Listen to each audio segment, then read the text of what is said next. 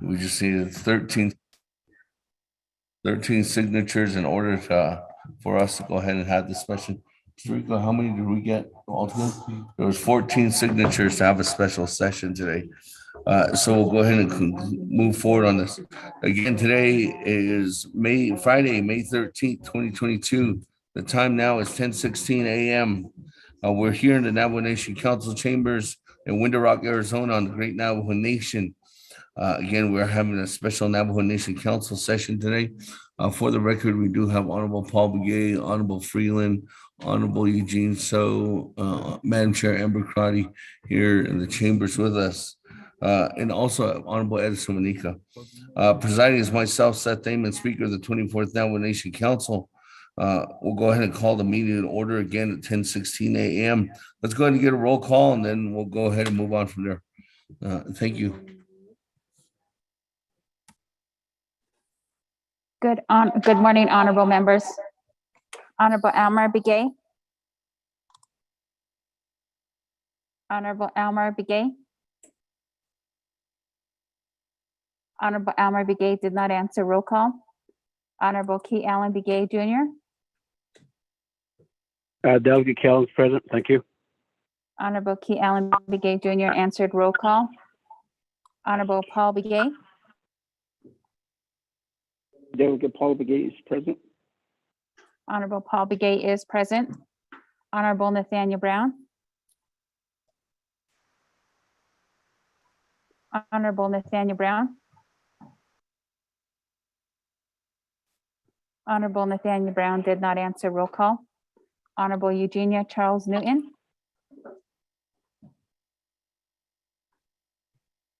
Honorable Eugenia Charles Newton. Honorable Eugenia Charles Newton did not answer roll call. Delegate Brown is present. Honorable Nathaniel Brown answered roll call.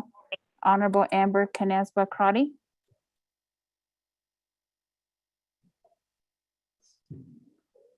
Honorable Amber Canesba Crotty.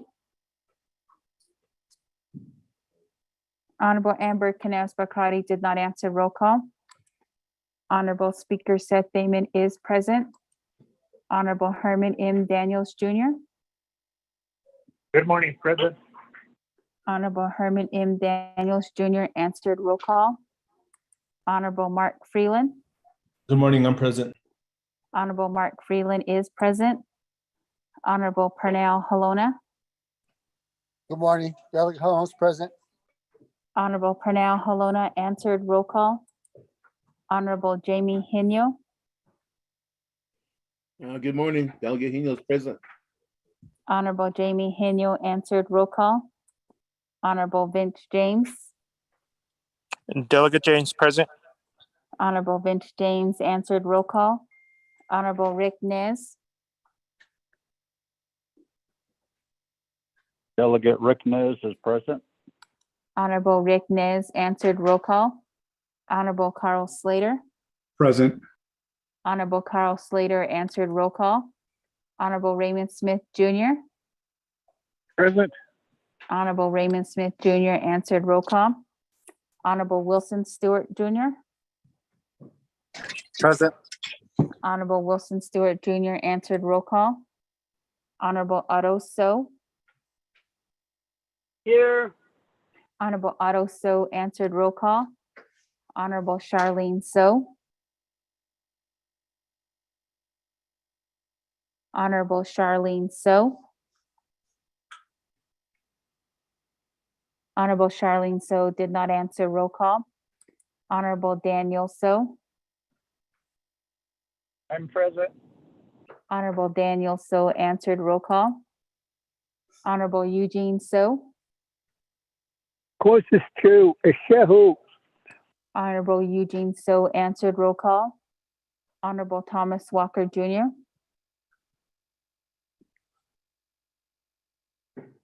Honorable Thomas Walker Jr. Honorable Thomas Walker Jr. did not answer roll call. Honorable Edison Wanika. Here. Honorable Edison Wanika is present. Honorable Edmund Yazzie. Here. Honorable Edmund Yazzie answered. Roll call. Honorable Jimmy Yellowhair. Honorable, Delegate Yellowhair is present. Honorable Jimmy Yellowhair answered. Roll call. Going back up.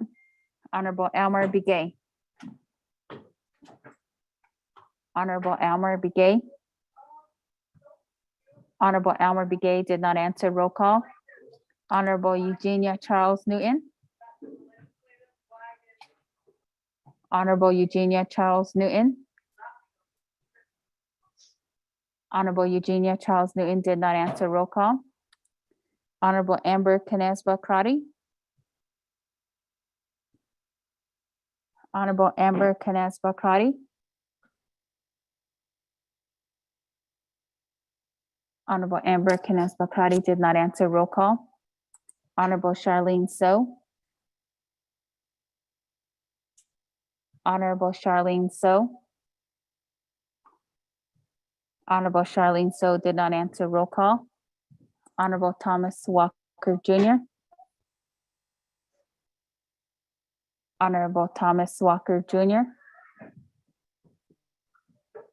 Honorable Thomas Walker Jr. did not answer. Roll call. Speaker, you have 19 members present, including yourself.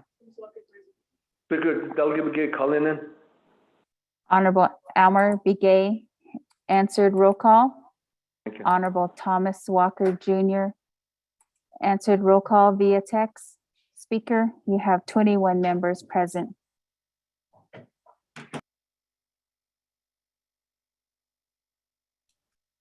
Thank you, colleagues. With that, 21 members present.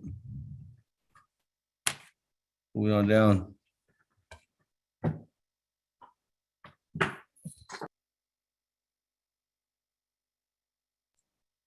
Colleagues, at this time, I'd ask to turn to the floor to see if any one of you would like to give an invocation this morning.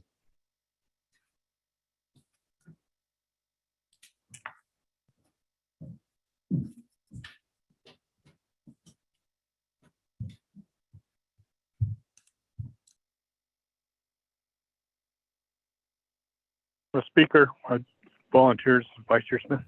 Thank you very much, Vice Chair Smith. Floor is yours, Vice Chair. Thank you, Speaker. Good morning, Navajo Nation Council, and those that are with us this morning listening in, and staff, and the Navajo Nation as a whole. It's so there's an Shida Hodoso, so being show. So there's an I'm honored to give a prayer this morning. Yara di nito. Inside citizen Nasi Kato. Gracious Fathers, we gather here this morning for a special session. The purpose of this meeting is to conduct business. Get this 1.7 million allocated for the projects, for the people, for the needs. We've been pushing this along too far and too long. Today is the day that we need to adjust the legislation accordingly and make it happen. Through your blessing, through your guidance, provide us wisdom, understanding, the right thing to do for our people. They need help, and you know what kind of help they need. So as leaders, we come to you holistically, asking for your undivine omnipresence, omnipower, to do what is honorably right. All legislations, all laws, all things that we provide may not be perfect, but we come to you humbly, asking that you give us that insight. We've heard the voices. We've heard the needs. May we adjust this accordingly to get it completed. We thank you for the executive staff and their workers, the President's initiative, Vice President, chief of staff on the executive side. Pray for their welfare, that we can come to a consensus. And also we thank you for speaker staff, speakers' ability to lead 24th Navajo Nation Council on this special session. The delegates representing their 24 districts, and they know what the needs are. We come to you humbly for that. And we pray for the Jishkato, Ashkaja. We pray for the staff, the Huelte.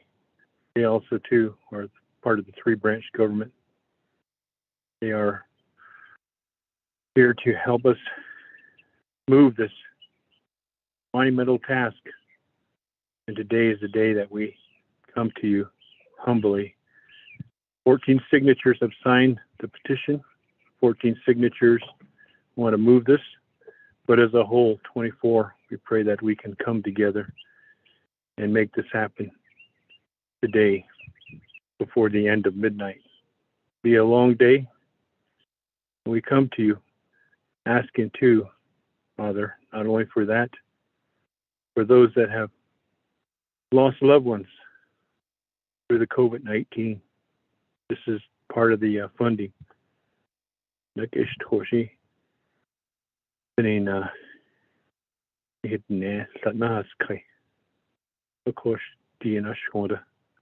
Comfort them. And those that are experiencing COVID-19 or have recovered from COVID-19, we pray for them too, Father. We pray for our military personnel and their safety and their welfare. As we all know, Russia and Ukraine are having a war that is impacting the world in itself. We feel the inflation, we feel the prices.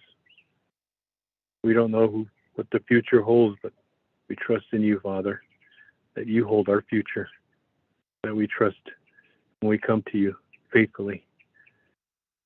Father, we also pray too that those that are experiencing the inflation, gas prices are at the high time pricing.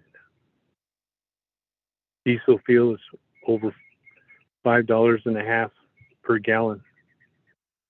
Regular gasoline is $4.50, almost $5 a gallon too. Price of food is going up. No rain. We've been receiving no moisture, Father. We pray that we can get some good rains this coming summer. It's already spring, planting season's here. Most people want to plant. We don't have any relief from this drought. The wind's been here 5 days. Yesterday and today seems to be a break from the wind.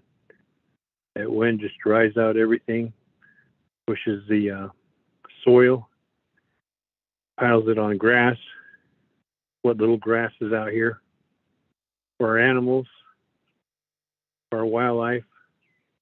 Pray for them too, for their creatures that you have created. And they rely on Mother Nature to restore the water. We talk about water. We allocate funding so that we can get water to our folks. We pray that one day we can see the Navajo Nation, all of our citizens will have running water. We pray that one day that our nation here will have electricity to every home so that they may have refrigeration, freezers to store their food. We pray that we have good roads to and from the locations we need to get to. We pray that we can build infrastructure and have infrastructure for our folks. Homes is another one. Repairs of homes that need folks that need homes, Heavenly Father. And also communication-wise, broadband, things of that nature of our kids going to school, communication-wise. We also pray, too, for our law enforcement officers. We heard a report the other day about the crimes that are escalating, the lack of services, basically because of how the situation is, from our Heshkeja part to law enforcement, to prosecutors, the courts, the detention centers. Pray for them as first responders. Help them to help us keep us safe. We pray for our enemies too, in God, that they too will soon see that they need to change their ways. We pray for no more recidivism, that they return and restore to harmony. They don't continue to create havoc on this great Navajo nation that we have, 27,000 square miles of the Navajo nation. We pray for all our leaders and those that are running for leadership too, Father, that they will join unison to help the Navajo nation. May we reach out to the county, state, federal government, redress them in the efforts to complete necessary things that we need to do. Pray for our local chapters. They're part of the important part of the Navajo Nation, even down to veterans organization, to grazing officials, to the club members. They all have a very important part. I may have forgotten some, but that's not because I'm forgetting them for a purpose, but pray for all the leaders and all the ones that are trying to push this Navajo Nation for a betterment of having a unified and prosperous Navajo Nation that we would like to see. Come to you humbly for that. And today, you, Father, respectfully come to you and asking you to continue to help us daily, every day, our grandfathers, our grandmothers, our Nalis, even our grandchildren. It's okay, not a keda. And all our relatives, we pray for them. And those that own livestock, and those that are ranchers, and those that are farmers, those that are out there trying to be self-sufficient, pray for them too. Help one another get prepared for these. Also turn to you, Father, when we get this funding settled, that the contractors, right-of-ways, laws that are bombarding us, that has tied us up so tight that we can't move, that those will be relieved and we can do procurement and get these projects underway and get them completed. We've already passed 1 year and it's springtime. It's time to move forward and get these projects completed, such as the water, electricity, housing, other things that is listed within the legislations that is forthcoming. So we just leave it in your hands, Father.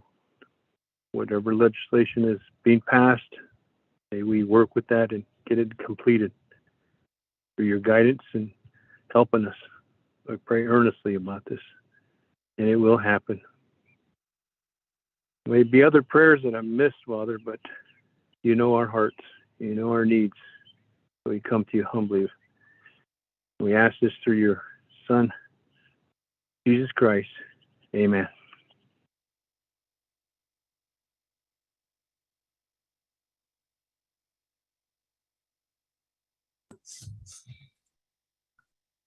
Thank you very much, Vice Chair Smith, for that invocation this morning and blessing the day, the nation, and today's discussion. Blessing the people and everybody that's here in the Navajo Nation, everything they're going through. So again, thank you very much, Vice Chair Smith, for that invocation this morning. That, colleagues, we do have a proposed agenda here before us, so let's continue on down. We do have item number 2, which is recognizing guests and visiting officials to the Navajo Nation. Are there any recognitions at this time? Vice Chair, Speaker, I'd like to do recognition. Vice Chair Smith, and then I'll go to Madam Chair Abercrombie. Vice Chair, floor is yours. Thank you, Speaker, and 24th Nomination Council, and those that are listening on board. I'd like to request for a moment of silence in respects to a veteran that we had lost here in Lupton, Sesa'ana, Kijo Benali Jr., whose funeral is today. He served in the U.S. Army and came back to the Navajo Nation, and his family is now laying him to rest. And we'd like to respectfully ask that the Council, Navajo Nation, do a moment of silence for all veterans that have passed and all those that have served, whether it was wartime, peacetime, conflicts. We all have experienced loved ones on behalf of losing our family member, loved one, relative, friend that served in the United States military. So I'd like to do that in request of the Navajo Nation Council under your guidance, Speaker, for the family of Kijo Benali Jr. here in Lupton, and others that have served and others that have passed on the Navajo Nation. Thank you, Speaker. Thank you very much, Honorable Vice Chair Smith. That we'll go ahead and recognize that there might be some more individuals that might be wanting to pay respect to as well. So let me hold off on the moment of silence until I get through the Navajo Nation. Our colleagues might have additional individuals that we might want to recognize. So let me go ahead and go on down first to Madam Chair Crotty. Madam Chair, good morning. Floor is yours. Thank you, Speaker, colleagues. Thank you, Vice Chair Smith, for your prayer. We appreciate those words of wisdom and grace for this council and how we move forward today. Speaker, I'd also like to recognize the chapter officials who are on the line. I see Shea Kia'ani Nesledo Belagana Bashastin, Destiny Deshachedo Belagana Deshanale, Shea Amber Kinas Bakrati Yanishia. So for all of my relatives and leaders who are on the line, we appreciate your vigilance. We have Sheep Springs chapter, Two Gray Hills, Tolina, Sonosti, Red Valley, Cove, Gadiai, and Biklabato.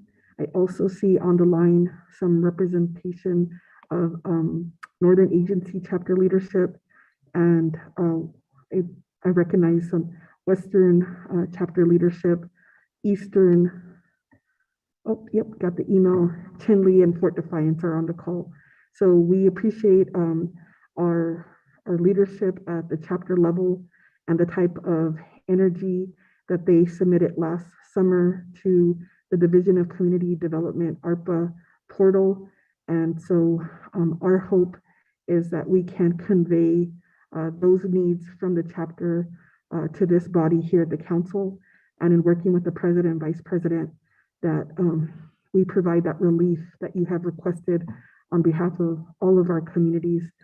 Thank you, Speaker. And my last recognition is, Speaker, on Wednesday, the Navajo Nation, we lost a former delegate, Edward Jim from Sheep Springs. He served on the 20th council. He represented Sheep Springs and Two Gray Hills communities. Our hearts go out to Eleanor, Angie. They had recently lost their son during the pandemic, and this is a hard loss for our community. as Delegate Jim had been a fierce champion of restoring our dry land farming, a veteran, a pastor, and just a loving human. And so just keep their family in your minds and in your hearts. And it's a challenge, but we continue to do this work in this council to recognize all of the past leadership and wisdom, and also speaking for today and the future leadership and wisdom that will come for this council, for their people. Speaker. Thank you very much, I'm sure Karate, for the recognitions there. With that, let me go ahead and continue on down. I do have my Chairman Rick Nez. Chairman, good morning. Speaker Oh, Kelly. Honorable Speaker Damon, Arrow Baseball and Arnold Senegi, Arrow staff, I can hand us Nishigido, Arnold Horizon, Agido, Kro, Shitsui, Honorable Vice Chair Smith. I see at on Hatsatans and Noble Nation, Koron can sick case being legal, Horosh, Yale, Hito, deep base of Nahit, Ara Leseke. I'd like to recognize Ms. Shauna Becenti from Navajo Preparatory School and the staff. They've done an excellent job. Yesterday we were over there for the 30th anniversary celebration, and there were some recognitions on us. George Arthur was one. Addison Nado, he's on the 24th council. Daniel Soch, and I see a Misleti Navajo Prep yesterday about Johor. I just want to say thank you, Shana, for doing this for the Navajo children throughout the Navajo Nation. They now have an opportunity to go to a preparatory school. But you had the destination now. Arubishmas on Arin Nitsahagi, Chair Charles Noon, as well as Edison Wanika. Thank you. After the meeting, I went to Ninahmiza and there has been an irrigation siphon break now for a couple of weeks in Shini's Lane. Farmers are without water at Ninahmiza and Lower Fruitland, San Juan chapter area. These irrigation system was put in the siphon and all that 1957, and it's corroding, it's wearing out, and it's every year something happens. And I just want to recognize the Shiprock Irrigation Department from the Department of Water Resources for being over there trying to help out and trying to fix and mitigate the system for the farmers. And hopefully they'll get it fixed by today to do a patchwork, and farmers be able to, the alfalfa is really drying up quickly for our farmers, and would like to recognize all the farmers that keep their farms going. I wish there was funding in ARPA for irrigation rehabilitation, but there's none. Email Speaker staff has been helping me. Nikita, as well as Charlene Yazzie, and working with Jason John's shop. But although farmers produce agricultural products, but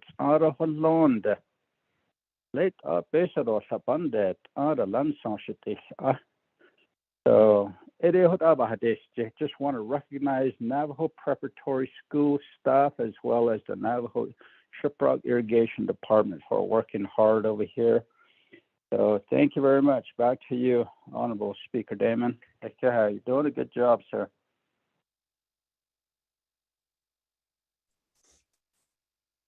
Thank you very much, Chairman Nez.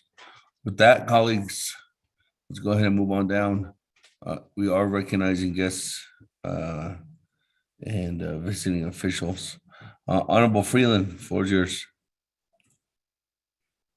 Chairman, our speaker, excuse me, good morning. Shnant, colleagues and staff and everyone listening and all of our people in the Navajo Nation, good morning. Shana, Honorable Smith, thank you for that prayer. It was extra special because they could hear the birds chirping in the background. And that was very peaceful. And thank you, brother, for that enlightening prayer. And we needed that this morning. This morning, I wanted to recognize our 8 regional chapters, our leadership, and all of our people in 8 regional chapters of Benigi. My home chapter, Crown Point. Good morning, Shade, Rita Capitan, are my chapter president, Mr. Perry and Helen Murphy, and Aaron and Felicia at Crown Point, and Wesley, and Charlinda, everyone at Crown Point chapter, good morning. Ado Nahadishkish, my Shade, President Vanessa Begay Lee, as well as Mr. Irvin Johnson and Miss Brenda Holgate, and Miss Morgan, who is our CSC and our PEP workers there. Good morning. Auto CAI chapter, Mr. Johnny Johnson, Auto Miss Phyllis Wileto Lancer, Auto Miss Elva Tom and Shmoyaja, Janice Padilla, who's the CSC, and Danny. Good morning, Danny. Thank you for everything that you do at CAI chapter, our PEP worker. Vicente, Honorable Perry, Jonathan Perry, Shema, Vice President Lantana, Marge Lantana, Honorable Shema, Arlene, our visa author, and our new CSC, Charmaine Hosteen. We're very proud of you, Charmaine, and James. Good morning. Chapter.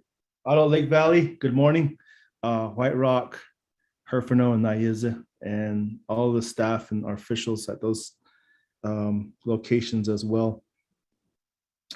Speaker and colleagues, I wanted to offer some extra blessing and thoughts and prayers for the Woody family out of Herfano as they begin a journey of healing and recovery. May they be continually blessed, and may they be bestowed that offering of healing at this time as well.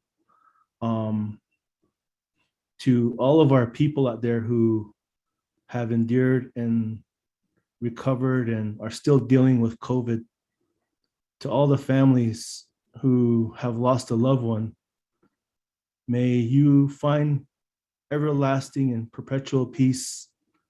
May you find healing. May you feel abundance of joy and the progress towards healing. And may you find that everlasting peace and comfort. And we always think of you, all of our people that have gone through and endured COVID and who have lost loved ones at this time. And, you know, I bring this up, Speaker, because this past week, as a result of COVID, United States had a 1 millionth loss of life. And we've lost an abundance of life here on the Navajo Nation, and it's hard. And we think of them and pray for them every day. Special prayers go out to First Lady Perfilia Nez and her family as they lay her mother to rest today too. And may they find comfort, may they find peace, may they find healing and guidance and strength today. And all those who have lost loved ones, may they ever find perpetual peace. Thank you, Speaker.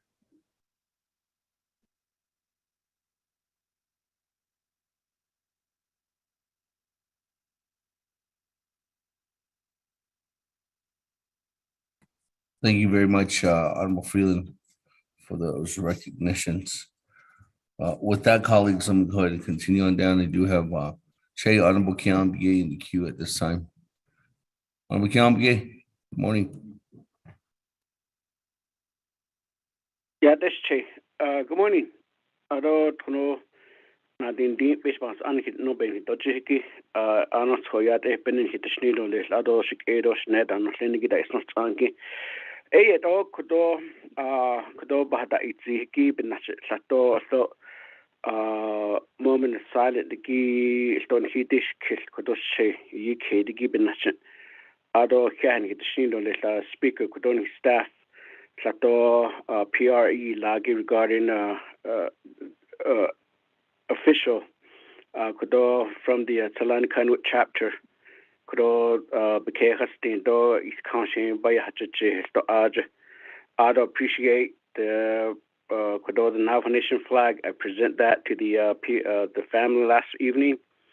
Kudo kya odan hisnet to add for acknowledging the condolence letter and the flag iki speaker adon his staff of the 24th Navajo Nation Council did kudo can he don't need add koko ishide ado ada kudo ant I could only hit nan linigi da hiti ka hot at shas anja da halando hot I could I've lost 4 community members. Boys can't the door Saturday and then Monday the service but the linigi sto kodo the nan linigi she bj das testigita e kodo but so deals and do o she had I no da bit no be ya del ko areas do and then the rest of the community across the Navajo Nation she went up now has anigi do the nan linigi do benilni she no linigi kodo so there's a new baby na she sa to ye be kodo be ya hot etole ko ede hot ero the session and linigi do can kidini do lado I just want to give a shout out to my high school alma mater kodo Chile High School tomorrow graduation. I'm very proud to say that one of my nephew is graduating high school as well tomorrow. Still from Chile High School, and then of course the rest of the high schools. Surrounding high school, community school, colleges, and I know there's a Cell family from Rough Rock, so NAU. That's just needs still that happy bit. So badan his tahujo shik no tenigi aren khachene don hit nanda is tahaki nas net shin e kodo hagoshin e kodon seda kesi obe kesi tsin ko age ol that e di nile adon hando dason kodo sato to lo di nile hot ashi be baban si case lisan hachendan linigi high school ado even 8th grade promotion or even Head Start that Ada Shinkodos and Dice. So Ada Yasto, Bon Hitahojon, additional speaker, so Kia Kodos at in Anigi. Speaker Edmund.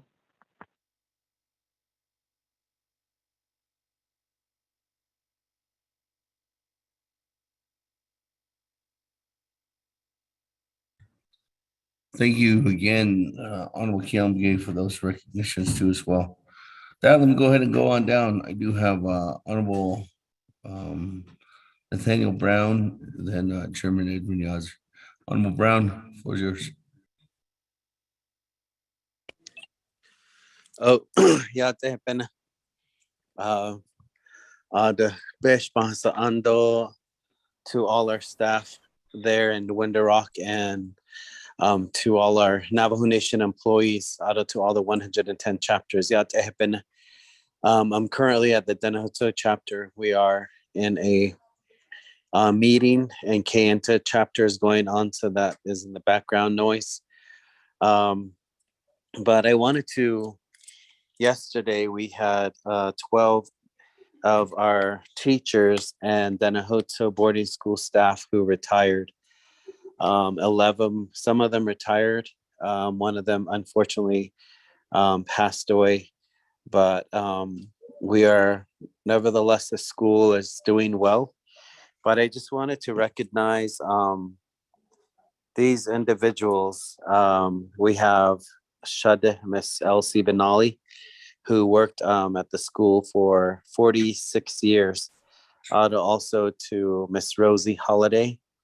We have Ella May Lee, Miss Irene Yazzie, Mr. Ella Mitchell, who's also Shananta, former delegate of Denahoto, Mr. Ella Mitchell, retired from Denahoto boarding school. Shana, Mr. Wesley Benali. We have Miss Cynthia Yellowhair, And then we have Miss Laura Sam, who was working in the dorm. Miss Grace James with PED. Miss Nellie McCarthy, who is moving to a different school as well, who worked for PED. Miss Labina Begay, who also worked with PED or SPED. We would like to recognize for the families of the Tooney family, Mr. Reevison Tooney. It says here, in loving memory of a man who was always proud to be a hawk, who would always do anything for the kids.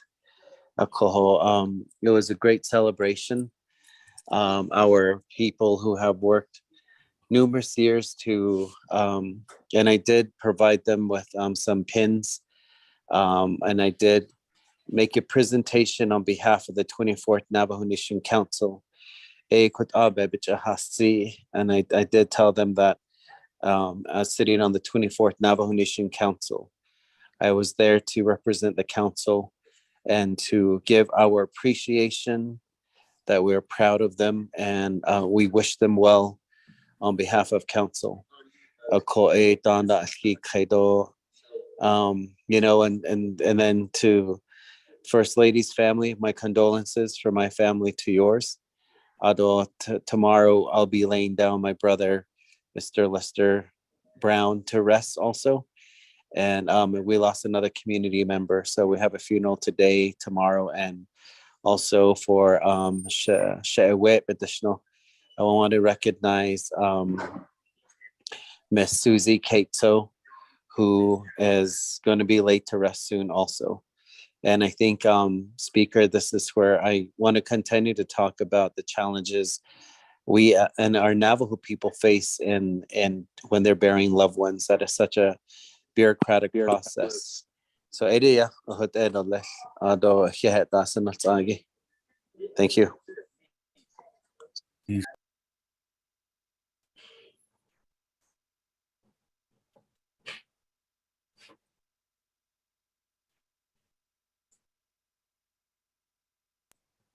Thank you very much, Honorable Brown.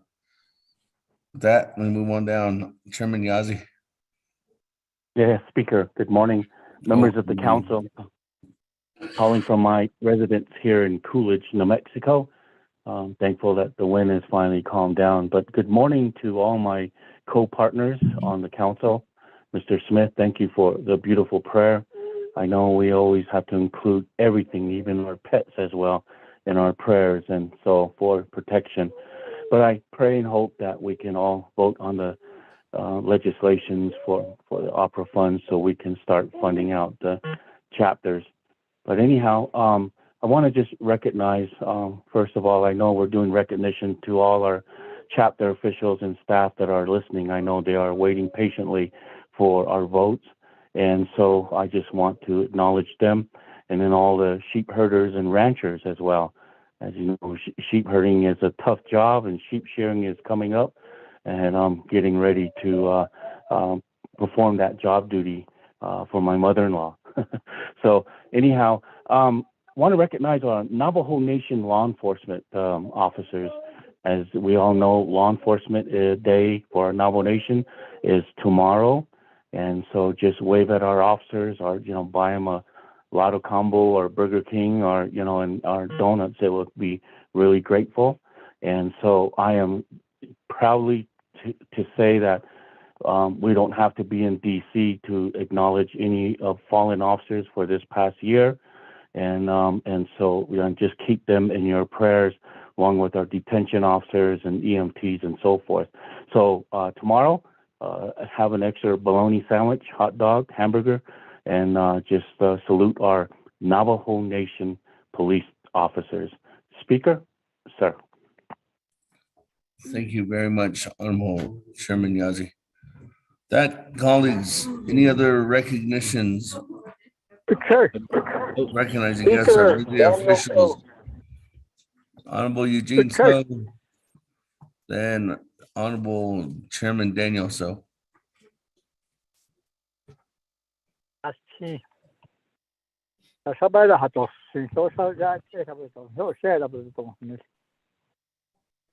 Wisconsin, Seattle, Navajo State. Navajo, that was no. Eastman Little. For all the graduates that's going on right now, all through the schools. At Chinley tomorrow, many farms next week, etc. across the Navajo Nation. All our young generation, all our grandkids, and nothing is soon that is caught. And our kids, they go, Papa, they need to know, Papa, you need, baby, not me needs to know, like, along it, us and it. But no, not the evening, into university, college, the Inhan, Nakato home, to get their diplomas. We really appreciate those. And always throughout their careers, whatever they're pursuing. They go, AID, the Navy had that. They didn't need that. All but a honey, which is sad. Thank you.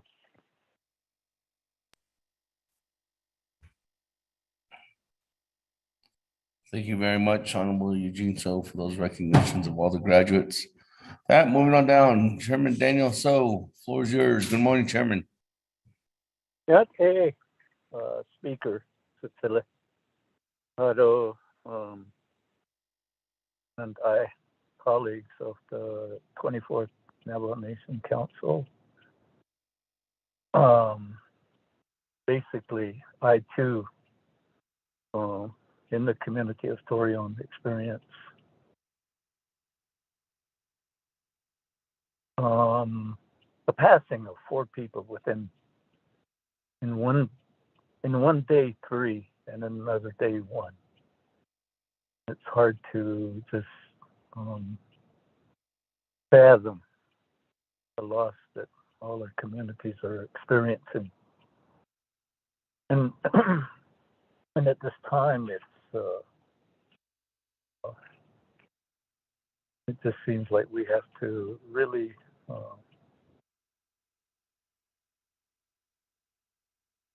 go back to our beliefs and use that for our strength. The first one is Shanalande Ida Mae Jack. She died at 94 years old. She was the mother of former delegate Dave Rico de Toledo. He was 92, and 2 young,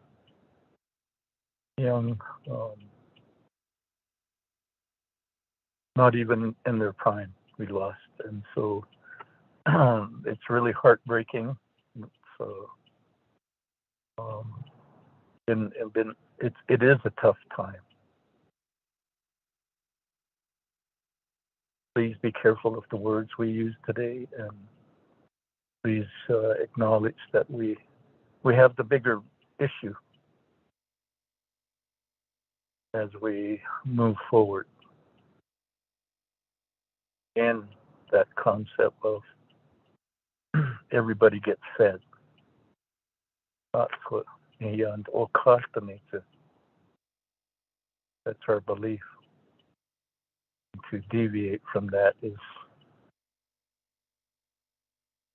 just not right. I also want to acknowledge that Navajo Technical University is having their commencement exercises. We attended a Founding Fathers celebration, 30-year anniversary at Navajo Prep. Some great speeches. Tomorrow we celebrate commencement exercises at Cuba High School. We thank them for their achievements. And I'm just amazed at some of the graduates who've already charted the course for what their career will be, what they will do in their lives. Amazing. It's amazing. We thank them. We thank all the bus drivers, the cooks, the janitors, the teachers, the counselors, the administration, the school boards. It is an amazing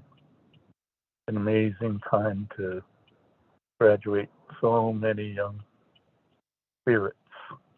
And let's continue to protect their lives with prayer, with public service. Thank you, Speaker. Thank you very much.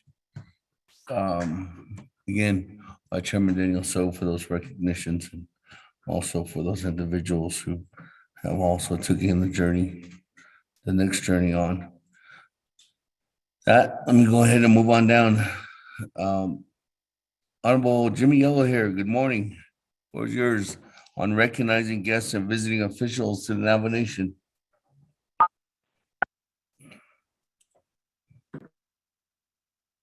Speaker, this is Daniel Spoon in the queue. Yate pene sitera speaker team and shehati kutoba hilo shito para hanneto kudo recognition America eba hati sin son shehe de kuron we tilchi bagaja dit atsa natin shlaya skaro Black Music Community School kindergarten do a great graduation promotion bata alle Martin Schleier Cosm is not a go or kilo. Aro here to petition Deja Marie Rose. She's a principal for Black Music Community School. Aro on the school board are here petition. WD Ninja have a Navajo Nation Council. Aro on the Pinions High School and the Istrado. And the Davis Bars and the Kunova Jensen. Kindergarten and the Istrado a great promotion on the school board. Around and the Nazi the school board and here petition on behalf of 24 Navajo Nation Council is shared or list. Around the all Cesare Firm Benali Navajo County Supervisor Edo is all in need. The Navajo County Supervisor name as new elected in Black Mesa. Donde the stream has always 18 hearts over year or have petitioning. I don't see nothing only out of Black Mesa review portal. I will yet to stream behind. Out I have not tracked of people just Black Mesa. They bought members and lineage out there. I don't have petitioning. I don't such than any back in or back in it's only. As I could not bananas alone it aunt and around Washington. The head a kid on here she can handle and the Navajo Nation. Here, but edition are because Anigi are not on any. The net aunt and she had all this. Okay, on it any Araba needs and so less Tokudo hardship. Genta has Yaro Casinjino Laibe in not it Yado Nasado Lihano. Painanati Arakodo this day we have a legislation 86-22. Bakil not in that it unhidden nepa a whole 8 in the CI. Once ago, shadow the speaker Kakushi. Yeah,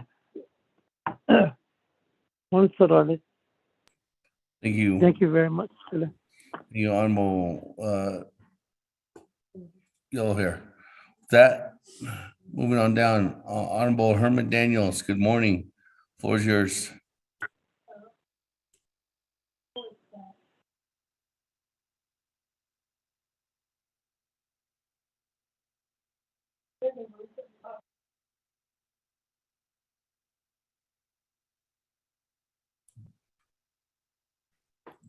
Honorable Herman Daniels.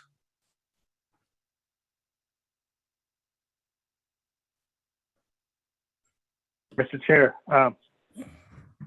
apologize. I was talking away. I was muted. Thank you very much, Mr. Chair. Mr. Speaker, Adonana Kodos not Senegi 24th Navajo Council. It's just staff at Sokodo. I think Kodo ego Kodo Nahahe and Kodo Claydan Hisso Star Clay is Snake Kodo a Shazud and Fago. Adonana Kodo. At this time, I just want to acknowledge and say thank you for doing a great that is the stone on it and that in niche Kodo. The great light up Navajo. As in Nishiki, all the utility workers, linemen that running power lines. As you could Hiabedini dollars. For the great it's an end, Lenegi. I think for Kodo, basic sheet or Nana Kodo, Sabbath state. I see by hands and Kodo.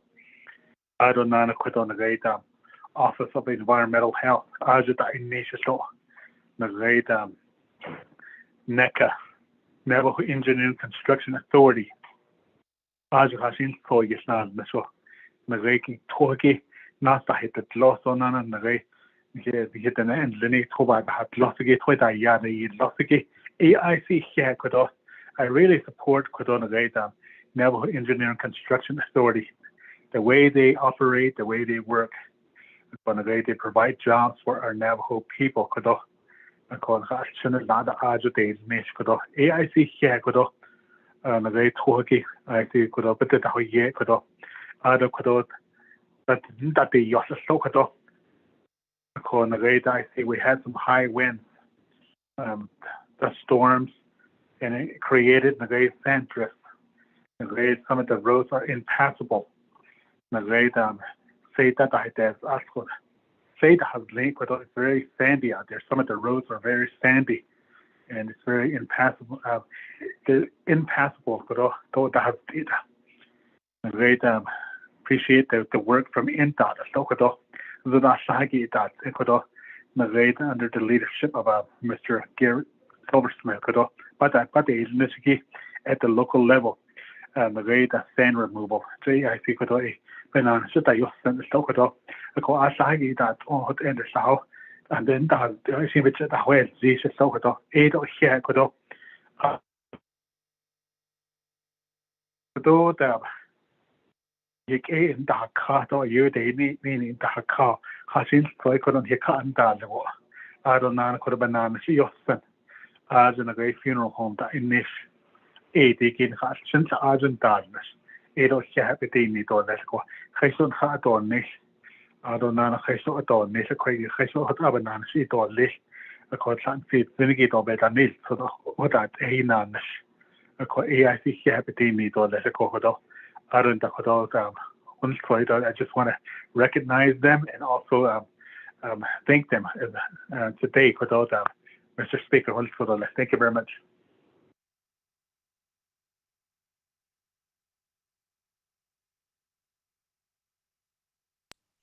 Thank you. Colleagues, I don't have anybody else in the queue at this time. Are there any other further recognitions? Speaker Del Gahenio. Yes, good morning, Chairman. Floor is yours. Good morning, Sitsula. Speaker Damon Kodo. Additional 24th Navajo Nation Council.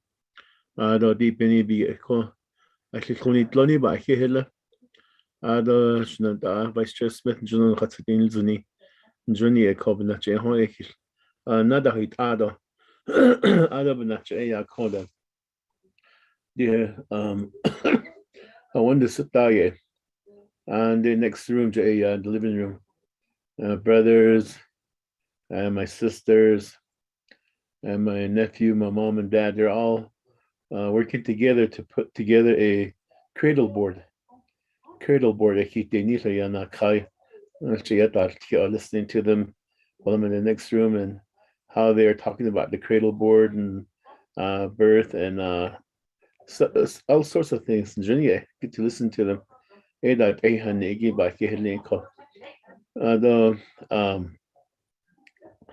that recognition chapters, I have my chapter officials Tojule, Alamo, and Rema our students in the today, Pine Hill High School, Warriors, class of 2022, two Klaushi, donde iltatonal soseo Spani benacha. Although Navajo prep bache and I have a nephew going to Navajo prep. I'll be going to his graduation next week. The Rama High School graduation next week on Friday. We have Tojule School, which is tomorrow. The graduation is tomorrow. The Alamo, the Ahanana so our young men and women achieving their goals. The first step in achieving high school. Next step would be college, and there are a lot of college graduations moving forward too. So recognizing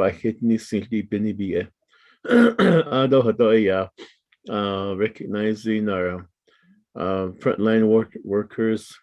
But the other thing I always recognize is the young men and women that chose this profession of being a lineman, working during odd hours, especially with the high winds, when some of the power lines were knocked out.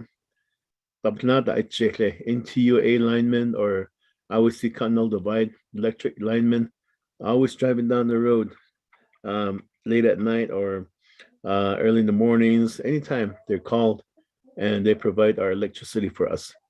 So I recognizing the or people that work on our electricity lines.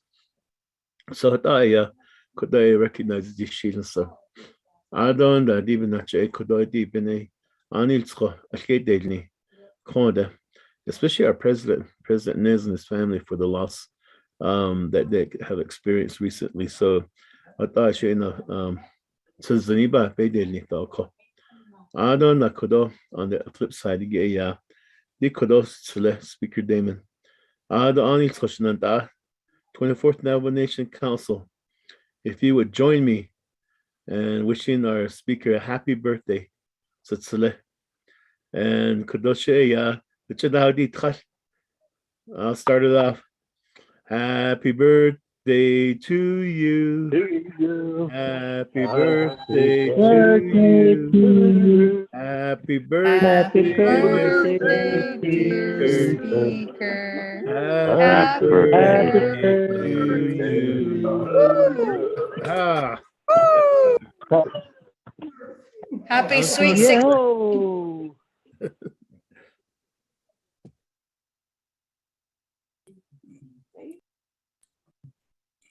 Thank you very much, Chairman Henio. Thank you very much for those recognitions too from your area. And thank you again for the birthday wishes from all my colleagues and everyone out there across the nation. Cat. With that, moving on down, is there anybody texting? No one has texted in, so I don't have anybody in the queue at this time for the recognizing guests and visiting officials. Is there any other recognitions at this time? Speaker, Delegate Otto. Otto, so go ahead, the floor is yours. So yeah, I did Gito, I did Untitled, I did Dahis Ade Sunotangi. The so the 20th is the day I did a shin so big at the haki be gonna a shin so chinyaja ad that is carpet the way jish have the graduation of the Chiba City Boarding School coming up this week or next week. And then the Chiba City Public School, the junior high school. So the Chiba City High School, Chiba City Warriors, so in next week, I have a graduation on this day on Saturday. Our grant school, Chiba City Gray Hills High School, so on this day. I have a graduate that's going to be graduating from the high school also. So many of us, Amado Jano Siniki, that is Agon Hatchin, that is Cabbage, just but ni chaba ba I hate ni stinking song kodo be had this song. I don't that kodo ni head start. So now one is in head start. So I was now any tonnes is get over na shiko. So now no so yeah. Great accomplishment to see how china hot egg on the iskaho. I think so in night. Goal. And there's a goal that each child meets, and they move on to meet another goal. So how go she ne large how go she be in that is that edo she been kodo ha chin that I don't that kodo so I connect this day so but na she do I did what the hell that was kind of that your kind what the best yeah so what the best that ego for the dish yeah she base that but the other but no I don't like that quite better in naben na quite be kata has it do in naben na quite I don't like that the other lab nisto ben nisto na nista things get in the way but you overcome these things that these struggles these challenges made you overcome these things and even go kodo ben hit but here ni think of this ye go that in do shin neshin lini elshi pa pan so case of na ba no edo an hit had ande do te no khati ade ai bik how ni hinne what abik how what lab na shige ado labe bik ya do be that so ya adene ne na ya khalit go la be na ya chudish lo ya boss ya then lean because it be cut this was we ako what opa had this the don't hit na be the case next thing is not agi was thought or listen speaker I'm going to go on mute.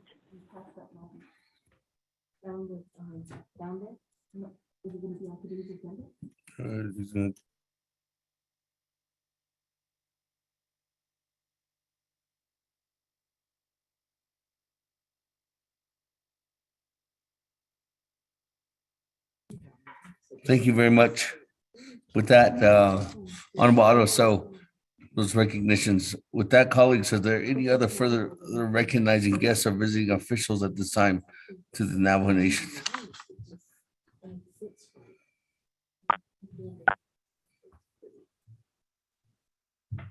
Delegate James, Speaker. Vince James, good morning. Floor is yours.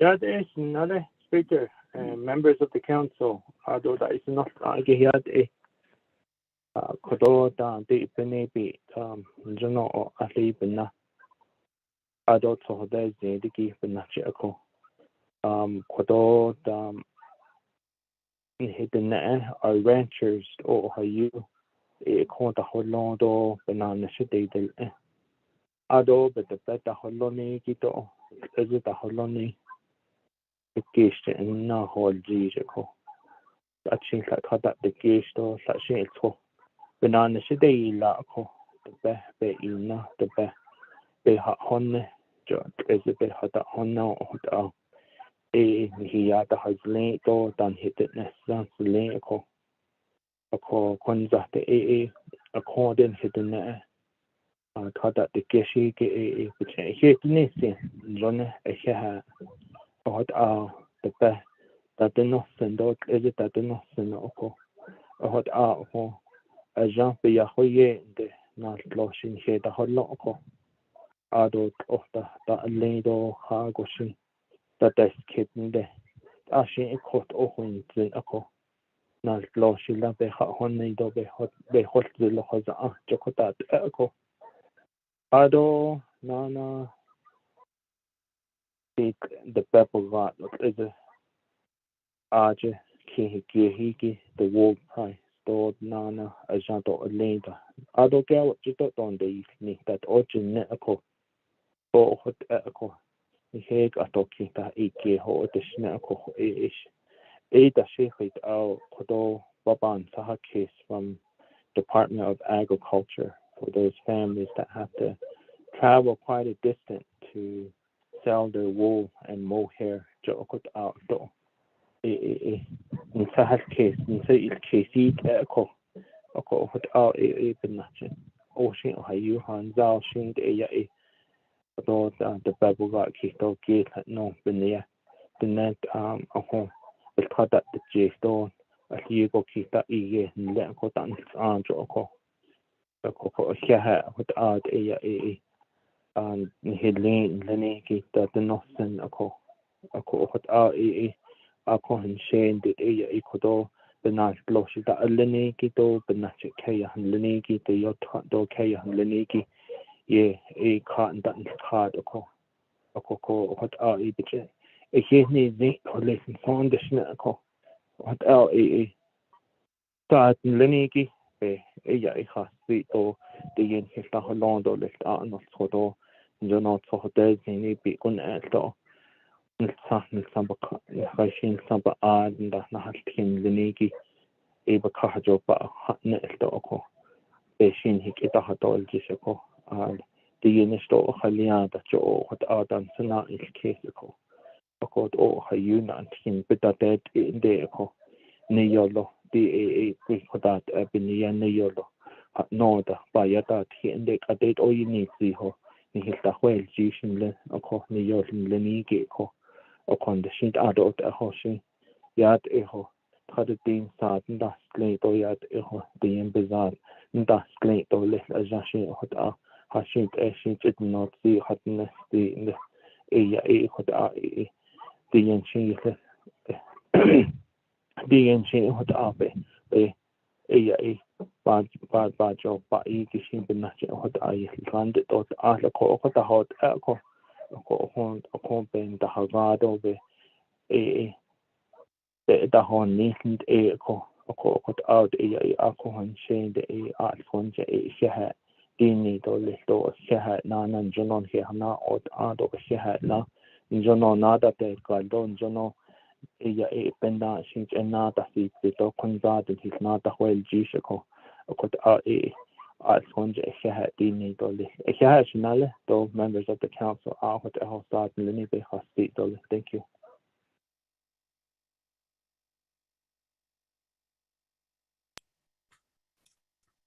Thank you very much, Honorable Rich James, for those recognitions. That colleagues, at this time, are there any further recognizing guests or visiting officials to the Navajo Nation? Speaker, Yes. Speaker Thomas. Yes. Good morning, Vice Chair Walker. Floor is yours. Yes, good morning, sir. Good morning to the my colleagues, Fourth Navajo Nation Council. Although all our staff that's always assisting leaders on these meeting calls and in-person meetings. Go here, Nahalchin and Oflinigi, Nitzil Kent or Nitch Kent Oflinigi here, Nebinant, Baka Night, Baka Natcha, Nika Natcha. Echo. And then all the listeners on today's call, although our Navajo people, our relatives, our kinfolk, our neighbors, community members, although so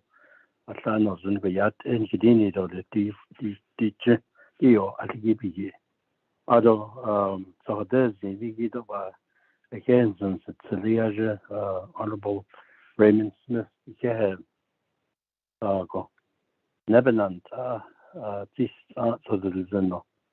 Yo, so yo yat so she with the sort is in the case. And I had to the I see it either Bahanet, Zadon, John, in Center, Shido, here, Speaker and members of the council. I would like to recognize and thank and appreciate all the healthcare providers in and around the Navajo Nation that have provided services, that have provided care, sometimes critical care to our dear Navajo people. I say this with emotions. Like some of you had said today, we've gone through a lot, and we're still going through the pandemic, the effects of the pandemic, and some of our people, they never recovered, and those that have recovered, they continue to receive care, and some during the time they experience COVID, they have received that care, that critical care. But Ivan Saskis or the Shishinan, here needs and all, need all they can get is that initially all the healthcare providers. And I know that this week is Nurse Week 2022. Recognize that area of healthcare, nursing. Even in Saskis, it's this week. Even a special heartfelt thanks and appreciation to the men and women that provide that health care to our people. And so as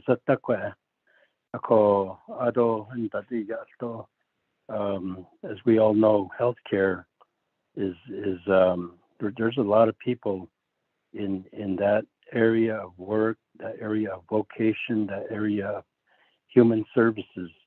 Oh, the past couple of years now during this pandemic, so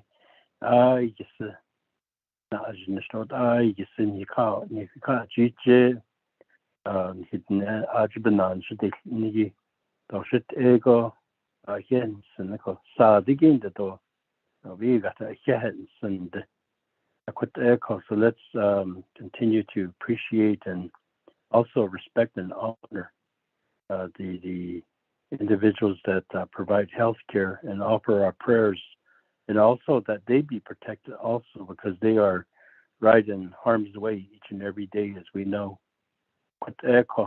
Although we know that there is a shortage of nurses on the Navajo Nation, and I think around the Navajo Nation, but on the Navajo Nation, so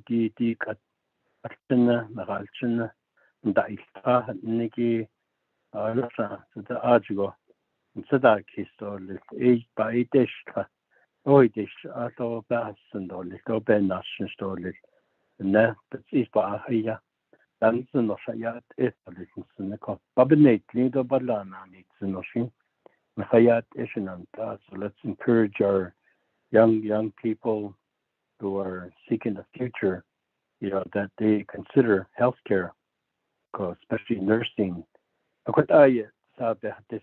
Speaker, though, members of the council, I appreciate the time this morning. Yeah, back to you, Speaker. Thank you very much, Honorable Vice Chair Walker. That, colleagues, any other recognizing guests or visiting officials at this time?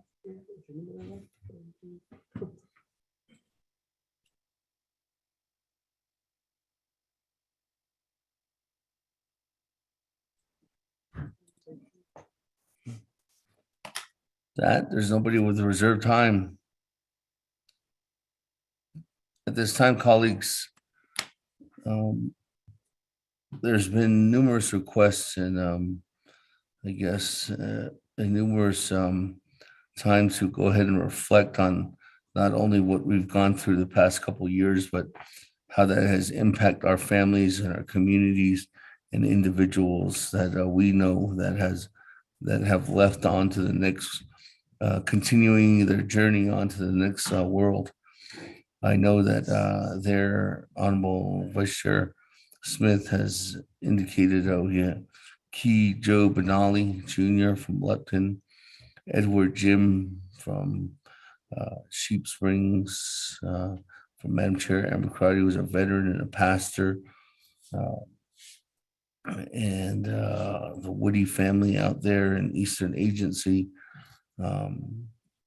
Marlene Burbank from Honorable Keon Begay's area, who's a former chapter official, a teacher from Solani Springs, Mr. Tooney from Dennahotso, and Mr. Brown and Susie K. So, too, also from Dennahotso, and Ida Jack and Mr. Toledo from out of Eastern Agency, all have passed on to go to the next world. And we do want to send special condolences to our First Lady, Miss Perfilia Nez. She's continuing to mourn her mother, and her mother's gone on and is being laid to rest today too as well. So thank you, colleagues, for these individuals, recognizing them at this time.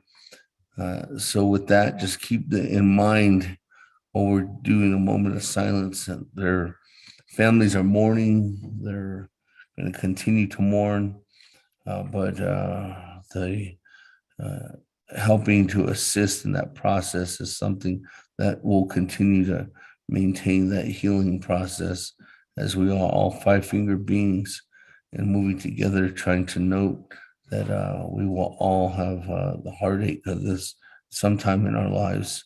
At this time, let's be with their families. So with that, colleagues, let's go ahead and get a moment of silence now for everyone who has lost loved ones, including the individuals stated today, but most of also veterans as well. I heard veterans who have lost their lives and gone on to the next journey. So again, thank you, everyone. At this time, let's go take a moment of silence.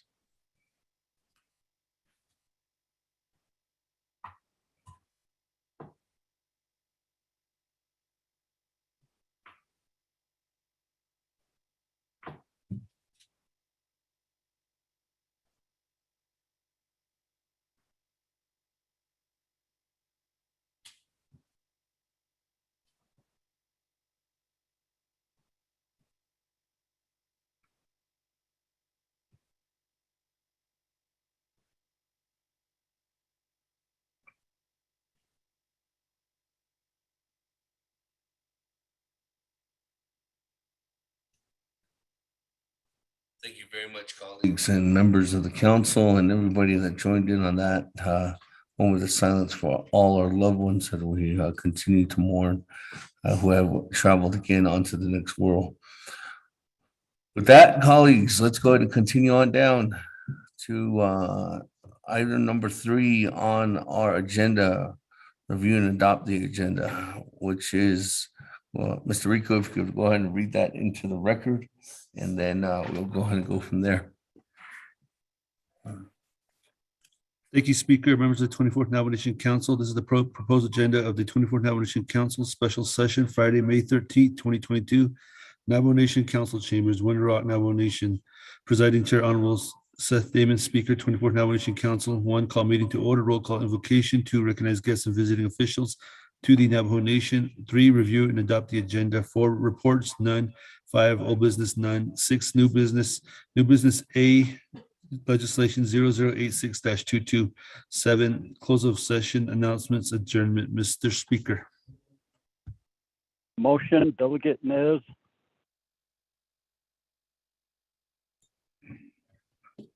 Thank you very much, Mr. Rico. Motion by Honorable Chairman Rick Nez, second by Honorable Paul Begay.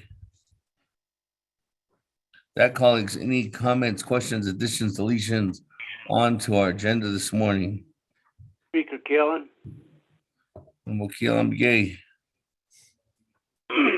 Speaker, I said information regarding the possibility of adding a report to be given by the county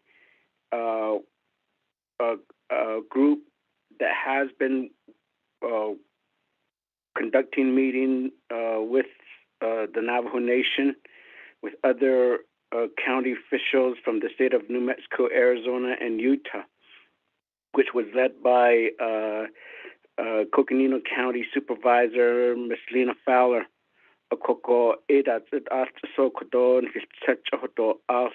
Based on that, we still need to do some decision to be made regarding the proposed budget on the broadband.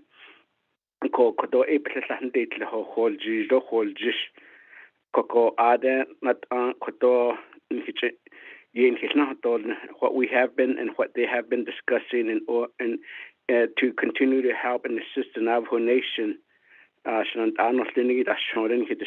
Could we add a report to be given by Ms. Lena Fowler regarding the ongoing broadband meetings that they've been having with 3 states and how they will help the Navajo Nation with the broadband infrastructure and help secure additional funding. So that's a motion, Speaker. Reserve our time.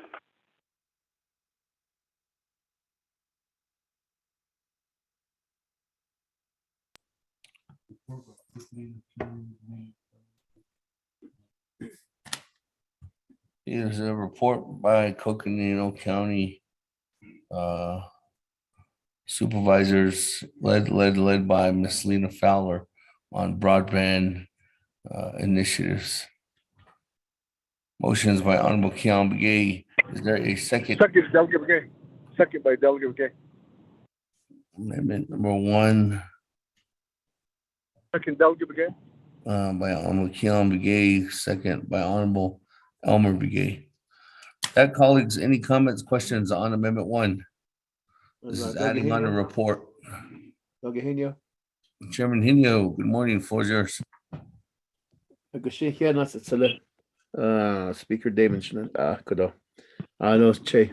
Delegate Keon McGee for making amendment number 1. Motion to give, requesting you modify your motion to add legislation 0016-22. It's ready for council. It's a legislation that will give Navajo Housing Authority the mechanism to move forward with their Indian housing plan. So the motion needs to be requested to reserve my time.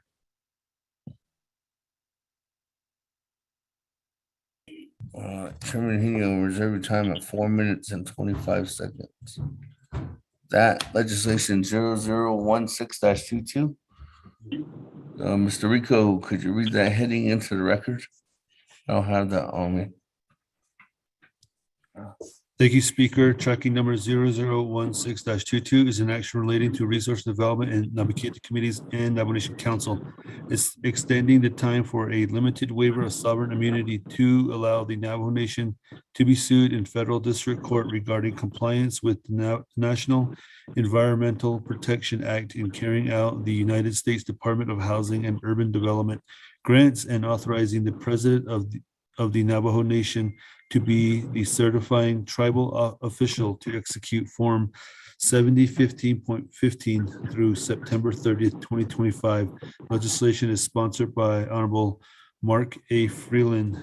This legislation was also on the spring session agenda, but at the time the sponsor was not present. Mr. Speaker. Thank you very much for that, Mr. Rico. With that, adding on legislation 0011 or 16-22 for Mr. Honorable Keon Begay, there's a request to modify. Speaker, if the everything is in order for it to be properly added to the agenda, I'll concur, Speaker.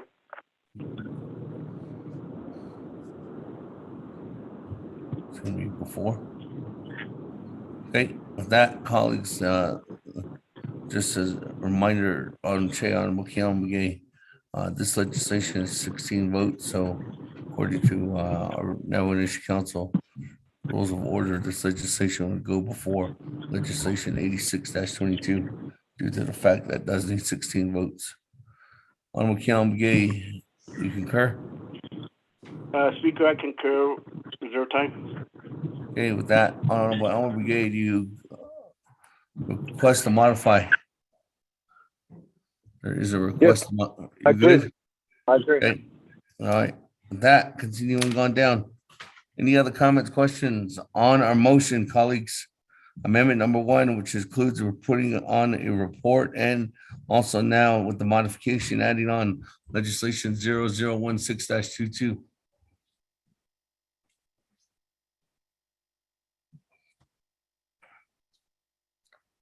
Speaker, this is Delegate Charles Newton. I just have a quick question. What is the report on? I must have missed that. I apologize. I reserve my time. Reserve your time at 4 minutes and 56 seconds.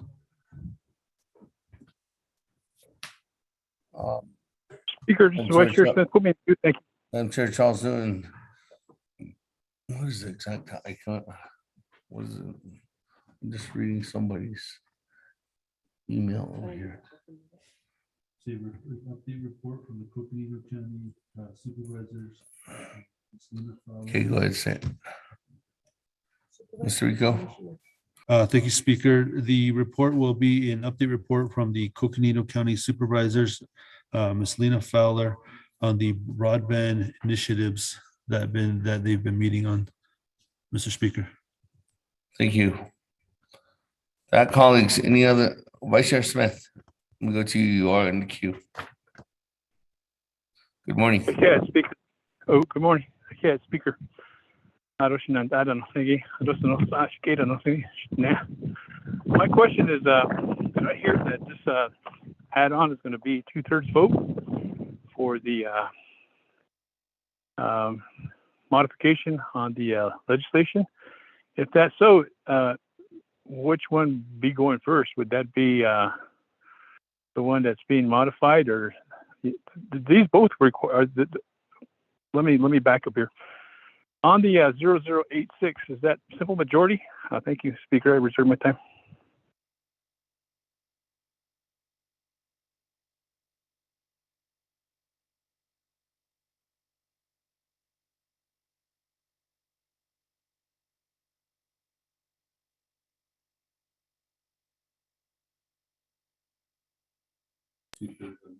Okay, the Honorable Vice Chair Smith, legislation 00, I'll take that. I'm sorry for the confusion. Legislation 0086-22 would be first, and then adding on item number B would be legislation 0016-22.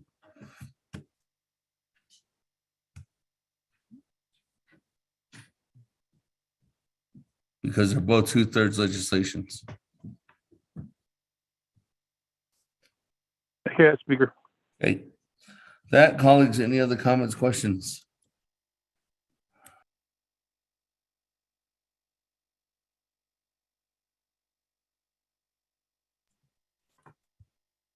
If there's no comments or questions, colleagues, let me go ahead and move. Going twice. Yes, Madam Chair, Amber Cardi. Yes, thank you, Speaker. Yesterday, we, at the committee, we discussed the legislation regarding the emergency allocation for the elections. If I'm in order, Speaker, I would want to see if we can modify Amendment 1 to add if it's ready for council action. And if I could get guidance, and I'll reserve my time. Thank you. Madam Chair, Amber Cardi, reserve time at 4 minutes, 37 seconds. On legislation 0050-22, it's an action related to an emergency approving $3,003,441 from the undesignated unreserved fund balance for the Naval Nation Election Administration for its expenses in preparation for the 2022 Navajo Nation elections, waiving 12 NNC subsection 820E subsection 820F, subsection 820J, and subsection 820L, sponsored by Honorable Stewart. That legislation is ready for council. So that would be a request to modify the add-on legislation 0050-22. Madam Chair Crowdy, is that your motion? Is that your request? Okay, with that, Honorable Keon Begay, there's a request to modify the add-on legislation 0050-22, which would be new item C. 50. That would be 4. Why? 86. It's 2/3. No. They're all.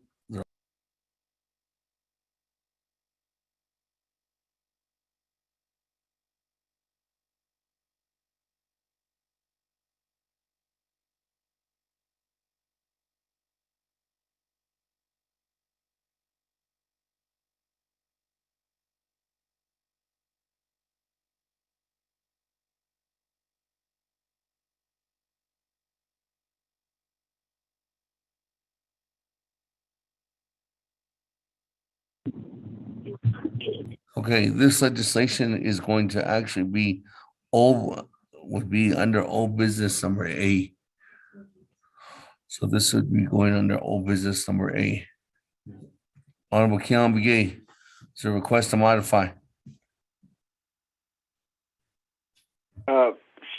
Speaker, yes, again, if the legislation has properly gone through the process and that it is ready for council's action, I would concur. Speaker, reserve my time. Okay, thank you. Honorable Keon Begay. With that, Honorable Elmer Begay, you good with the modification add-on legislation 0050-22 under old business?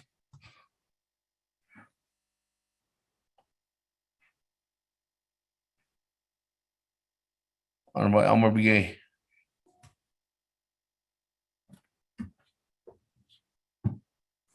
Speaker, this is Delegate McGay. I agree. Go ahead. Okay, thank you. Thank you.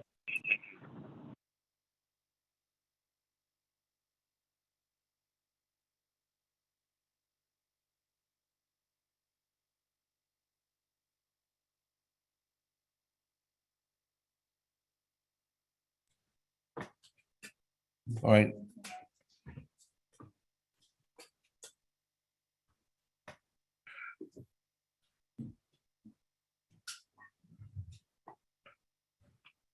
That, colleagues, this time, just to recap.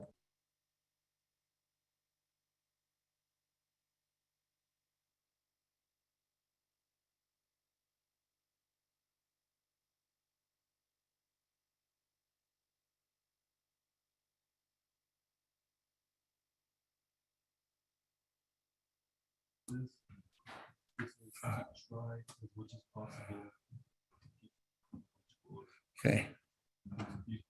All right. This is where it stands, colleagues. On the motion by Honorable Keon Begay, second by Honorable Elmer Begay.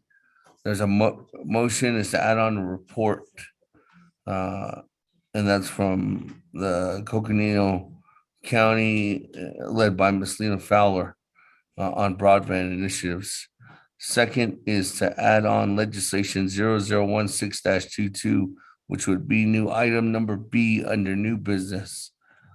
Third is to add on legislation 0050-22, which would be to add on under old business.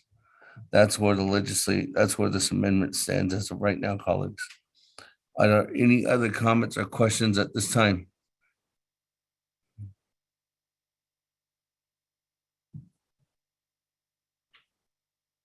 Going twice. Whoa, let me go back to reserve time. I'm Keon Begay, 3 minutes, 27 seconds. Whoa. I'm getting confused here. Okay, that's on the main motion. There's nobody on reserve time right now.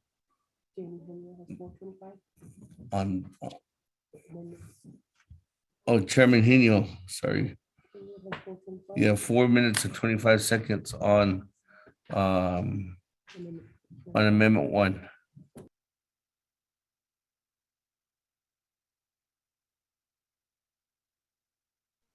Speaker Davis, I waive my time. Okay, thank you. That, Madam Chair, Charles Newton, 4 minutes and 56 seconds.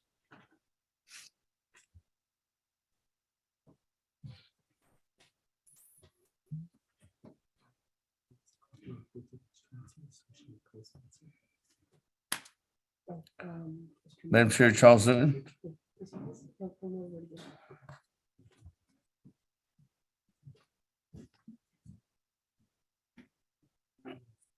Madam Chair, Charles Newton going twice.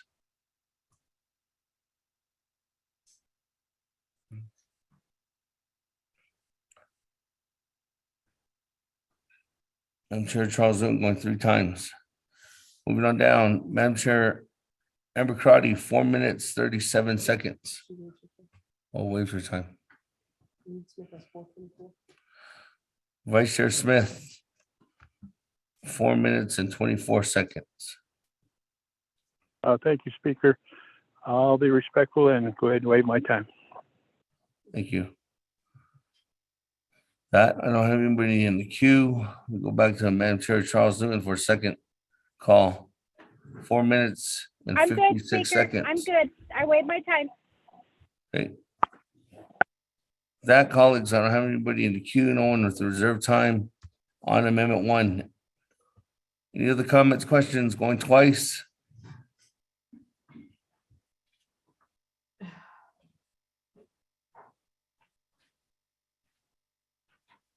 We're going 3 times. Let's go to the board on Amendment 1.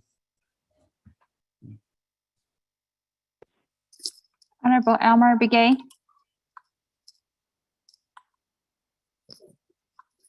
Honorable Elmer Begay. Honorable Elmer Begay did not vote. Honorable Key Allen Begay Jr. They'll get Kiel a vote screen. Thank you. Honorable Key Allen Begay Jr. votes green. Honorable Paul Begay. Delegate Paul Begay votes green. Honorable Paul Begay votes green. Honorable Nathaniel Brown. Honorable Nathaniel Delegate Brown. Brown votes in favor. Honorable Nathaniel Brown votes green. Honorable Elmer Begay votes Eugenia. against. Honorable Eugenia Charles Newton. Honorable Eugenia Charles Newton.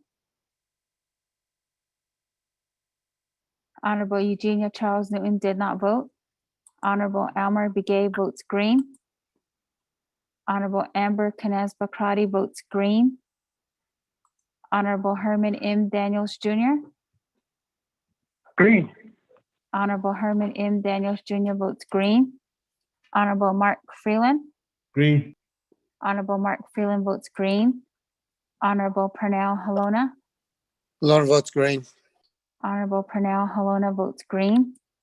Honorable Jamie Henyo. Honorable Jamie Henyo.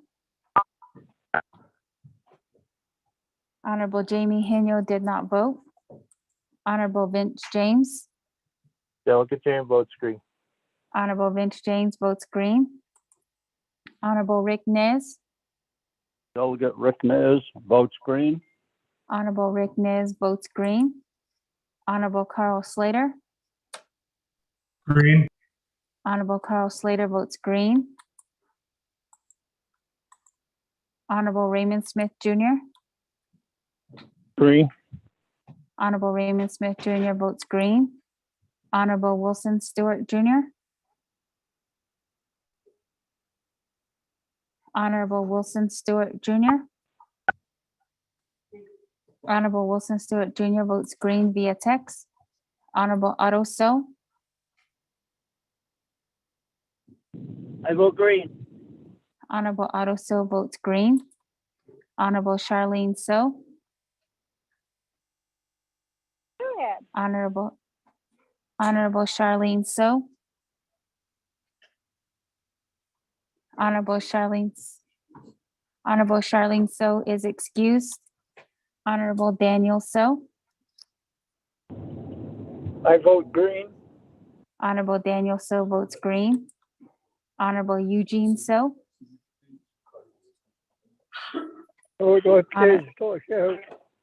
Honorable Eugene So votes green. Honorable Thomas Walker Jr. I vote green. Honorable Thomas Walker Jr. votes green. Honorable Edison Wanika. Green. Honorable Edison Wanika votes green.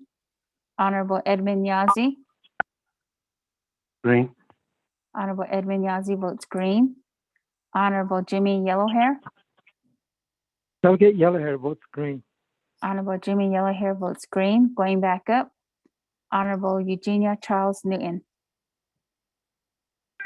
Charles Newton votes green. Honorable Eugenia Charles Newton votes green. Honorable Jamie Henyo. Henry votes green. Honorable Jamie Henyo votes green. Speaker, with a vote of 22 in favor, 0 opposed, and Speaker not voting.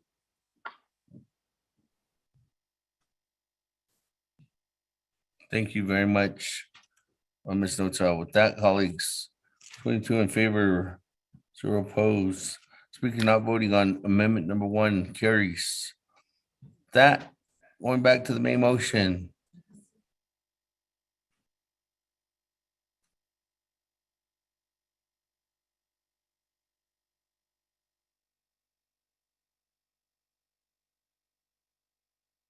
There, colleagues, we are back on the main motion of our agenda. Is there any other comments, questions, additions, or deletions at this time? Before we go back to reserve time.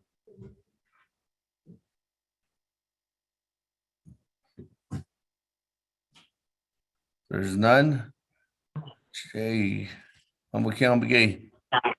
3 minutes and 27 seconds. Speaker, I waive the rest of my time. Thank you. Okay, thank you.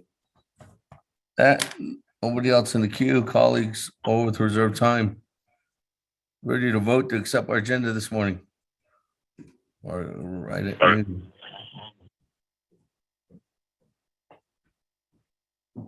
Only twice.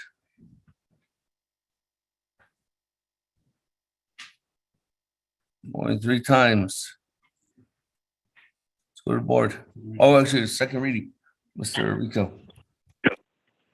Thank you, Speaker. Members of the 24th Navajo Nation Council, you have one amendment. Amendment number 1 is to add a report by the Coconino County Supervisors on the broadband initiative, the current broadband initiatives presented by Ms. Lena Fowler, County Supervisor. Also to add legislation 0016-22 under new business, which will be new business B. To add legislation 0050-22 would be new old business A, Mr. Speaker.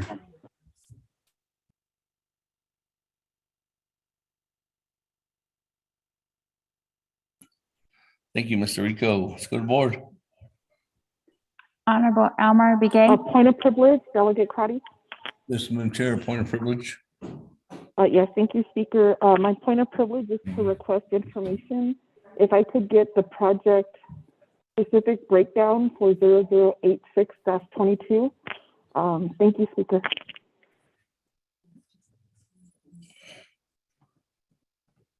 The specific project listing breakdown on 0086-22. We will work to get that, Madam Chair. Have we received that document? You have? Oh.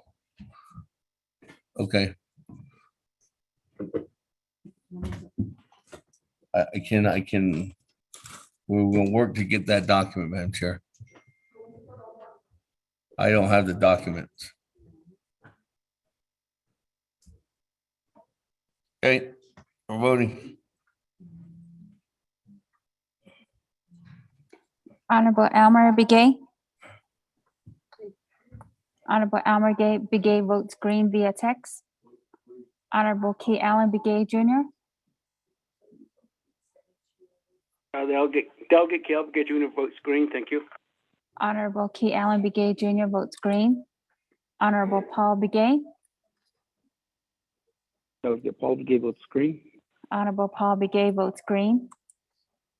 Honorable Nathaniel Brown. Honorable Nathaniel Brown. Delegate Honorable Brown Na- votes in favor. Honorable Nathaniel Brown votes green. Honorable Eugenia Charles Newton. Charles Newton votes green. Honorable Eugenia Charles Newton votes green. Honorable Amber Canesba Crotty. What was the outcome for Chichalito last night? Honorable Amber Canesba Crotty. Honorable Amber Canesba Crotty votes green. Honorable Herman M. Daniels Jr.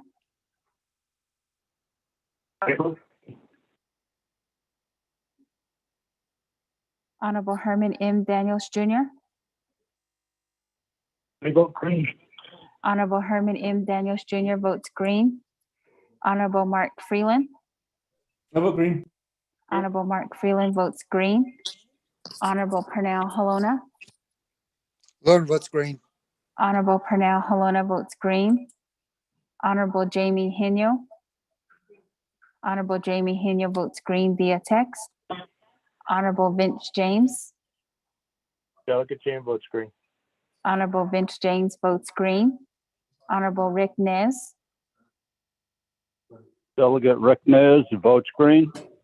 Honorable Rick Nez votes green. Honorable Carl Slater. Green. Honorable Carl Slater votes green. Honorable Raymond Smith Jr. Green. Honorable Raymond Smith Jr. votes green. Honorable Wilson Stewart Jr. Honorable Wilson Stewart Jr. votes green via text. Honorable Otto So. Honorable Otto So. Honorable Otto So did not vote. Honorable Charlene So is excused. Honorable Daniel So. I vote green. Honorable Daniel So votes green. Honorable Eugene So. Honorable Eugene So votes green. Honorable Thomas Walker Jr. I vote green. Honorable Thomas Walker Jr. votes green. Honorable Edison Wanika. Honorable Edison Wanika votes green. Honorable Edwin Yazzie. Green. Honorable Edwin Yazzie votes green. Honorable Jimmy Yellowhair. Delegate Yellowhair votes green. Honorable Jimmy Yellowhair votes green. Going back up. Honorable Otto So. Honorable Otto So. Honorable Otto So did not vote. Speaker, with a vote of 21 in favor, 0 opposed, and speaker not voting.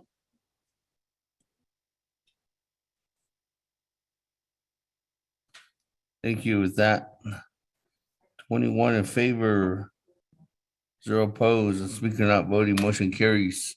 On our agenda, that, colleagues, we have an agenda before us. We'll send that out as soon as we can. That, let's go ahead and move on down. Item number 4, receiving reports. Update report by Coconino County Supervisors on the current broadband initiatives presented by Ms. Lena Fowler.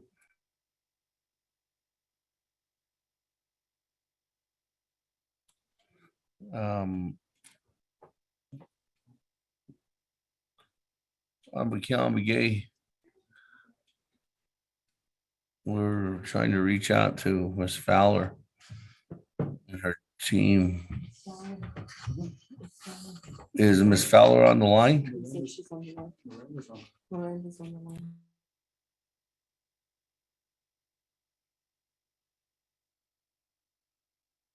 Speaker.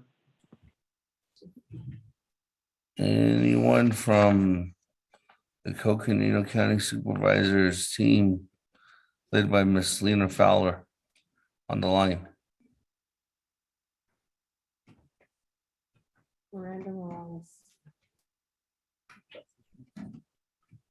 Going twice.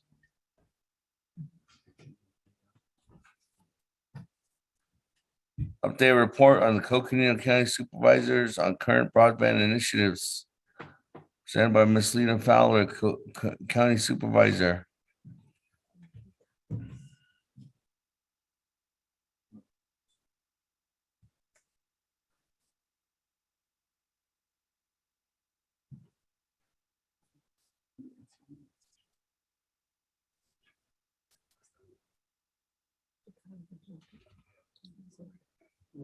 I'm gonna move on.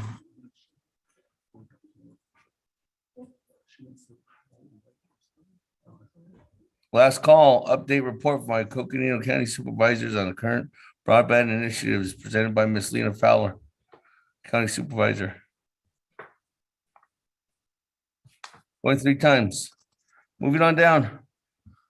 Item number 5, old business. A legislation 0050-22.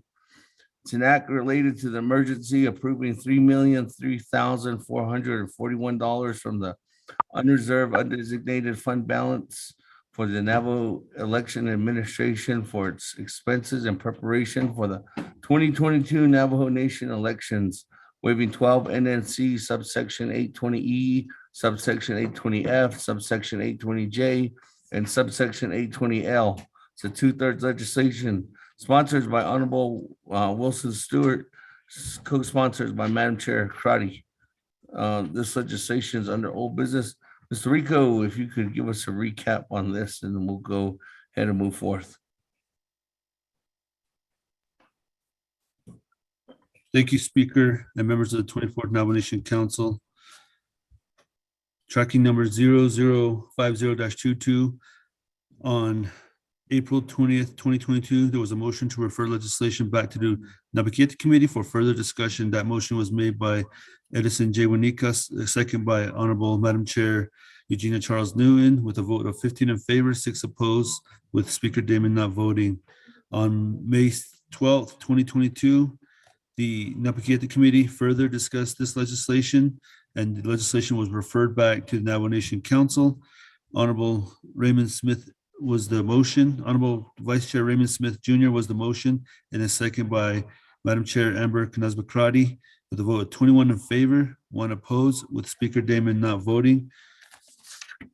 This is tracking number 0050-22, an act relating to an emergency approving $3,003,441 from the unreserved undesignated fund balance for the Naval election administration for its expenses in preparation for the 2022 Naval Nation elections, waiving 12 NNC, Section 820E, Section 820F, Section 820J, and Section 820L. Legislation sponsored by Honorable Wilson C. Stewart Jr. and also a new co-sponsor, Madam Chair Amber Knazbakrati. There is a committee report, which is the council action report that referred it back to Navigator, and also the Navigator committee report from yesterday that referred it back to council. Mr. Speaker. Motion, Daniels. Second, Vice Chair Smith.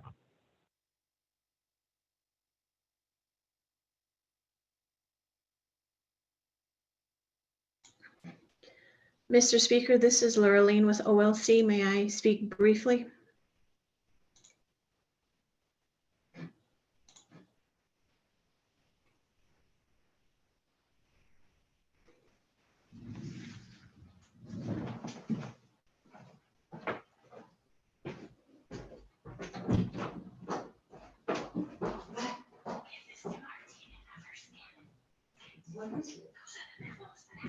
Thank you very much, colleagues. With that, I do have a motion by Chairman Rick Nez and second by Honorable Eugene So, colleagues. With that, I think Miss Speaker, Delegate Daniel So, put me in the queue. Miss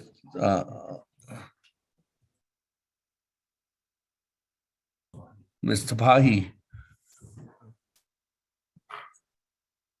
Thank you, Mr. Speaker. I'm sorry to interrupt. An amendment is needed for 0050 to add the OOC and OMB memos.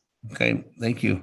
Thank you. With that, colleagues, on the motion by Chairman Nez, second by Honorable Eugene So, this legislation, Honorable Edison Winika, just as a recap for time, Honorable Edison Winika, you have no more time. Honorable Eugene So, you have no more time.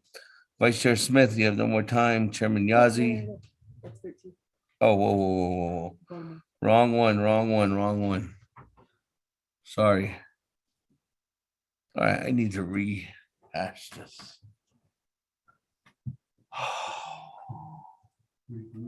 Need to regroup. I'm sorry, colleagues. I'm sorry. We'll do better from here going forward today.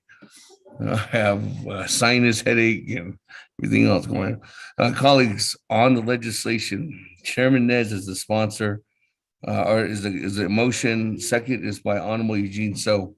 On legislation 0050-22, colleagues, I do have Honorable Edison Winika with no time. And then I have Honorable Pernell Halona with 3 minutes and 45 seconds with reserve time. So with that, Chairman Daniel So, you said put you in the queue. But let me go back to Honorable Wilson Stewart for a recap. Honorable Stewart, floor is yours right now. 5 minutes. Question, tell speaker, on the call.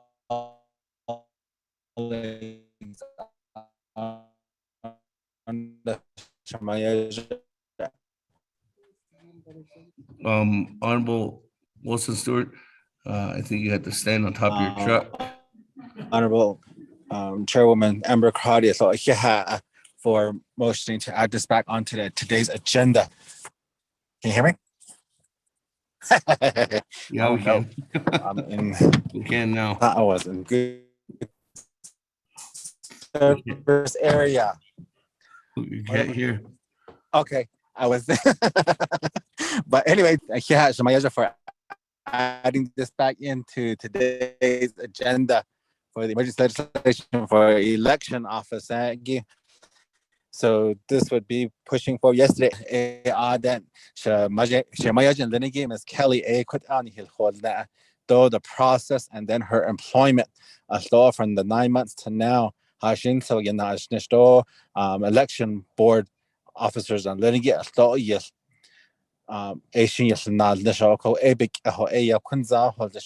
we're requesting for the same amount. Again, what if we just go with the reduction that it's just to get by with this election? And then we'll go forward from there again, because we are all in agreement that this election needs to happen for this year. And we need to make sure that as many of our community members and our Navajo Nation individuals, people, young boys and girls, elders, that they vote and that their voices are heard for not only council, but for president and school board and whatever other officers are going to be running for on our Navajo Nation ballot. That's what we're looking at for the commissioners, chapter commissioners as well. So that's what we're looking at, so that we can get these ballots printed without any waiting process, and so that the equipment can come in on timely manner, even though we are all aware that there is a backlog of equipment coming in onto the nation and around the world. There's slowdown on all those productions. But as soon as we move forward with it, I'm sure we will meet those timelines, and keeping our fingers crossed and hoping for the best for our election or so. So that's why I want to again say thank you for listening to the report yesterday, your questions, your comments as well, positive comments as well that you were giving towards Director Kelly and the two board election supervisors that were online with us yesterday, and then today to push this forward again and to hear it out and to move forward again with that. Speaker Damon, our colleagues, and thinking, yeah. Thank you very much, Honorable Stewart. With that, colleagues, let me go ahead and go to the floor. I do have Chairman Daniel So in the queue on legislation 0050-22 on the main motion. Chairman, good afternoon. Floor is yours. Say hello, other colleagues of the 24th Navajo Nation Council and to legislative staff. My question is to legislative council. In respect to the need for getting the office spaces for the election personnel, there are certain facilities that are owned by the Navajo Nation, yet the election administration is paying rent. In that respect, isn't it not the responsibility of the landlord to bring a facility up to safety standards and to adhere to NOSHA safety requirements? And so in that respect, if necessary, I'd like to issue a directive to facilities maintenance to there was an address concern on ADA compliance at Chinle. There was a request there was NOSHA citations for office space at Crown Point. I'd like to basically, when appropriate, issue a directive to general services and facilities maintenance to bring those aspects of wherever those deficiencies exist to bring them into NOSHA compliance so that our election administration personnel can work in a safe environment. Speaker, that would be my presentation. I reserve the rest of my time.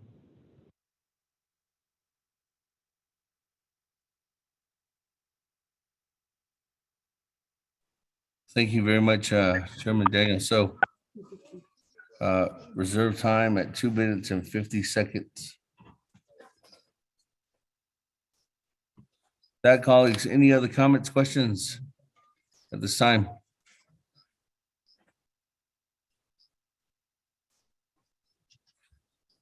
Everybody in the queue? If not, I will go back to reserve time.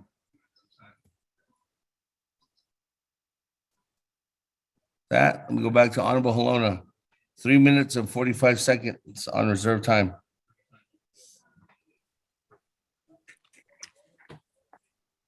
I'll reserve my time, Speaker.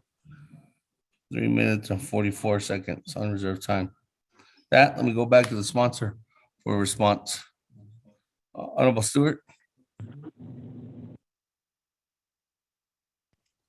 Oh, Honorable Chairman Daniel So, your concern for the ADA compliance and then facilities maintenance. I'm sure that we can work with those to make them more ADA compliable in one area. To what needs to be done. We do need to take those into consideration. From this pandemic, we've learned that that we have neglected our individuals like that have a special need, and we need to be more compassionate for them in all levels of operation, whether it be election to even our daily operations of the Navajo Nation government and what accessibilities we have for them. We as a council and from executive and legislative can look at those and get those into order out on the facilities maintenance for the care and maintenance of the buildings. There's always the concern that they mention is that while they're not under Navajo Nation, the program may be under Navajo Nation, but the facility itself, it doesn't belong to Navajo Nation. They're not, they don't maintain them. out of like some programs and departments of area, they don't have them covered under that facility maintenance program. So in that way, so if I'm not mistaken, they have to be a tag number on the building in order for them to be considered for facilities maintenance, and there has to be a service fee from the program so to pay that way on an annual basis. So for them to get those services, from Office of the Youth, for Defiance Office, when we got that building built there, we asked for facilities maintenance, but they couldn't maintain our building because of the fact that we weren't putting in money into that program on that site. So we had to hire our own facility maintenance worker for our program. Thank you.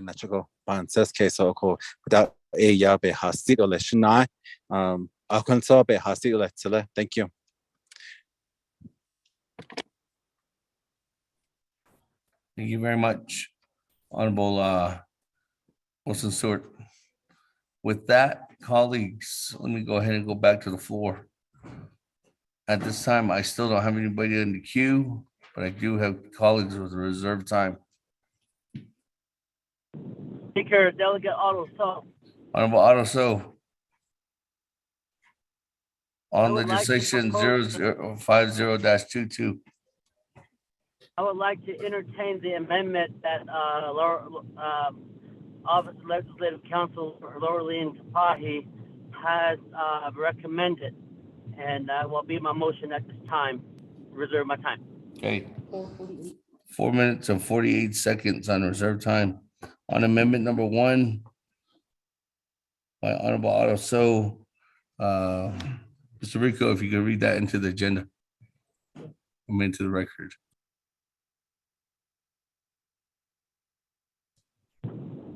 Thank you, Speaker. Members of the 24th Navajo Council, Amendment number 1 on page 3 at lines 15 to 17 in paragraph D, make the following changes. Paragraph D, after controller has overstrike been asked to prepare and insert provided.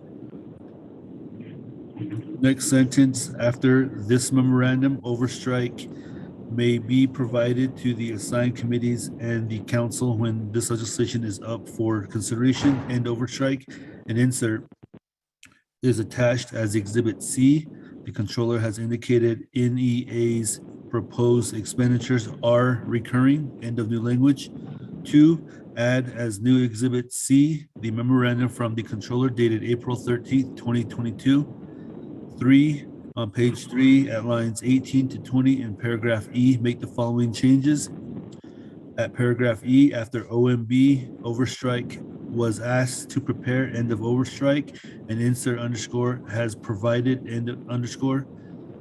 Next sentence, after this analysis, overstrike may be provided to the assigned committees and the council when this legislation is up for consideration. End of overstrike and insert new language underscore is contained in a memorandum attached as Exhibit D. End of new language. 4, add new Exhibit D, the memorandum date from OMB dated April 19th, 2022. 5, renumber, reletter succeeding paragraphs, sections, and exhibits as necessary and appropriate. The Office of Legislative Services and the Office of Legislative Counsel are hereby authorized to make technical edits to this legislation and its exhibits to implement the council's intent in approving this legislation. This amendment shall supersede inconsistent language contained in any other committee or council amendment, which language shall be conformed to the intent or language of this amendment. Also attached to this amendment are the new exhibits. Mr. Speaker.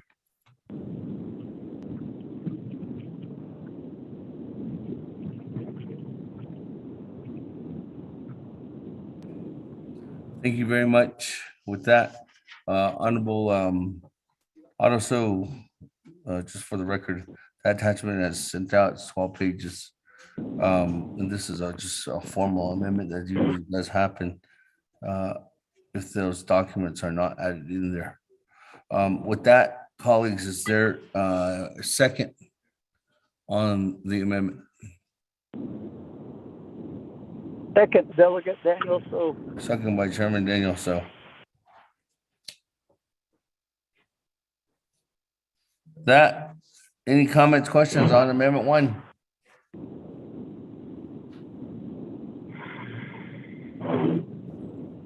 Going twice.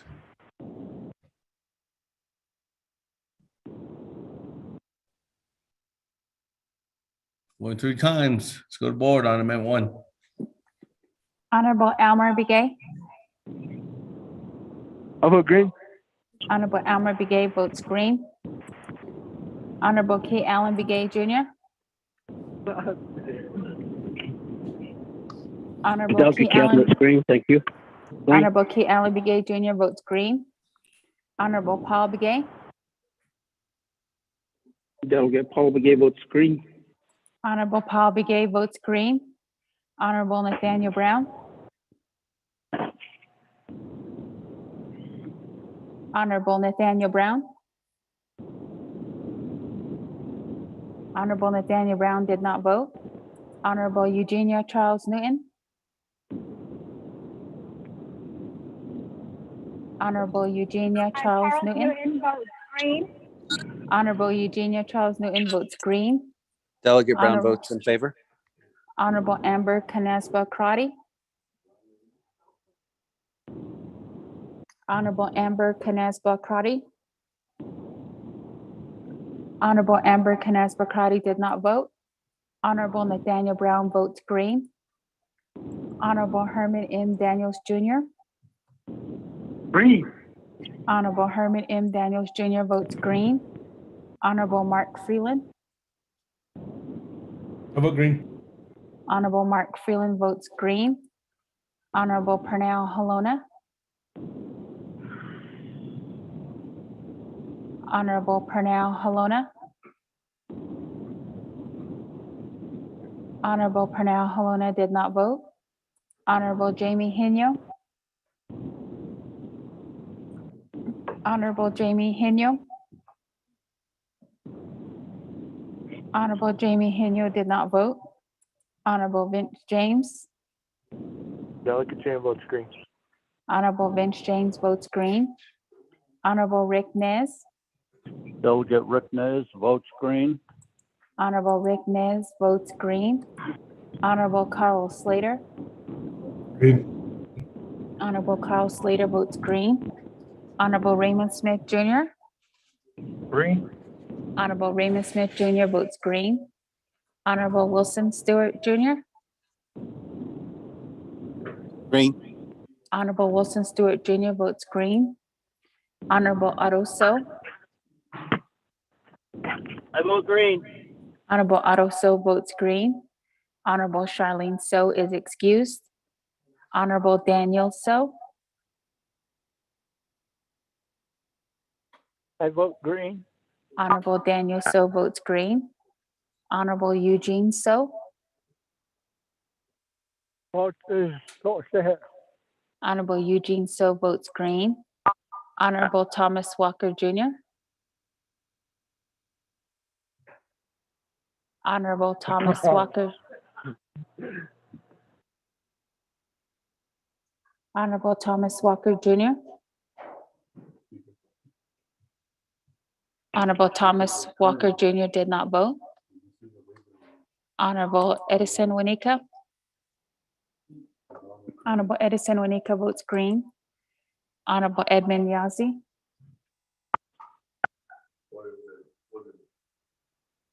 Honorable Edmund Yazzie. Green. Honorable Edmund Yazzie votes green. Honorable Jimmy Yellowhair. Delegate Yellowhair votes green. Honorable Jimmy Yellowhair votes green. Going back up. Honorable Amber Canespa Crotty votes green. Honorable Pernell Halona. Hello, votes green. Honorable Pernell Halona votes green. Honorable Jamie Henyo. Honorable Jamie Henyo. Honorable Jamie Henyo did not vote. Honorable Thomas Walker Jr. Thomas Walker votes green. Honorable Thomas Walker Jr. votes green. Speaker, with a vote of 21 in favor, 0 opposed, and speaker not voting.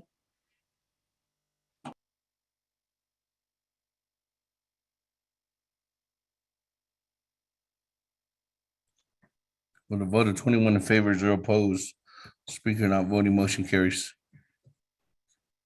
That, colleagues, moving on down. We are on the main motion. Are there any other comments or questions, colleagues? Before I go back to reserve time.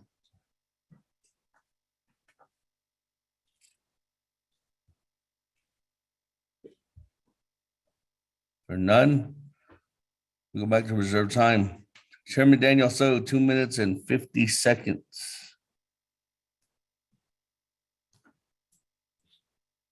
Speaker, could I ask OL's Office of Legislative Counsel to draft the directive perspective? I know that the Chinle facility and the Crown Point facility are Navajo Nation owned buildings.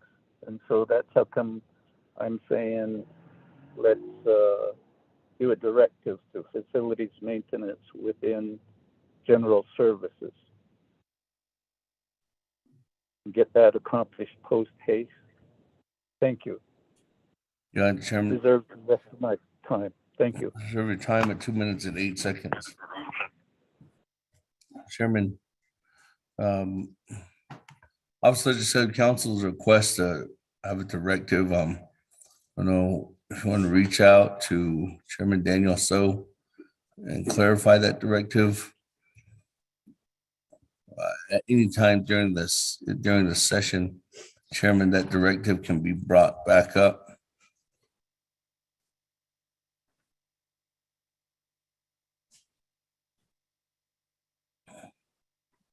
What would Office of Legislative Council? Understood. Even after the vote on the legislation. Yeah. That's when I'd like to. Okay. What? Okay. What would you need, Office of Legislative Council, from the Chairman? I guess the written directive so that it could be sent out to our colleagues. That way it's understood, and that way the directive would be understood by facilities maintenance. Okay. Office of Legislative Council, there's a request. Thank you, Speaker. This is Ms. Bob Ross. We will touch base, my office will touch base with Chairman So and get that directive ready for later in the day. Thank you. I reserve the rest of my time. Thank you.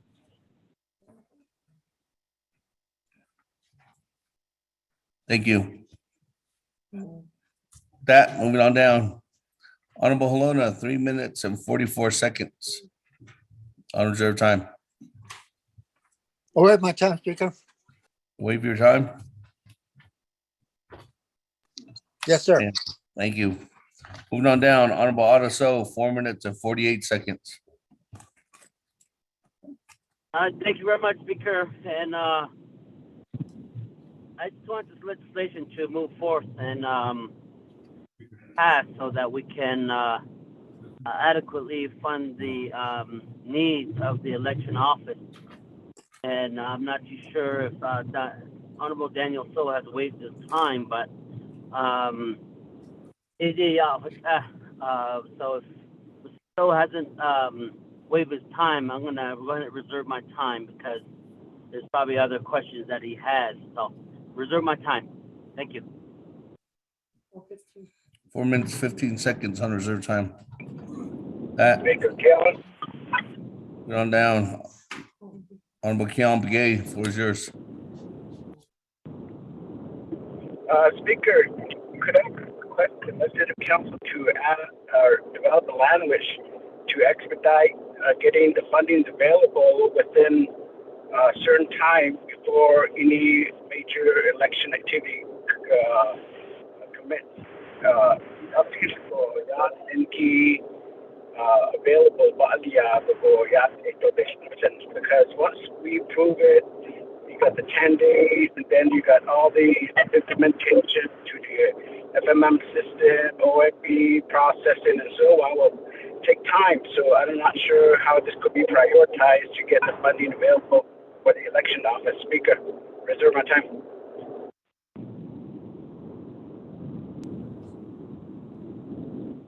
That reserve your time at 4 minutes, 18 seconds. Office of Legislative Counsel. There's a question.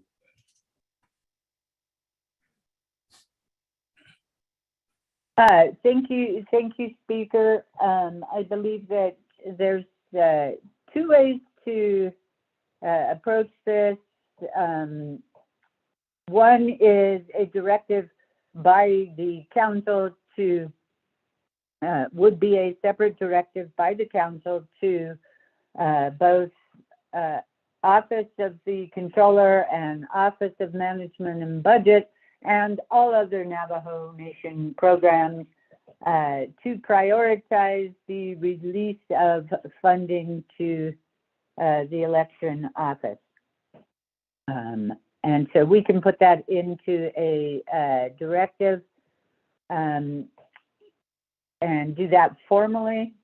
You could also put in a directive of that type into the legislation as an amendment. So you have two options. We can certainly produce either. Thank you, Speaker. Thank you. Honorable Keon McGay, let me go back to you. 4 minutes, 18 seconds. Which direction are you looking at? Speaker, I'd like to have this particular language within the legislation, Speaker. Thank you. Reserve time.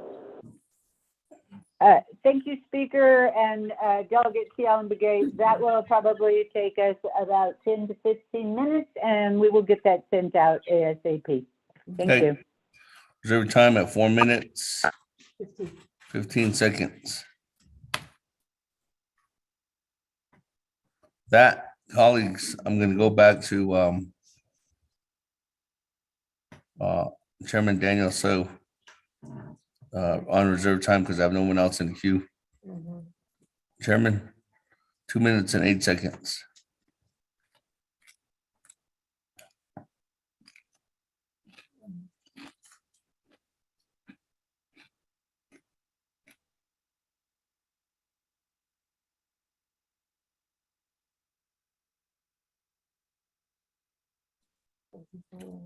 Chairman Daniel So.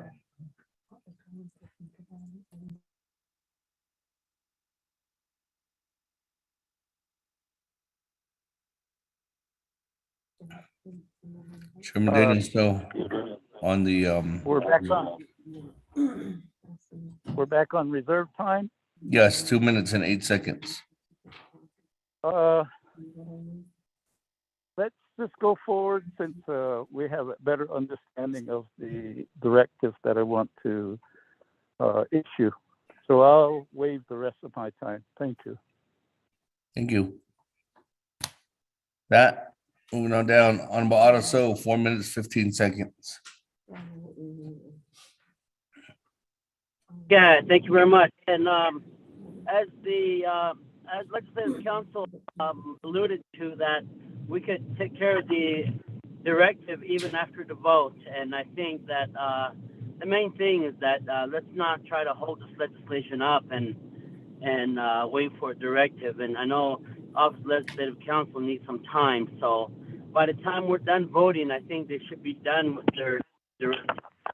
Right after this, I would ask the Speaker to call upon, after the vote, call upon Honorable Daniel So to go ahead and make the motion on the directive so that the directive could be entertained right after the vote of this particular legislation. Now, and I'll wait for a response. I'll go on mute and I reserve my time. Every time at 3 minutes, 23 seconds. Honorable Otto So, there's two directives, one that's coming from Chairman Daniel So and the other one that's coming from Honorable Keon McGay. Honorable Keon McGay's directive is the one that he's wanting to add into the legislation.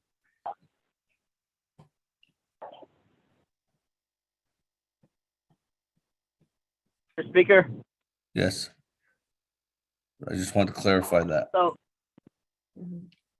with that, I guess I'll just reserve my time because there's a directive coming that's going to be amended into this body of the legislation. So at this time, I reserve my time.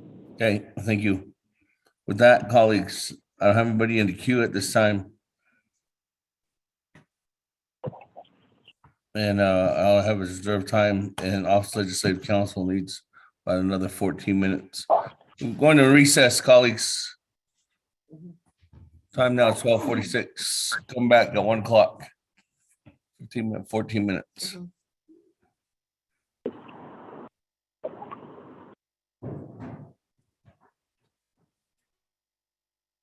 Speaker, any update on the legislation 0086-22 specific project listing?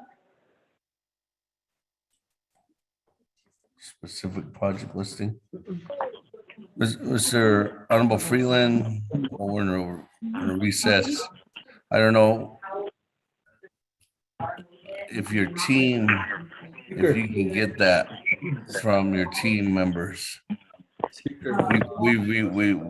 That request has gone out from numerous delegates and that hasn't been provided. So I don't know if maybe you have that and could forward that information. Speaker, I'll work on that right now. And I did let my Mayaja know that I was working on it too. Thank you, Speaker. Okay, thank you. Speaker Delegate Hideo, how long are we on recess?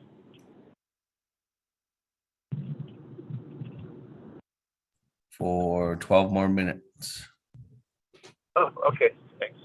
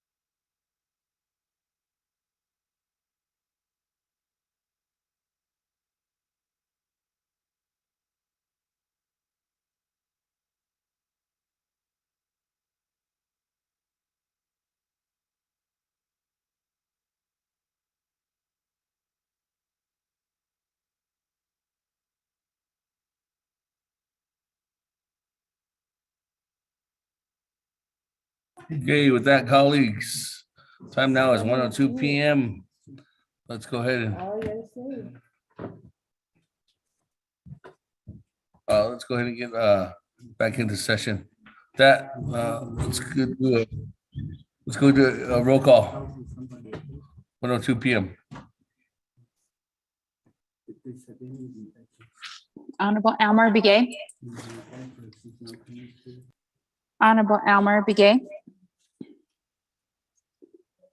Honorable Elmer Begay did not answer. Roll call. Honorable Key Allen Begay Jr.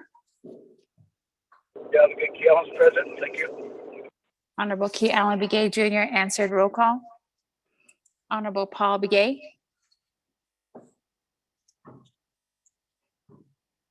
Honorable Paul Begay. Honorable Paul Begay did not answer. Roll call. Honorable Nathaniel Brown.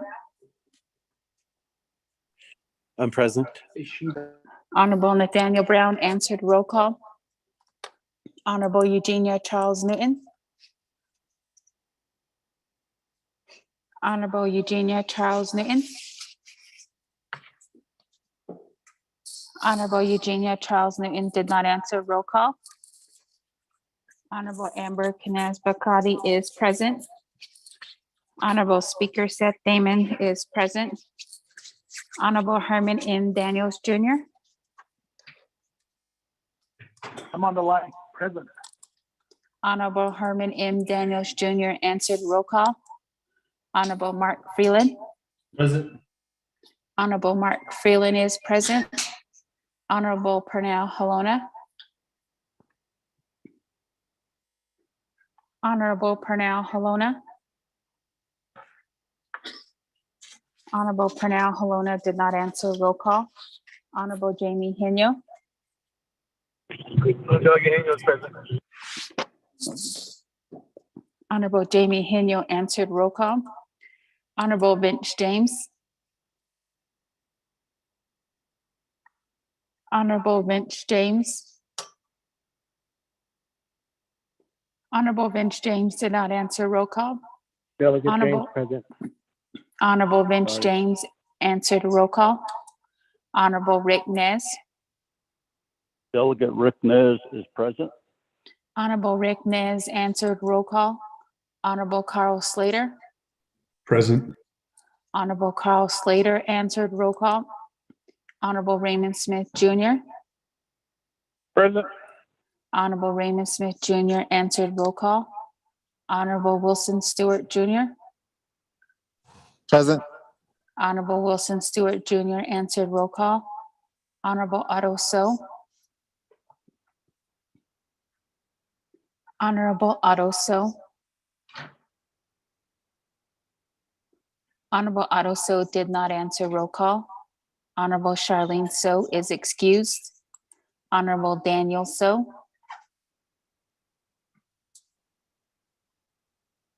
Honorable Daniel So. Honorable Daniel So did not answer. Roll call. Honorable Eugene So.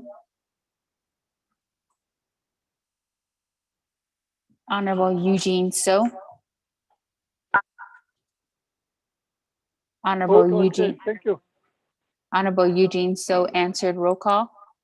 Honorable Thomas Walker Jr. Honorable Thomas Walker Jr. Honorable Thomas Walker Jr. did not answer. Roll call. Honorable Edison Wanika. Honorable Edison Wanika is present. Honorable Edmund Yazi.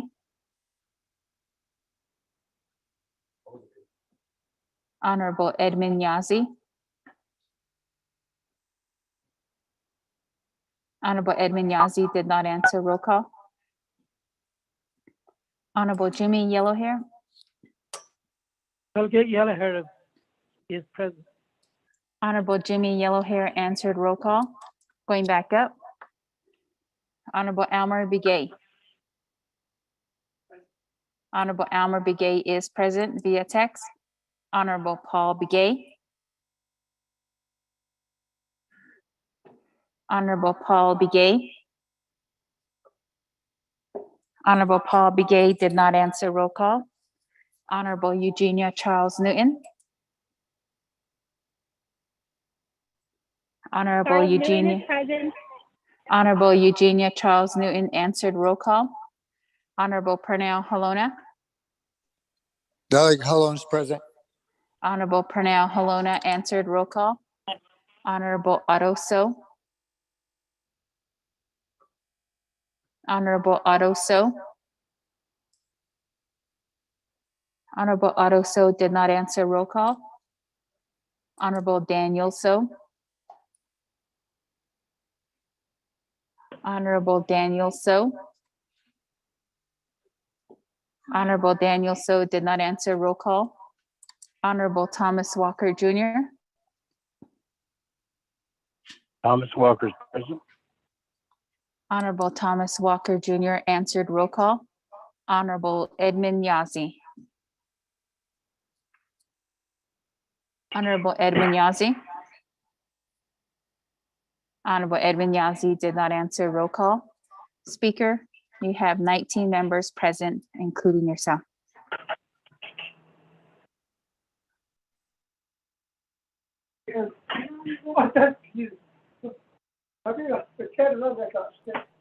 Thank you very much. That, colleagues, 19 members present.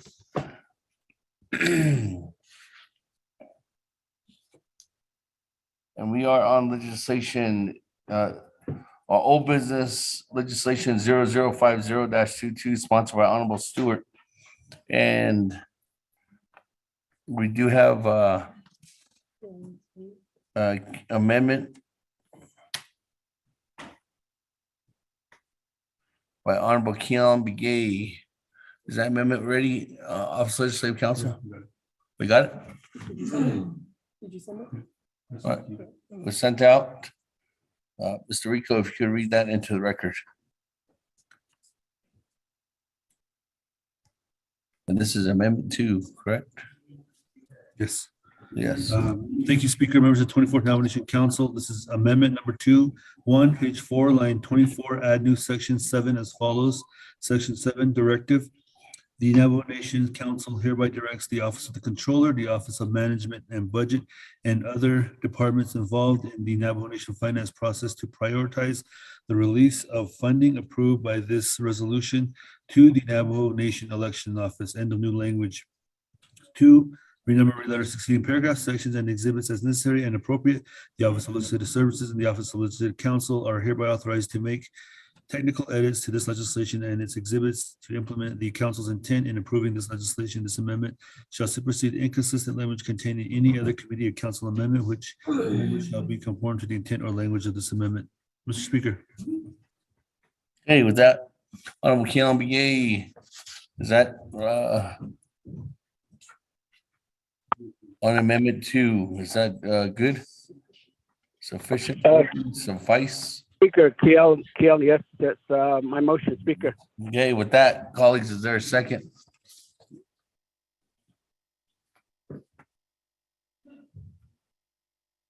Is there a second on the directive? Delegate Rick Nez. Chairman Rick Nez. That, colleagues, any comments, questions on amendment number 2?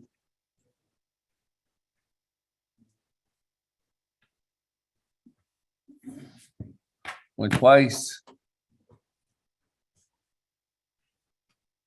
Went 3 times. Let's go to board on amendment number 2. Honorable Elmer Begay. Honorable Elmer Begay. Honorable Elmer Begay did not vote. Honorable Key Allen Begay. Honorable Key Allen Begay Jr. Yeah, I'm good. Junior votes green. Thank you. Honorable Key Allen Begay Jr. votes green. Honorable Elmer Begay votes green. Honorable Paul Begay.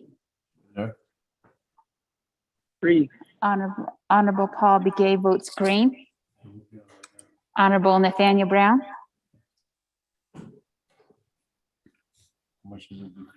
Honorable Nathaniel Brown. Honorable Nathaniel Brown did not vote. Honorable Delegate Brown Eugenia. votes green.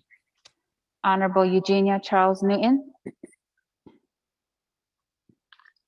Honorable Eugenia Charles Newton. Charles Newton votes green. Honorable Eugenia Charles Newton votes green. Honorable Nathaniel Brown votes green. Honorable Amber Knesba Crotty votes green. Honorable Herman M. Daniels Jr. Green. Honorable Herman M. Daniels Jr. votes green. Honorable Mark Freeland. I vote green. Honorable Mark Freeland votes green. Honorable Pernell Halona. Malone votes green. Honorable Pernell Halona votes green. Honorable Jamie Henyo. Honorable Jamie Henyo. Honorable Jamie Henyo did not vote. Honorable Vince James. Delegate James votes green. Honorable Vince James votes green. Honorable Rick Nez. Delegate Rick Nez votes green. Honorable Rick Nez votes green. Honorable Carl Slater. Green. Honorable Carl Slater votes green. Honorable Raymond Smith Jr.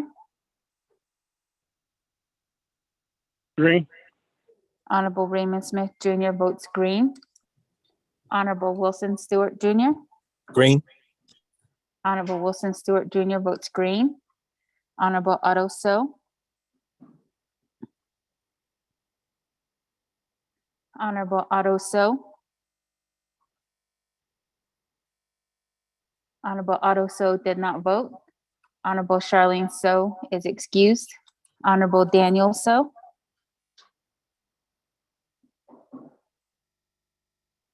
Honorable Daniel So.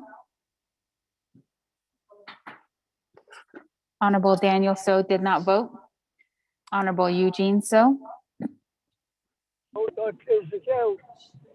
Honorable Eugene So votes green. Honorable Thomas Walker Jr. Honorable Thomas Walker Jr. Honorable Thomas Walker Jr. votes green via text. Honorable Edison Winika. Honorable Edison Winika votes green. Honorable Edwin Yazzie. Green. Honorable Edwin Yazzie votes green. Honorable Jimmy Yellowhair. Delegate Yellowhair votes green. Honorable Jimmy Yellowhair votes green. Going back up. Honorable Jamie Henyo. Honorable Jamie Henyo votes green. Honorable Otto So. Honorable Otto So. Honorable Otto So did not vote. Honorable Daniel So. I vote green. Honorable Daniel So votes green. Speaker, with the vote of 21 in favor, 0 opposed, and Speaker not voting. Speaker, this is Delegate Otto So. I vote green. Honorable Otto So votes green.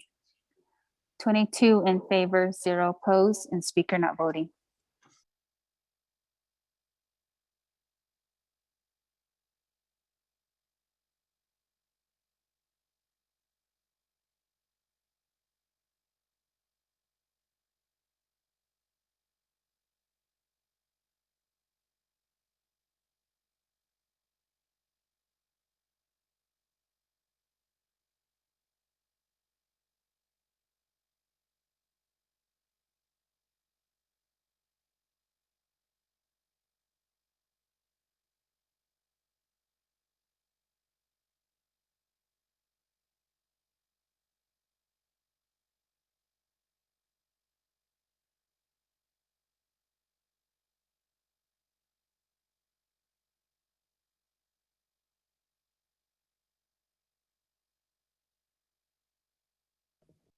Colleagues, we're having some technical difficulties. We'll be back in a minute.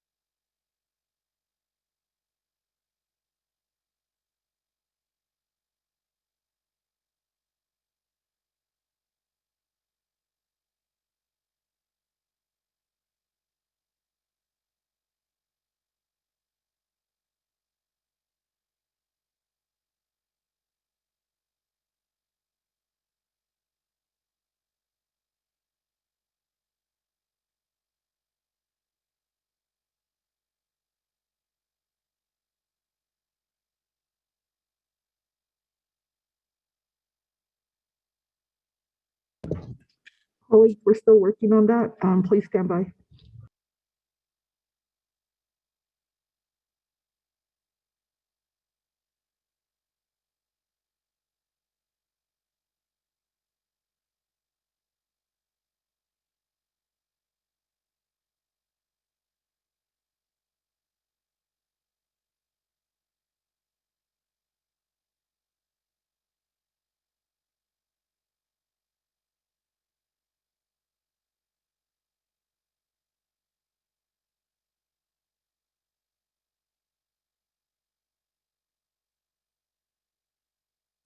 Sorry, colleagues, that with a vote of 22 in favor, 0 opposed, and speaker not voting, motion carries on amendment number 2.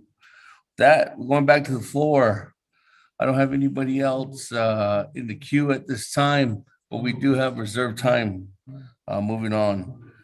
So let me go back to reserved time. Oh, Speaker, this is Ms. Bob Ross. When you have a moment, can you call on me, please? well, let me go back to you right now, Ms. Barbara.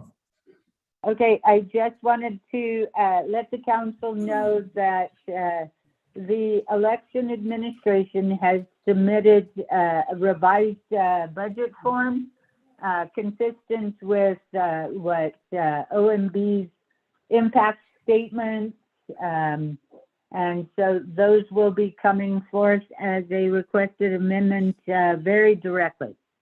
Thank you, Speaker. They don't change the dollar amount. Okay. All right. So those just need to be swapped out then. Correct. Okay. That, colleagues, there's a request swap out budget forms just so that the correct documents are in there, the ones that OMB is recommending. That, let me go back to the floor. Honorable Otto So, 3 minutes and 22 seconds on reserve time. Mr. Speaker, so those documents that need to be swapped out, do we need official action on it, or can that be done internally? Reserve my time. They need to have action. It needs to actually be amended. Can I entertain that amendment number 2? Amendment number 3. Auto So. Are those documents? Thank you. I couldn't yell at her. Hold on.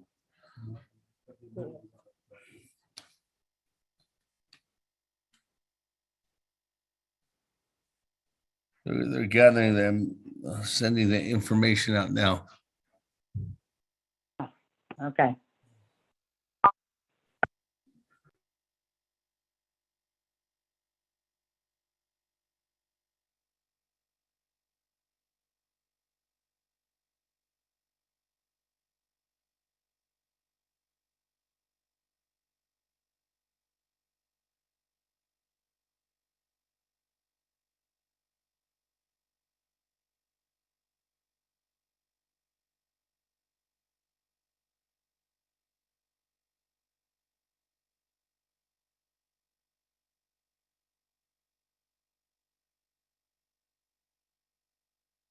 All right, Mr. Rico, if you're reading into the record. Thank you, Speaker. This is amendment number 3 to legislation 0050-221 on page 4 at line 9. Add the following new paragraph. D, the NEA shall prepare and provide revised Navajo Nation budget forms in accordance with the revisions instructed in the OMB memo dated April 19th, 2022. The corrected budget forms shall be attached to this legislation as Exhibit E, end of new language. 2, renumber letters succeeding paragraphs, sections, and exhibits as necessary and appropriate. The Office of Legislative Services and the Office of Legislative Counsel are hereby authorized to make technical edits to this legislation and its exhibits to implement the council's intent in approving this legislation. This amendment shall supersede inconsistent language contained in any other committee or council amendment, which language shall be conformed to the intent or language of this amendment. Mr. Speaker.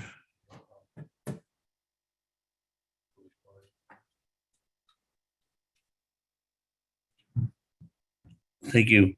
That, Honorable Otto So, you concur with that? I agree. Okay, with that, second. Is there a second? Yellow hair. Honorable Jimmy Yellowhair. That colleagues, any comments, questions on Amendment 3?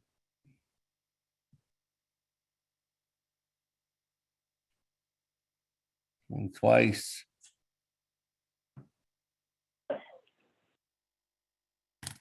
One, 3 times. Go to board. Honorable Elmer Begay, I vote green. Honorable Elmer Begay votes green. Honorable Key Allen Begay Jr.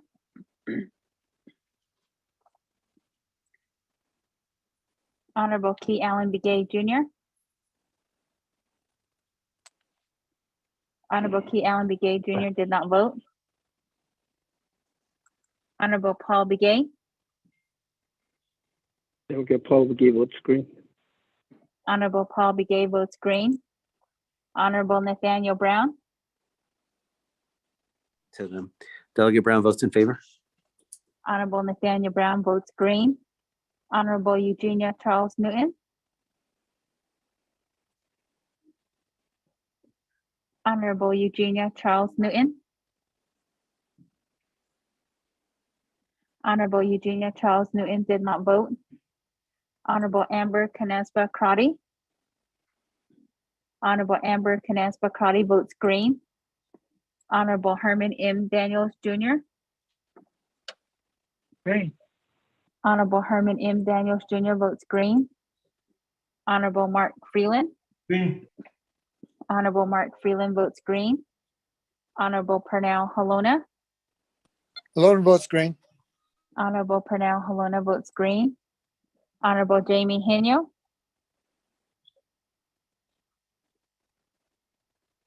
Honorable Jamie Henyo, Honorable Jamie Henyo votes green. Honorable Vince James, Delegate James votes green. Honorable Vince James votes green. Honorable Rick Nez, Delegate Rick Nez votes green. Honorable Rick Nez votes green. Honorable Carl Slater, Green. Honorable Carl Slater votes green. Honorable Raymond Smith Jr., Green. Honorable Raymond Smith Jr. votes green. Honorable Wilson Stewart Jr., Green. Honorable Wilson Stewart Jr. votes green. Honorable Otto So, I vote green. Honorable Otto So votes green. Honorable Charlene So is excused. Honorable Daniel So, Honorable Daniel So,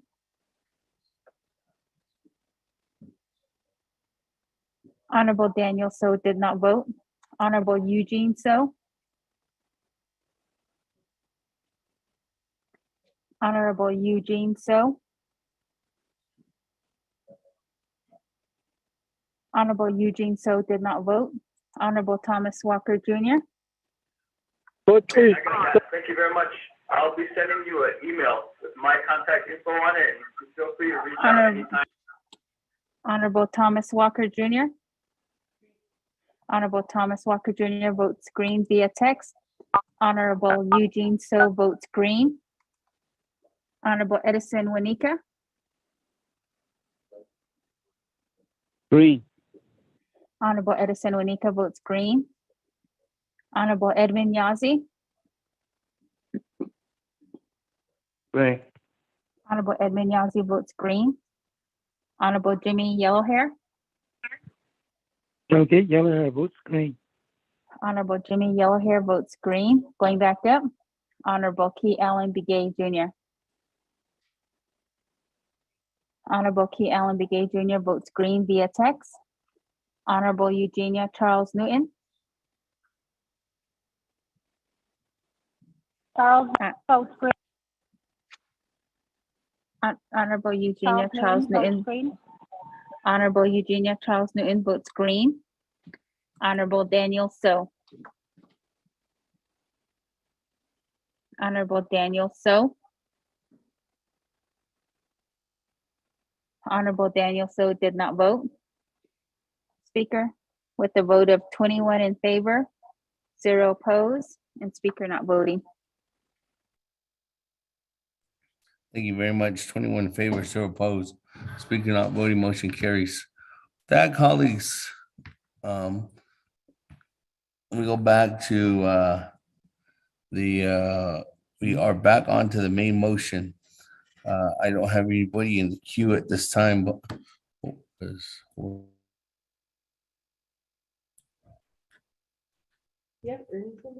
I do have colleagues in with reserve time. There's no one else. Let me go back to reserve time. With 4 minutes and 15 seconds, Honorable Keelan Begay.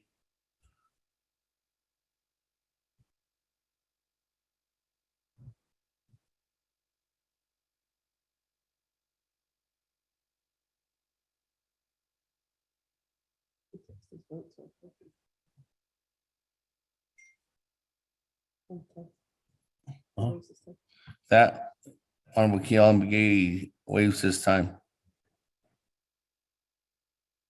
That, moving on down. Honorable Otto So, 3 minutes and 11 seconds. I waive my time. Thank you. There's your time. That, colleagues, I don't have anybody in the queue, no one else with reserve time. Any further comments, questions? On the main motion, going twice.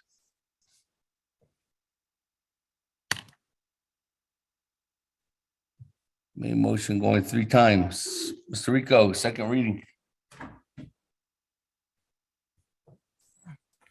Thank you, Speaker. You have 3 amendments. Amendment number 1 on page 3 at lines 15 to 17 in paragraph D, make the following changes. Paragraph D, after controller has overstrike been asked to prepare, end of overstrike, new language underscore provided, end of new language. Next sentence, after this memorandum, overstrike may be provided to the assigned committees and the council when this legislation is up for consideration. End of overstrike, new language underscore is attached as Exhibit C. The controller has indicated NEA's proposed expenditures are recurring. End of new language. 2, add as new Exhibit C, the memorandum from the controller dated April 13, 2022. 3, on page 3 at lines 18 to 20 in paragraph E, make the following changes. Paragraph E, after OMB overstrike was asked to prepare, end of overstrike, new language underscore has provided, end of new language. Next sentence, after this analysis, overstrike may be provided to the assigned committees and the council when this legislation is up for consideration, end of overstrike. New language underscore is contained in a memorandum attached as Exhibit D, end of new language. 4, add as new Exhibit D, the memorandum from OMB dated April 19, 2022. 5, renumber letter succeeding paragraph, sections, and exhibits as necessary and appropriate. The Office of Legislative Services and the Office of Legislative Counsel are hereby authorized to make technical edits to this legislation and its exhibits to implement the council's intent in approving the legislation. This amendment shall supersede inconsistent language contained in any other committee or council amendment, which language shall be conformed to the intent or language of this amendment. Amendment number 2, 1, page 4, line 24, add new section 7 as follows. Underscore new language, section 7, directive. The Navajo Nation Council hereby directs the Office of the Controller, the Office of Management and Budget, and other departments involved in the Navajo Nation finance process to prioritize the release of funding approved by this resolution to the Navajo Nation Election Office. Amendment number 3,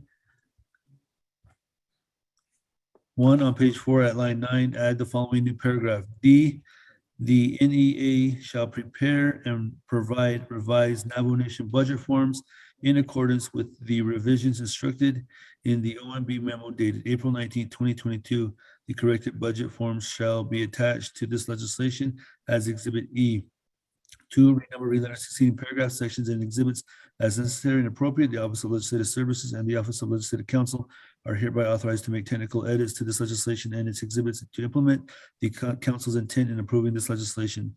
This amendment shall supersede inconsistent language contained in any other committee or council amendment, which language shall be conformed to the intent or language of this amendment. Mr. Speaker.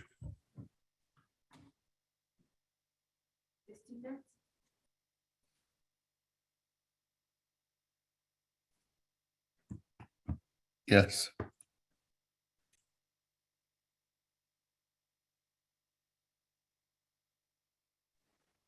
Honorable Elmer Begay. Vote green. Honorable Elmer Begay votes green. Honorable Key Allen Begay Jr. Honorable Key Allen Begay Jr. Honorable Key Allen Begay Jr. did not vote. Honorable Paul Begay. Delegate Paul Begay votes green. Honorable Paul Begay votes green. Honorable Nathaniel Brown. Honorable Nathaniel Brown. Delegate Brown votes in favor. Honorable Nathaniel Brown votes green. Honorable Eugenia Charles Newton. Honorable Eugenia Charles Newton. Honorable Eugenia Charles Newton did not vote. Honorable Amber Canes Bacardi votes green. Honorable Herman M. Daniels Jr. Honorable Herman M. Daniels Jr. Green. Honorable Herman M. Daniels Jr. votes green. Honorable Mark Freeland. Green. Honorable Mark Freeland votes green. Honorable Pernell Halona. Alona votes green. Honorable Pernell Halona votes green. Honorable Jamie Henio. Meeting was green. Honorable Jamie Henio votes green. Honorable Vince James. Delegate James votes green. Honorable Vince James votes green. Honorable Rick Nez. Delegate Rick Nez votes green. Honorable Rick Nez votes green. Honorable Carl Slater. Green. Honorable Carl Slater votes green. Honorable Raymond Smith Jr. Green. Honorable Raymond Smith Jr. votes green. Honorable Wilson Stewart Jr. Green. Honorable Wilson Stewart Jr. votes green. Honorable Otto Sill. Honorable Otto Sill. I vote green. Honorable Otto Sill votes green. Honorable Charlene So is excused. Honorable Daniel So. Honorable Daniel So. Honorable Daniel So did not vote. Honorable Eugene So. Vote Dr. Yes. Honorable Eugene So votes green. Honorable Thomas Walker Jr. Honorable Thomas Walker Jr. Thomas Walker votes green. Honorable Thomas Walker Jr. votes green. Honorable Edison Winika. Green. Honorable Edison Winika votes green. Honorable Edmund Yazi. Green. Honorable Edmund Yazi votes green. Honorable Jimmy Yellowhair. Honorable Jimmy Yellowhair. Honorable Jimmy Delegate Yellowhair. Yellowhair votes green. Honorable Jimmy Yellowhair votes green. Going back up. Honorable Key Allen Begay Jr. Honorable Key Allen Begay Jr. Honorable Key Allen Begay Jr. did not vote. Honorable Eugenia Charles Newton. Honorable Eugenia Charles Newton. Honorable Eugenia Charles Newton did not vote. Honorable Daniel So. Delegate Keelan votes green. Honorable Daniel So. Honorable Daniel So did not vote. Honorable Key Allen Begay Jr. votes green.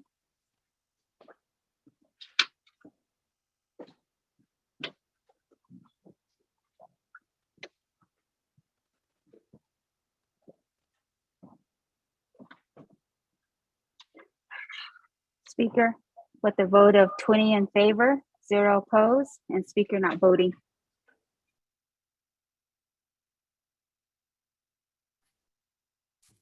Thank you.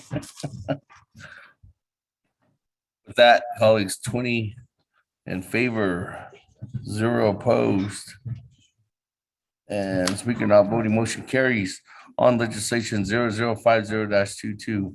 That, colleagues, that legislation goes across the street for final approval from the Navajo Nation president. That, Mr. Speaker, may I say something? This is Rosita Kelly with the NEA. Please. Speaker, this is Delegate Charles Newton. Madam Chair, hold on. Ms. Kelly, unfortunately, we're in Navajo Nation Council session. Only colleagues can speak at this time. Oh, okay. That, Madam Thank Chair, you. Charles Newton. Speaker, for that legislation for election office, I do vote green. Your vote. Okay, with that, we didn't go on to the next motion, so that changes the vote from what to what? 20 to 21 in favor, 0 opposed, and speaker not voting. That, colleagues, let's go on down. Item number 6, new business. Item number A, legislation 0086-22. Mr. Rico, if you could read that into the legislation.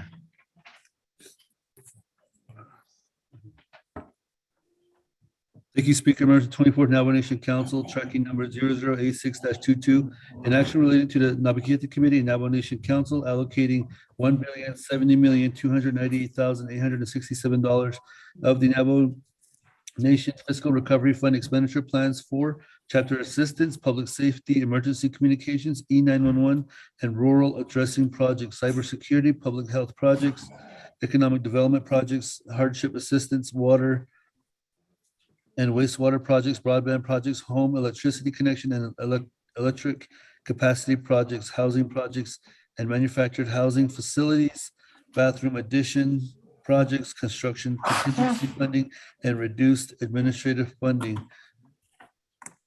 Legislation is sponsored by Honorable Mark A. Freeland, co-sponsored by Honorable Pernell Halona, co-sponsored by Honorable Wilson C. Stewart Jr., co-sponsored by Edison J. Wanika. There is a committee report from the Navigated Committee that had it under consideration and reports that the legislation time expired. There was two amendments, Mr. Speaker, that were one approved and one in progress at Navigated. Those amendments do not carry on to the Navajo Nation Council. So currently there are no amendments with this legislation. Per Navajo Nation Council Rules of Order Rule 9, legislation has been read into record by electronic voice recording. Mr. Speaker. Thank you. With that, there's a motion by Chairman Yazzie. Is there a second?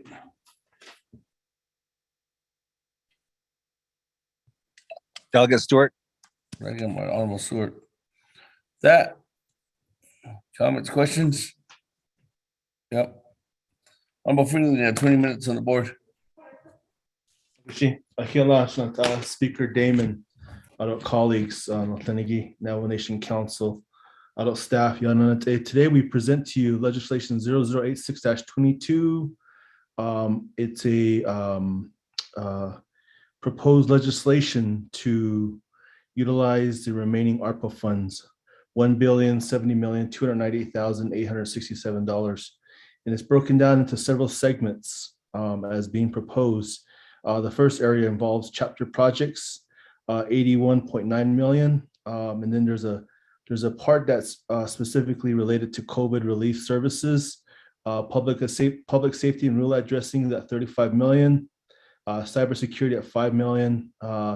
Department of Health is at 79.4 million. And from there, it's broken into several segments, including our senior centers at 19.2 million, wellness centers at 21 million, detox centers at 15.2 million, assisted living facility at 15 million, warehouse at 5 million, and then transitional housing at 4 million.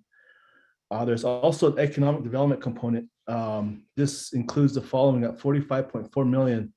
NSBCI at 5 million, the dinosaur tracks at 4.6 million, Shiprock Visitor Center 8.7 million, economic development and tourism focus related activities at 16.1 million, the Twin Lakes well at 500,000, the Church Rock Industrial Water Line at 8 million, and then the Not Udzid water line at 900,000.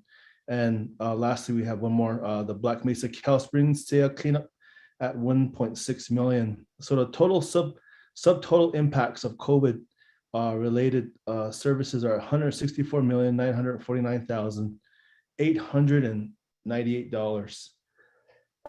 These next two areas are really focused on, of course, areas related specifically to the hardship assistance focuses on additional relief at 120 million.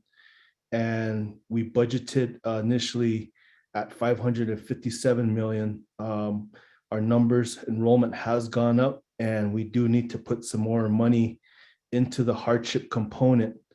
And this will cover that remaining portion of hardship based on about 410 to 413,000 in rural Navajos. So that's the one component of financial relief. The basic infrastructure is another form of hardship that really we need to focus on as well, Shantai. Water and wastewater, we still have a lot of our people living without water. That focuses on about 215 million right now. And then the broadband component was at 120 million. Home electrical connections at 96.4 million. Electrical capacity is at 3.6 million. New housing is at 50 million. And then veterans housing is at 50 million. Housing manufacturing component is at 50 million. Housing for former Bennett Freeze is at 15.5 million. Bathroom additions is at 150 million. So the subtotal of the infrastructure is at 750 million, $550,000. There is a contingency funding line item at $500.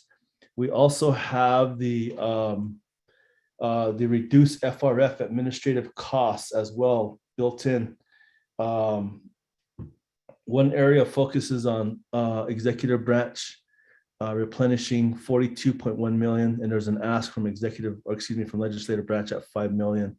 These are to help cover the hardship assistance portions of the legislation. So, Speaker, this legislation really is geared toward efforts of relief and recovery in relation to how the Navajo Nation, how the COVID impacted the Navajo Nation.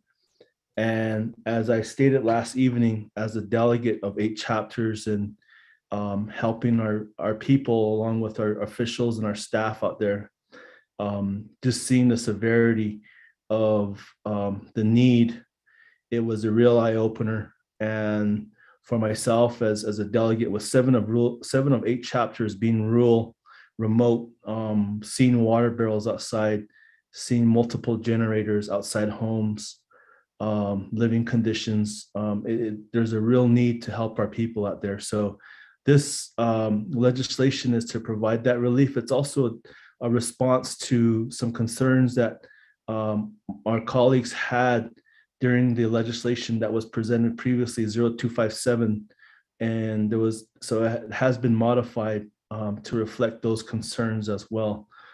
Today I have several agents, and I do have Mr. Paulson Chaco and Mr. Tom Platero on the line this afternoon. Mr. Chaco.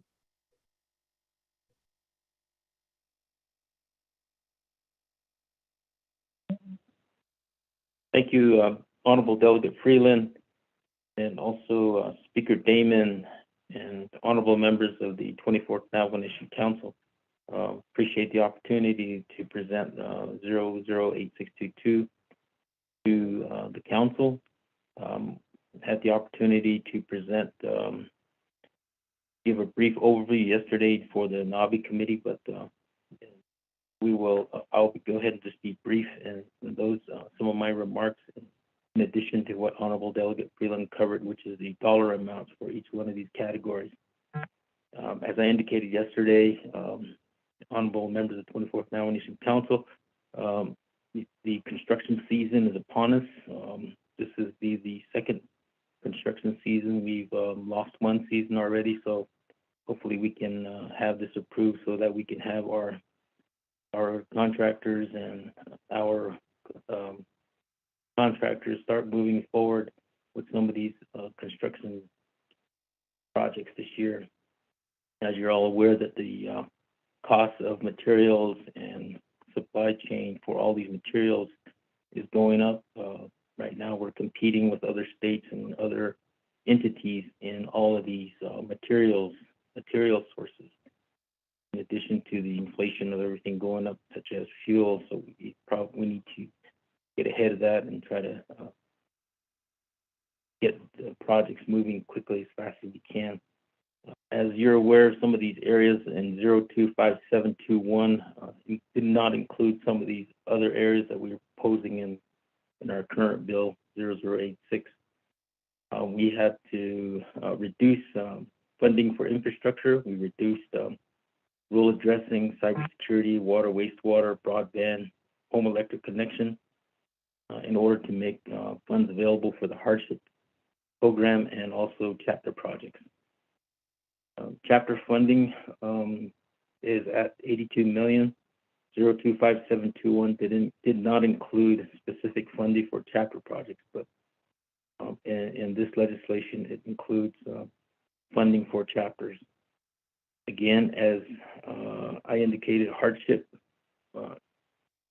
was not included in 0257, but in this legislation we're including approximately 120 million for those the Navajo people that had not applied for that. So we included hardship. Health, we in 025721, it didn't include any funds for health-related response. However, this one does include 80 million to address health needs, such as senior citizens, wellness centers, detox, assisted living facilities, and transitional housing. Those are a few of the items that are included in this legislation. As some concerns from council delegate as well, water, wastewater, there was some concerns that too much of central facilities, meaning with NTUA, there was too many central facilities construction in that, and those have all been taken out. Now it's focused on connection projects. We have identified over 1,000 individuals for specific connections of water. Bathroom additions included as well for 1,000 or more Navajo people that do not have service today. Electric connection as well. In 0257, we focused on capacity, and however, in 0022, the focus has changed to connections. And 600 electric connections for homes and 400 electric community extensions are planned in this legislation. Broadband, council had some concerns with funding going to NTUA 008622 has broadband going to the broadband office. To be determined, there was some concern from council. There was too much to be determined. The to be determined for water and wastewater has been removed. Likewise, to be determined for electric has also been removed. There's also in this legislation the form of Bennett freeze, which has also been included for housing. Administrative cost, there was some concerns from delegates as far as the support cost that was allocated to the executive branch of 180 million. And in this proposal, we are requesting that 42 million of that be reverted back into this legislation for the hardship and chapter project. So with that, Mr. Speaker and Delegate Freeland, that's a brief overview of the legislation itself. And I do have staff that are on the call last night at the Navi meeting, there was some concerns with regards to some of these speakers and also agents to be very concise and on their responses back. So I have instructed them to respond back to these questions in that manner. So, Mr. Speaker and Honorable Delegate Freeland, that concludes my remarks. Thank you.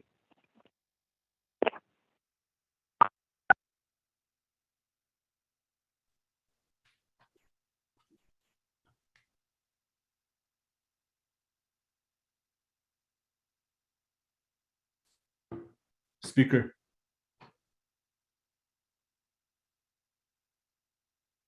Yes. Okay. Honorable Freeland. Okay. Thank you, Speaker.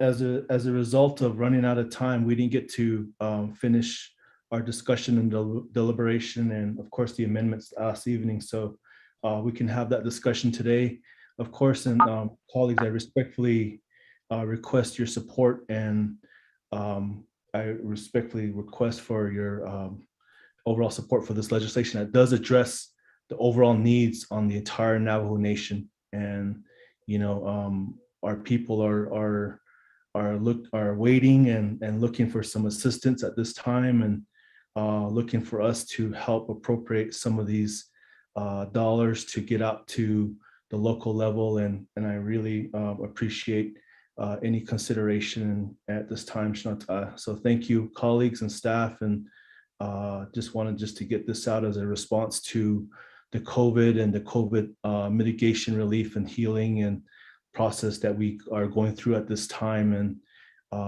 like I previously stated, as a delegate, seeing firsthand how COVID really made an impact on our people locally, and taking it down to the farthest remote and rural areas of Chaco Canyon. It even impacted those areas.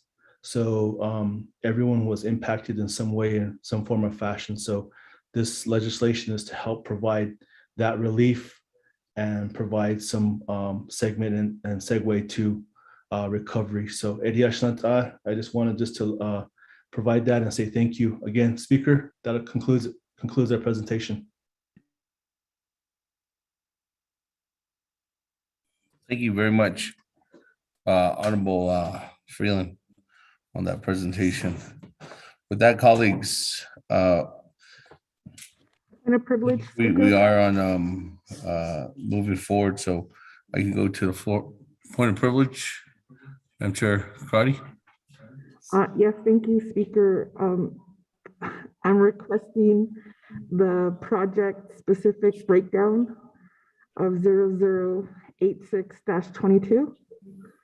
As a point of privilege, have you received anything, Mr. Rico? Mr. Rico, we haven't received anything. Mr. Freeland, Honorable Freeland, sorry, Honorable Freeland, do you have Speaker and Shimayaja, I'm gonna go ahead and have Mr. Chaco respond to that. Yes, on this point of privilege, go ahead.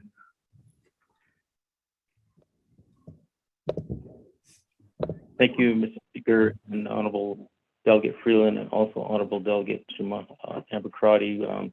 I have that listing, so I'll go ahead and send that right now. So if I can have staff that are on the call to get that information to Honorable Delegate Crotty.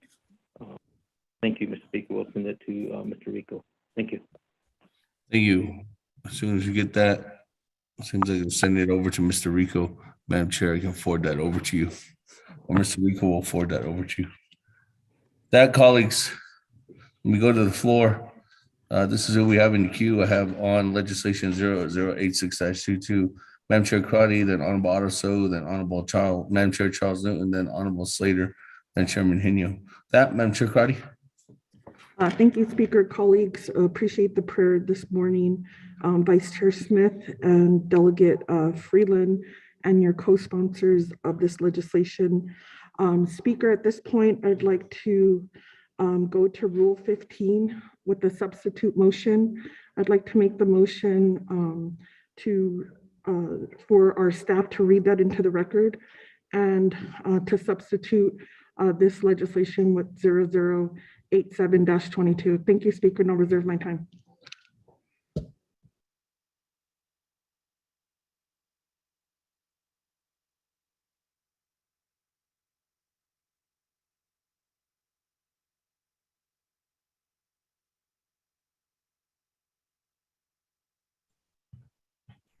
First, Madam Chair, Karati, you have reserved time, 4 minutes, 29 seconds. Colleagues, there's a substitute motion per Rule 15 on Navajo Nation Council Rules of Order. A substitute motion is to raise legislation 0087-22,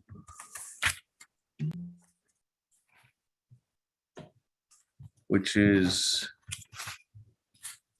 it's an action related to the Napiatic Committee and the Navajo Nation Council allocated $1,070,298,867 of the Navajo Nation Fiscal Recovery Funds for regional and chapter projects, approving the Navajo Nation Fiscal Recovery Fund regional and chapter projects expenditure plan. Colleagues, as a substitute motion, what Madam Chair Karati is doing, colleagues, is asking for a substitute motion. Since she's made the substitute motion, all I will need is a second. Once I get a second of the substitute motion, the substitute motion will be debated. It is open for debate. Once that substitute motion is debated and goes to a vote, it's a simple majority vote. If that simple majority vote carries forth, then legislation, change the number or is it number? Then legislation number 86 becomes, or legislation number 87, which I just now read into the record, which is talking about regional projects for chapters, will be the new motion on the floor. If that new motion on the floor carries forth, there will be a debate available on that motion. And once we get that debate on that motion, then a substitute motion closes out. Then we will be talking about the new motion, which will be legislation 86, which would be a new, the new motion that Madam Chair Amber Karati is raising. That legislation will be also will be available for debate too as well. So with that, colleagues, on this substitute motion on legislation 0086 or 87-22, Mr. Rico. Speaker, point of privilege. Want to read into record. Point of privilege by Honorable Freeland. Yes, sir. I have a question for related to the substitute motion to Office of Legislative Counsel. By my colleague making the substitute motion, does Rule 15 allow for 0087-22 to skip the Napiatic Committee level without a motion and a second? That's my question privilege. Thank you, Speaker. Thank you very much, Honorable Freeland. That going to Office of Legislative Counsel. Thank you for the question, Delegate Freeland and Navajo Nation Council. If you look at Rule 15A, it states the last sentence states, if the substitute motion is a legislation, it must have first completed the legislative process pursuant to 2 NNC 164 prior to consideration by the council. After discussions with Office of Legislative Service, Legislative Council believes that the legislative process for this is satisfied if the legislation has been posted for five days, which 87 has been. So Office of Legislative Council believes that the requirements to substitute 87 for 86 have been complied with. Thank you, Speaker. Thank you, Delegate Freeland. Thank you very much. Second by Charles Newton. With that, colleagues, there is a substitute motion on the floor. And I just want to reiterate the substitute motion again. What this is doing is Honorable Freeland's legislation 0088 or 0086-22 was brought to the floor. Madam Chair Crotty has raised a substitute motion to basically substitute the legislation 0087-22 in its place. All this needs is a second because Madam Chair Crotty has raised it. It seems like there will be a second according to Madam Chair Charles Newton's second. From that point, colleagues, what this will do is this will be subject to debate. We will debate this. Each delegate has 5 minutes to debate this, this substitute motion. Once the debate is final and there's no more debate to be done, I will ask, we will go to a vote. Once this vote takes place, this vote is a simple majority vote. If this simple majority vote passes, legislation 0086-22 will be the new 0086-22, which would be the old 0087-22, which was be the one that Madam Chair Amber Crotty has initially sponsored in the 5-day comment period. From that point, colleagues, if that continues forward, then what would happen is we would start debating a regular motion for 0086-22, which would be the new legislation. And that debate is eligible again for 5 minutes going forward, colleagues. So at this time, on the substitute motion. Speaker, I have another point of privilege. Hold on. I think Ms. Barbara wants to add something in there. Thank you, Speaker. After discussions with the attorneys here at Legislative Council, we recommend that you keep the legislation numbers. So if the substitution passes, then you would be debating 87. It will just be easier. So we would be debating 87 if the substitute motion passes. So with that, colleague, or Honorable Freeland, were you going to say something? I have a point of privilege, Speaker. Yes, point of privilege, Honorable Freeland. Thank you, Speaker. In regards to another question to Office of Leg Counsel, thank you for that response, Chief Legislative Counsel. If the substitute motion does pass, what then becomes of 0086-22? That's my question of privilege. Thank you.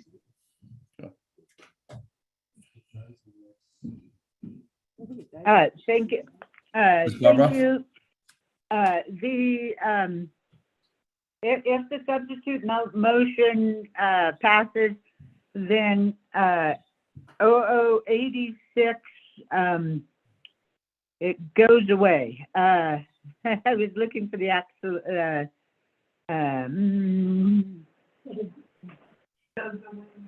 Well, it says this is what I'm looking at. Section Rule 15 F states that if the substitute motion is carried, then it does away with the main motion. So what that means is that 86 will no longer be on the floor or in front of council. Give me just one second. Question privilege back, Speaker. Let me wait for the response first, Honorable Freeland. Question of privilege, Speaker. Okay, hold on, you're in queue for question of privilege. Point of order. Point of order, Chairman Yazzie. What's your point of order? So my point of order, it was going to be a question, so I'll wait till the question of privilege, unless if you allow me to say what I want to say. No. Well, I mean, the point of order is to put something back into what was violated? Question of privilege, then. Okay, well, I have you in the queue on question of privileges. I'm just waiting for Office Legislative Counsel because what she is going to indicate might have a response for what question Honorable Freeland has or what you might have.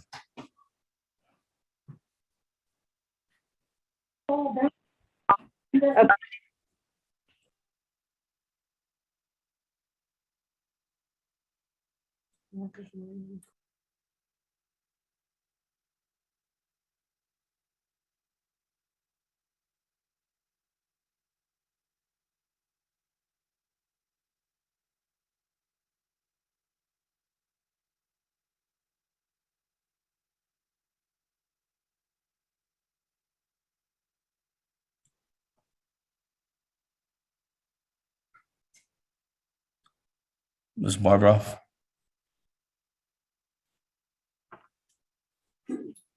Speaker, point of privilege, Vice Chair Smith. On point of privilege, Vice Chair Smith, I will put you in the queue. Thank you, Speaker. Did you have points of privilege and such? Do you want me to wait? No, I'm waiting for you to Okay. to finish what you were stating. Okay, thank you. As unfortunately, this rule 15, like many of our rules, are not drafted particularly clearly. And what we believe happens is if the substitute motion passes, then the main motion for 86 would go away, but that does not, that is not going to mean that the legislation died. It basically just goes back into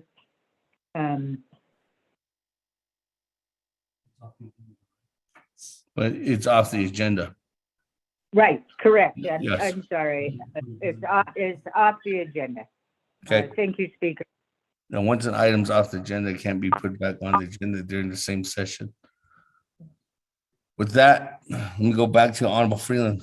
Question of privilege. Thank you, Speaker. That did answer my question. I wanted to know if by the substitute motion being made by my colleague, if the 0086-22 would be terminated as a legislation entirely, but she did answer that. Thank you, Speaker. Okay, thank you. Chairman Yazzie, question of privilege. Yes, Speaker, my question of privilege is to Ms. Barbara on that, the motion that Ms. Carty made. Does it clearly specifically say in the guidelines that a delegate can make a motion under the point of privilege? It doesn't need to go to, does the delegate have to be in a regular lineup as they in order request to speak? So that's my question, Speaker, sir. Honorable Chairman Yazzie, Madam Chair, Karati is in order because she used her time on the floor. She didn't ask this during a point of privilege. Okay, sir. All right. Thank you, Speaker, members of the council. Okay, with that, Vice Chair Smith. Point of privilege. Thank Point of you, order. Speaker. Thank you, Speaker, for the time to get some clarification here. And the 24th Naval Nation Council, those that are listening, seems like we're complicating things. What my question is, we adopted agenda unanimously, and that agenda had it specifically lined out. We went through the report. We didn't get no report. We went through the old business, and then we came to this 0086-22. Now we're jumping out of sync here. What becomes of the main motion on the agenda as is? That's my question on that. Are we doing things accordingly? Legislative Council? Thank you. I can answer that, but Legislative Council? 15A. Speaker, I'm not sure I exactly understood Delegate Vice Chair Smith's question. He asked if the main motion went away. Does he mean the main motion 20086, or does he mean the main motion to the agenda? And I got confused. Vice Chair Smith. Well, thank you again. To clarify things, we adopted agenda this morning. It was unanimously voted on, and to keep things in order. And now we're going to be doing a substitute motion. What happens to the agenda that was adopted? Is that in order? How does that work, Legislative Council? Yeah,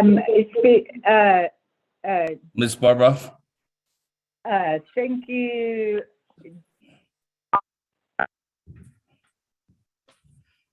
I think you just muted. Oh, there you go. Thank you. So so we're not changing the agenda. Okay?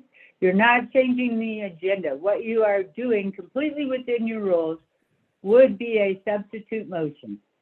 It may be, so you have one legislation and you are substituting in another. It is not, because of the way your rules are set out, it is not actually changing your agenda.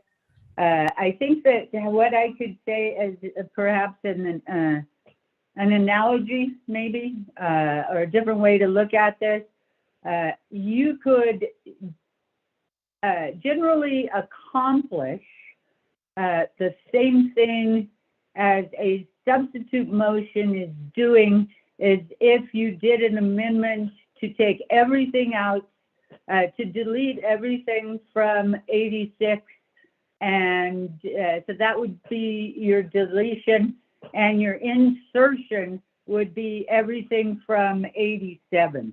That is essentially what you're doing here. So I do not believe that it affects the main motion or the agenda. Thank you, Speaker. Thank you very much. That colleagues, we are on a substitute motion by Madam Chair Amber Crotty, and I'm going to ask for a second. And I think I heard Madam Chair Charles Newton on a second, correct? Yes, sir. That was me. Oh, I thought I read it, the heading. Mr. Rico? Hey, put me on the queue. Okay, Mr. Rico, go ahead.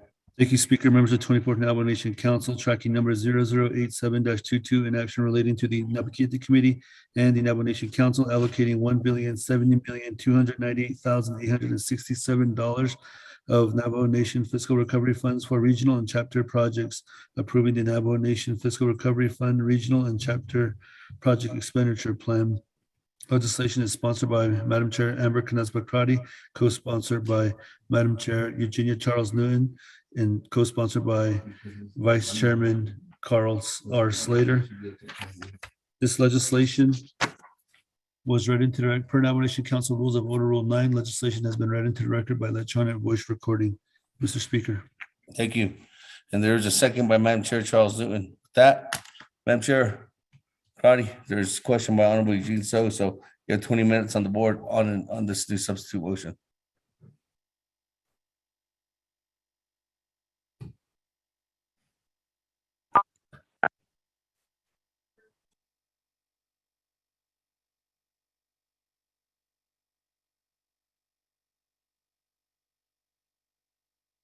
Speaker? Yes, thank you. Thank you, Speaker, colleagues, on substitute motion and the legislation. Colleagues, we are moving forward with the request and the support from different chapters and agencies to allocate the $1.7 billion for the Navajo Nation Fiscal Recovery Fund for regional and chapter projects, approving the Navajo Nation Fiscal Recovery Fund regional and chapter projects expenditure plan. Speaker, I want to make sure that on page 2 of 3 that we are reminded that pursuant to section 9901 of the ARPA fiscal recovery funds are specifically intended first to respond to COVID-19 public health emergency and its negative economic impacts, including assistance to households, small businesses, and nonprofits, and or to aid the impacted industries such as tourism, travel, and hospitality. 2, respond to the workers performing essential work during COVID-19 public health emergency by providing premium pay to eligible workers. 3, provide government services to the extent of the reduction in Navajo Nation revenue due to COVID-19 public health emergency relative to revenues collected in the most recent fiscal year prior to COVID public health emergency. And 4, make necessary investments in water, sewer, and or broadband infrastructure. Speaker, in terms of how we move forward, this legislation does not have a planned out project listing. But with that in mind, and going back to the legislation where it states on page 6 of 16, line 5, the Navajo Nation Council has determined, based on their public consultation efforts, that is in the best interest of the Navajo people and the Navajo communities to fund local and regional projects and enact a comprehensive Navajo Nation Fiscal Recovery Fund expenditure plan for regional and chapter projects in the amount of $1,070,298,867 to be divided equally between the 24 delegate regions in the amount of $44,595,786 as set forth.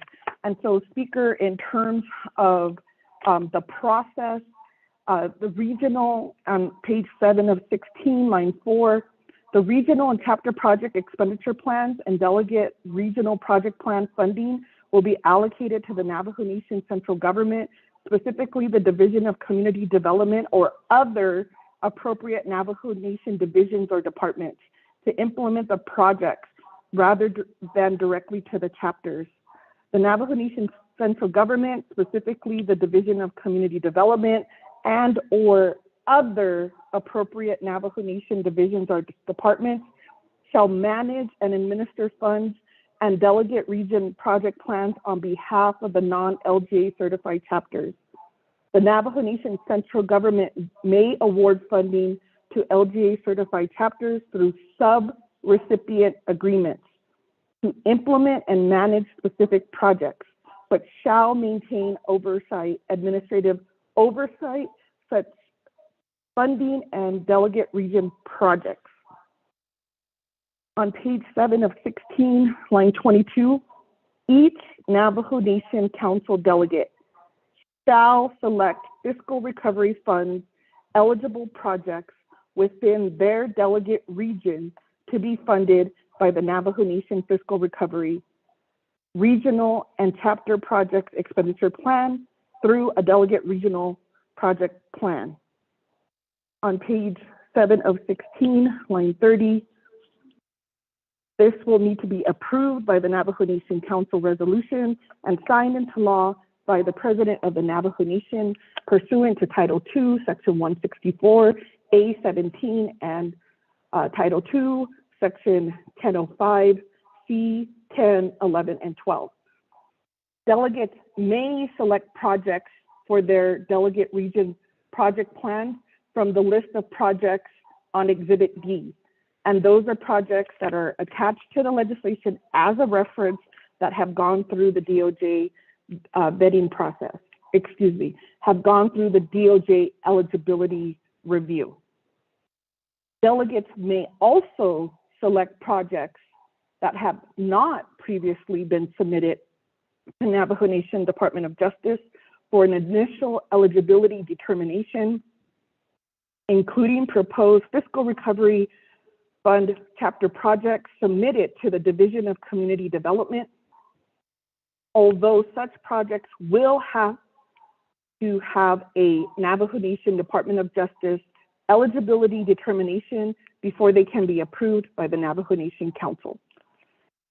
Speaker, in terms of time, on page 8 of 16, it goes into similar language that the Navajo Nation Fiscal Recovery Office will assist the Division of Community Development and other necessary executive branch divisions and departments shall assist each council delegate in developing their respective delegate region project plans, including the applicable resolution from Budget and Finance, BFS 3121, Appendix A and Appendix B, forms and supporting documents for those projects that have not already received Navajo Nation Department of Justice initial eligibility determination.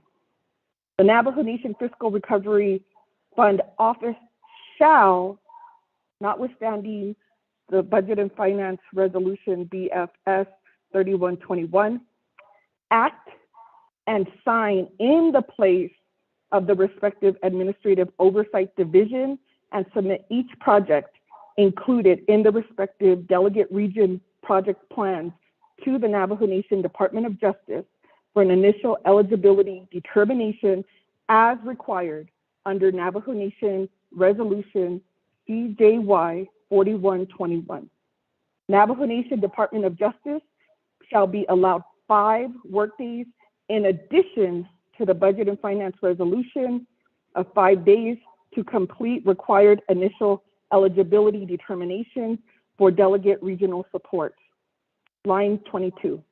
The Navajo Nation Fiscal Recovery Office shall not be required to submit projects to Navajo Nation Department of Justice that have already had an initial eligibility determination, provided that there is no proposed change in the project scope of work, eligibility, category, or the amount of funding requested for the project. Each delegate shall submit a comprehensive list of projects, including the Budget and Finance Resolution BFS 3121, Appendix A, Appendix B, and supporting documents for those projects that have not already received Navajo Nation Department of Justice initial eligibility determinations for their respective delegate region, totaling no more than their delegate region allocating $44,595,786 as set forth in Exhibit E. To the Navajo Nation Fiscal Recovery Fund Office within 90 days after this legislation is fully enacted. Page 9 of 16, line 2, if the Navajo Nation Fiscal Recovery Fund Office has not received a comprehensive list of projects from a delegate region, including Appendix A, Appendix B, and supporting documents for each project within 90 days after this legislation is fully enacted, the total allocation for that delegate's region shall automatically revert to the Navajo Nation Fiscal Recovery Fund. The Navajo Nation Council and the President of the Navajo Nation action shall not be required for the reversion. All delegates' region project plans shall be subject to the following requirements and restrictions. Page 9 of 16, line 10. Number 1, delegate region projects shall fall under one of the allowable U.S. Treasury expenditure eligibility categories set forth in Exhibit B.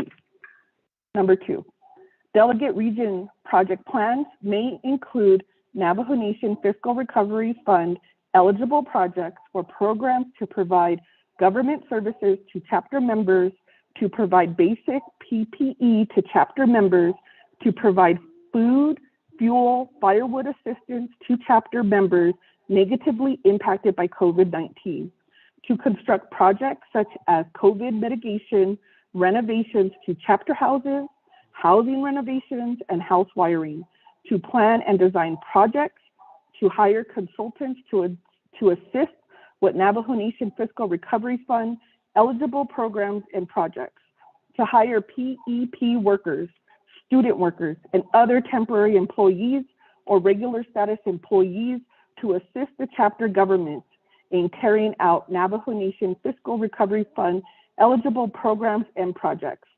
Delegate region project plans shall not include COVID testing and vaccinations or any cash assistance for chapter members such as hardship assistance programs.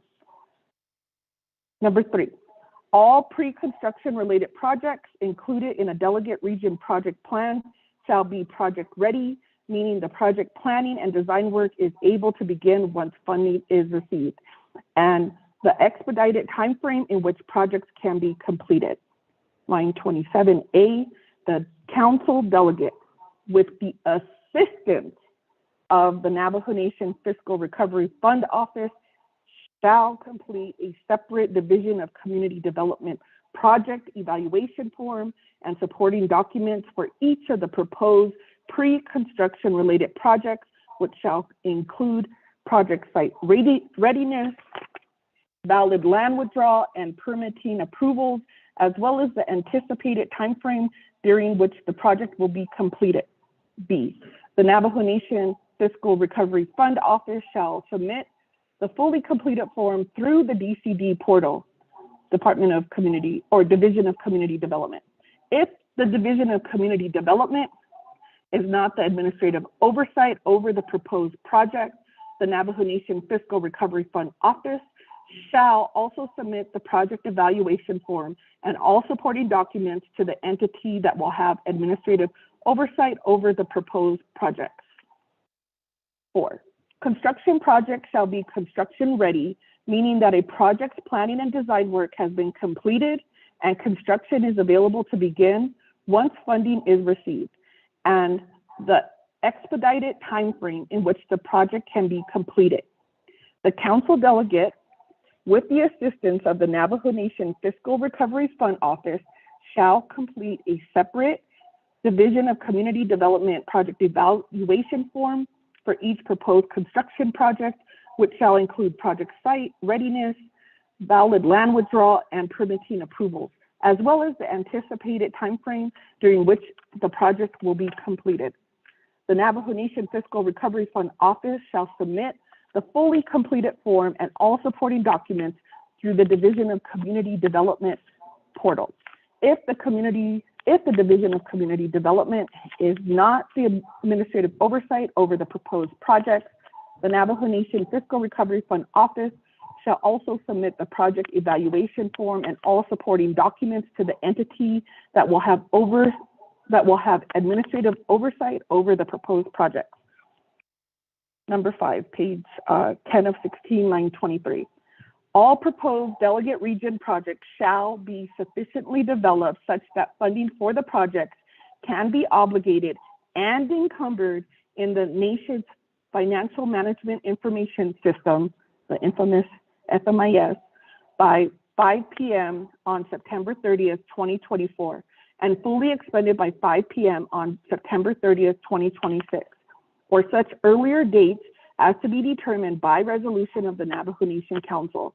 This generally requires Navajo Environmental Protection Agency right-of-way and design work to be sufficiently advanced such that these pre-construction tasks can be completed in a time to execute construction contracts and encumber funds by 5 p.m. on September 30th, 2024.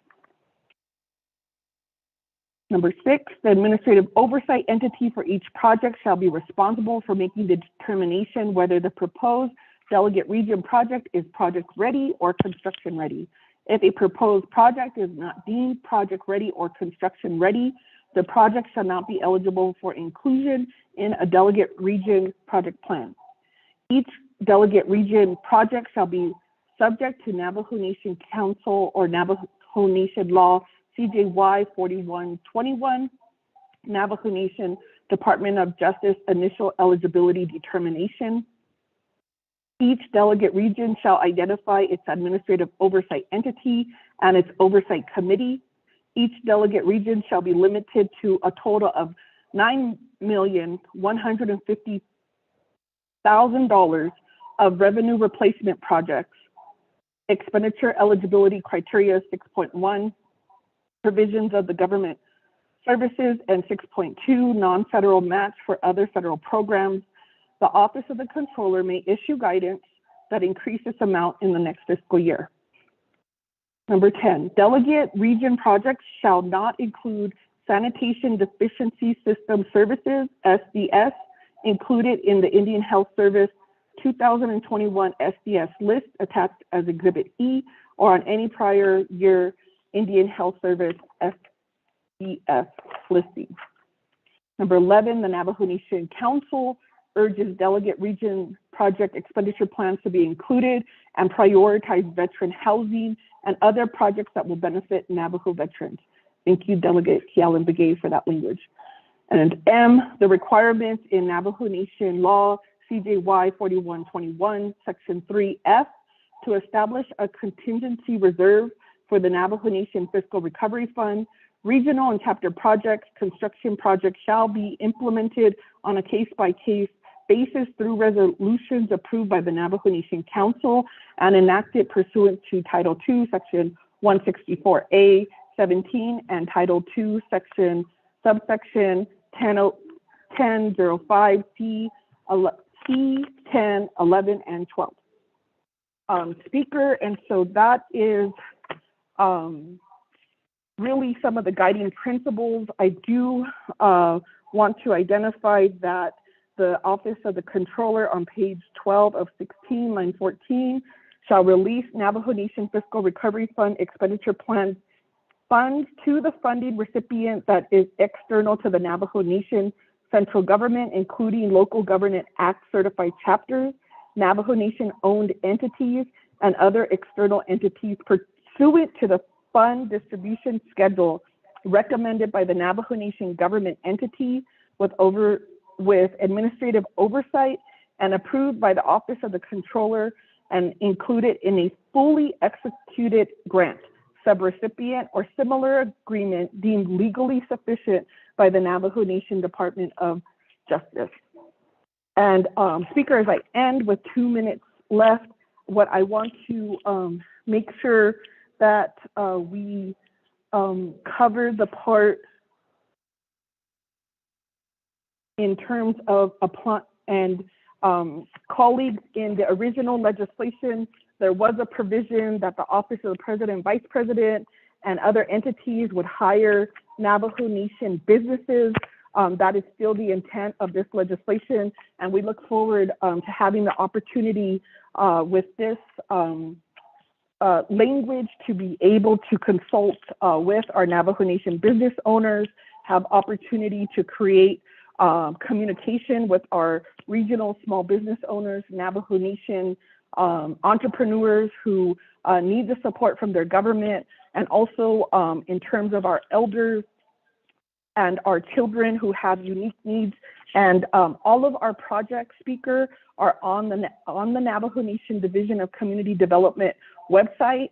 It has not been updated since November of last year, but our chapters are constantly updating and providing information on what they need when it comes to bathroom additions, when it comes to house wiring, when it comes to water, when it comes to power. And what I do want to mention, Speaker, is that there are water projects that have not made it on 0086-22. And so this is an opportunity to review all of your projects to make sure that you as a delegate have that direct communication with the technical folks that you need so that you can provide the opportunity for your community-based projects on how they want to address COVID and how and to respond to and respect all of those chapter resolutions and get them the support, and especially trying to manage those projects more at a regional level so that we can start moving away from centralized window rock. Thank you, Speaker.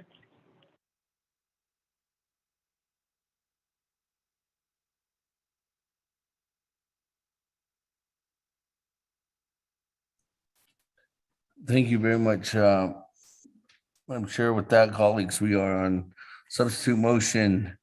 With that, I do have Honorable Eugene So in the queue. Honorable Eugene So on the substitute motion, not on the legislation, on the substitute motion. I guess could tie it together, but.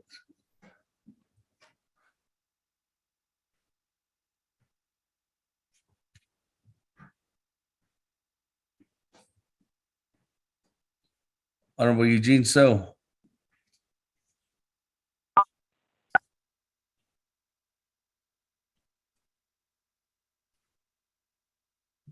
Okay. Yes. Hi, question Maya. Toronto Session. The substitute you should even now be had this 15. All the people can't get, you know, it had to even now. What are chapters they caught this short? They need 48 million. That would just be almost all the projects. I go with this one here. I got a big chapter. For credit, over had this in Saudi Kong, means Saudi Ayo, but other kid has a million now. Abba has been your substitute, no, but Abba has 50 so Tiger National News, and there's now. So, you see, Abba has been what I get is 25 layman's term. But I should have got on so even now quite a bit had this symptom, but reserve my time. Okay, thank you. Speaker.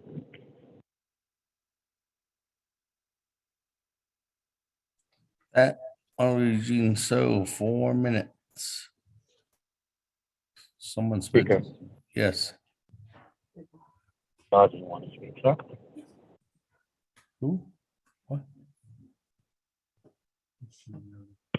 Chairman Yazzie, is that you? Yes, sir.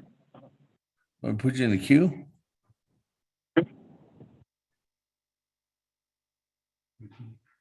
You're breaking up, Chairman. Can you hear me now? I hear you now. Yes. Want me to put you in the queue? Okay. Yes, sir. Okay. Add Delegate James to the queue. Thank you, Speaker. That Honorable Chairman Daniel So, floor is yours.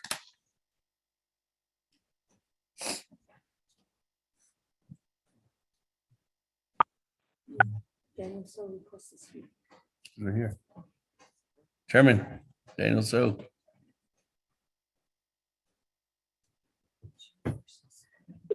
I can't lost it, so I had to get unmuted.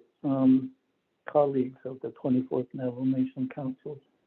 Hey, I'm in favor of this substitute motion. You know, when the amended 0257 failed, none of the divisions reached back out to the chapters.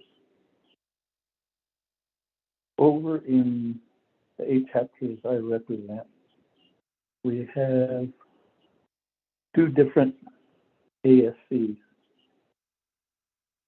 And basically, in the Crown Point ASC, the ASC is the delegated CSC.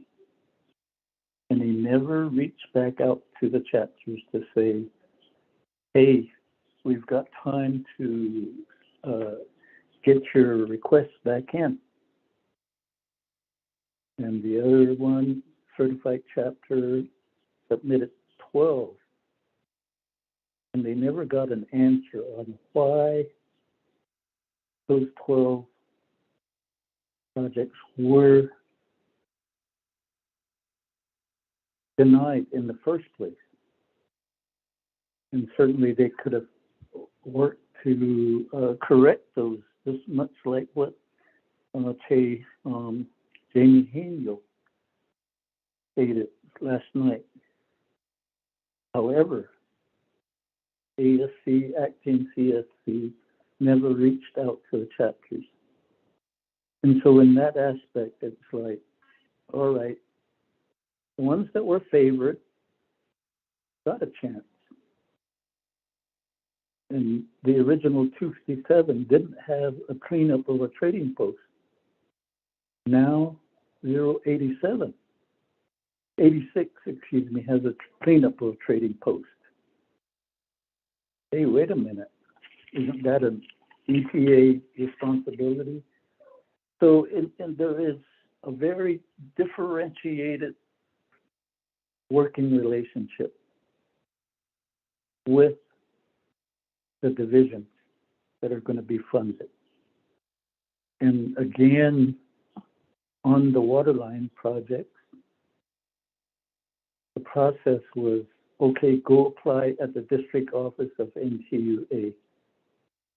And so far, we don't even know how many of the 8 chapters that I represent, how many folks have been cleared for waterline connection. In working with Jemez Mountains, I have a real good idea. Now with the Continental Divide, we still don't have a very clear idea. So that's what I meant in my recognition this morning.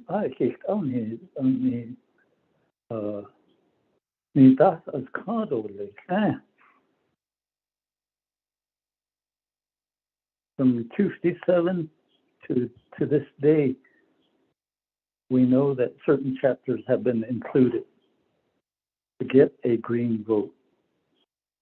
And for me, that's very troubling. I was never approached. Chapters were never given feedback. So,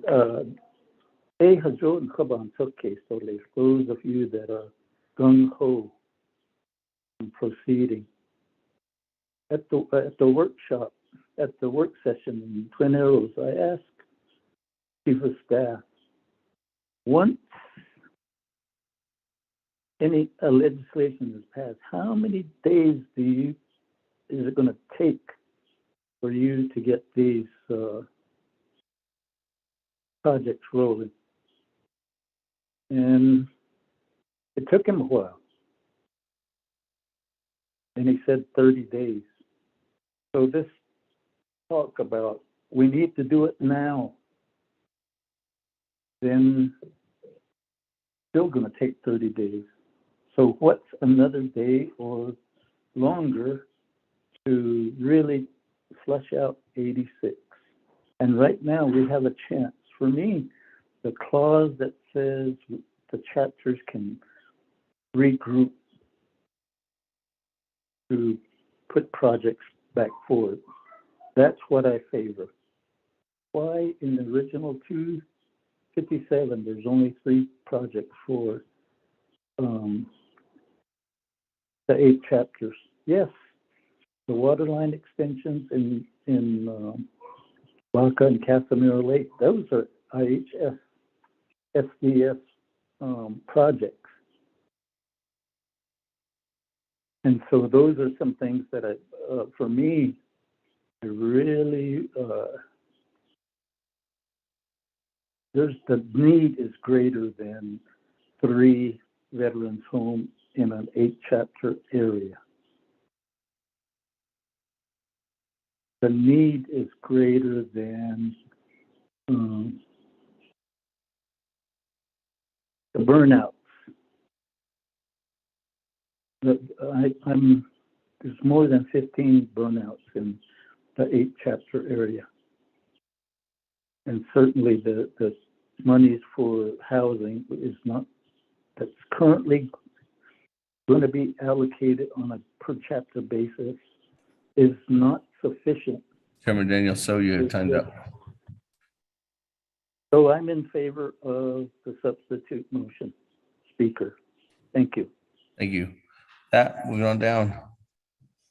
On the substitute motion, Chairman Edwin Yazzie.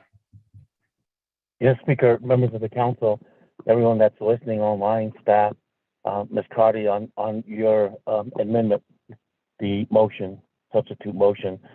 I know it's kind of a bit confusing, but I do have a couple of questions that I want to bring up. The chapters that are just one chapters in the substitute motion, are they going to receive more amount than delegates that have 6, 5, 4 chapters on the substitute motion?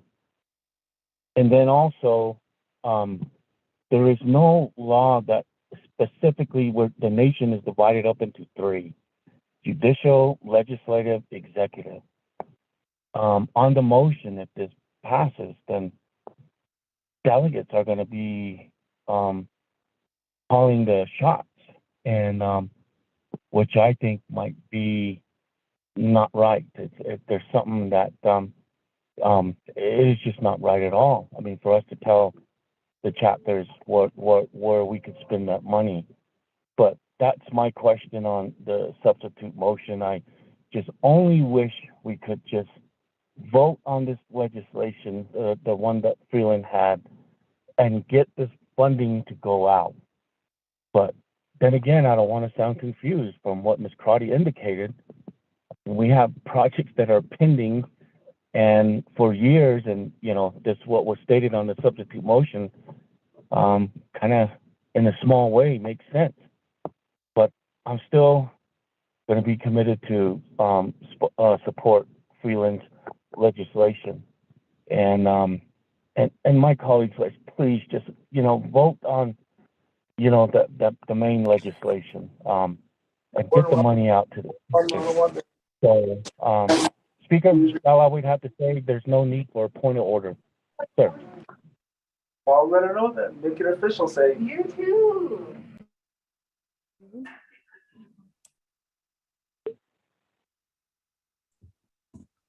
Hello? Thank you, Chairman. I didn't hear a point of order. Did you hear a point of order? I didn't hear a point of order. Oh, okay. All right, sir. Maybe my ears. Thank you, sir. Okay. Council. That, moving on down. Honorable Vince James on the substitute motion.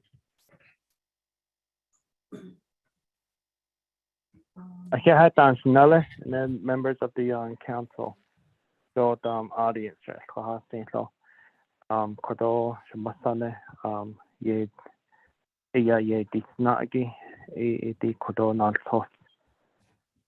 Okay, but it doesn't have ahi legislation 0087 iki ado shinale ye ke ni yahagi honorable da Eugenia Charles Newton ke ha ako shisazido kodo a la non sin ako hala e she kodo chapters iki ya the resolution supporting resolution iki lato ye that's what's the to support legislation 0087 ako akot bahati sto ani ako decrease conduct she ohat and behanas legislation 0257 then that not ni di depend that on chiki ke hona au not for the cut that's so akot kote den aber hat das shahigi be na hatishne no konzade ni hit hol jisn la ko on hit na hit as hot au in hit ko ho sinan dole ko de sinan do de sinan on hit it not on hit it net aho konzade hol jisn la ko do zagi adole what the net de yokido quaggy bunch or car or later call she put a call not chapter but cut the shahin the quotation known the shehite urban in the case wala the project or the hayun that is nito do the bakat at age 745,000 it's all the what called the chapter our reimbursement to get the taxi glass and the other things that were purchased by the chapters. Because not kit. So I should 745,000 iki Bohanetza, Jokot Abe Hansa Kismle, Dobesha Hat Leako. Adonana Tra on the Esto A. See that non source. Kodon Hidatni for Ziki Esto 0087 Esto A. Ya. The Queen A. Tahodoni go in has unleako. Ado Hashne Lat AD legislation 0086 Ziki. Aya Akin that's the chi look on here if the Tahoye Jedito. In that's the chi Ganada Cornfield Steamboat Jedito. How many of their projects are in legislation 0086-22 is what I'm always asked and questioned, and I try to review the documents to go and review that information for my constituents.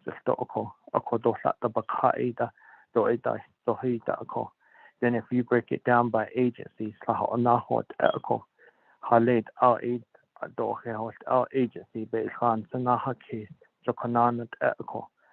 either by delegate district or Ahunanat Eko, Sanaji, Nisoko, Hale, Halahot, El, Halid, El, Sokotahot, Ahunahas, Anleako, Ebonina, AD, baby, Kate, Zindo, listen, so additional, Okot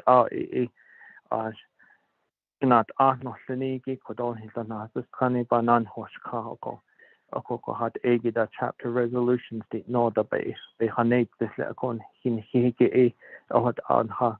It can't need crystalline chapters, but cut the Shahigi echo put out in his and the adolescent at Arno Senigi, when he can't so Zendo list to cut out when he can have state or list the substitute motion again. Quit it all list. Thank you, Speaker. Wait the rest of my time.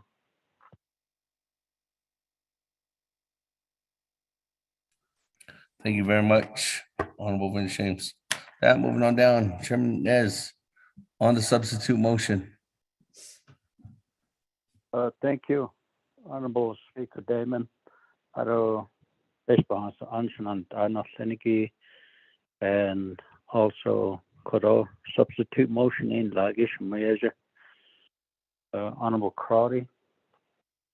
I have a question for our Chief Legislative Counsel, Ms. Dana Bobroff. This legislation under Section 1, Authority, C, it speaks to Nabikia Committee as a standing committee of the Navajo Nation Council with the delegated responsibility to hear proposed resolutions that require final action by the Navajo Nation Council. And then Rule 15, Substitute Motion A, the third paragraph that we had mentioned, if the substitute motion is a legislation, it must first have completed the legislative process pursuant to Title II, 164 process prior to consideration by the council, it states. Now, if you look at 164 on Section 9, it says a proposed resolution that requires final action by the Navajo Nation Council shall be assigned to standing committees having authority over the subject matter at issue under Nabikia Committee, it says. Ms. Barbara, this legislation has not come before Nabikia, and I'm trying to understand how we can skip Nabikia. If the substitute motion, Rule 15, says it must complete the legislative process pursuant to 164. Could you respond? Thank you. I'll reserve my time. Yeah, you reserve your time at 3 minutes and 2 seconds.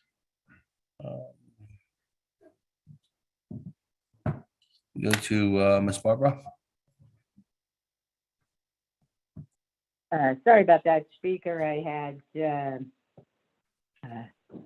I was muted. Now, the Rule 15 does not define the legislative process, exactly what the legislative process is. Title II does not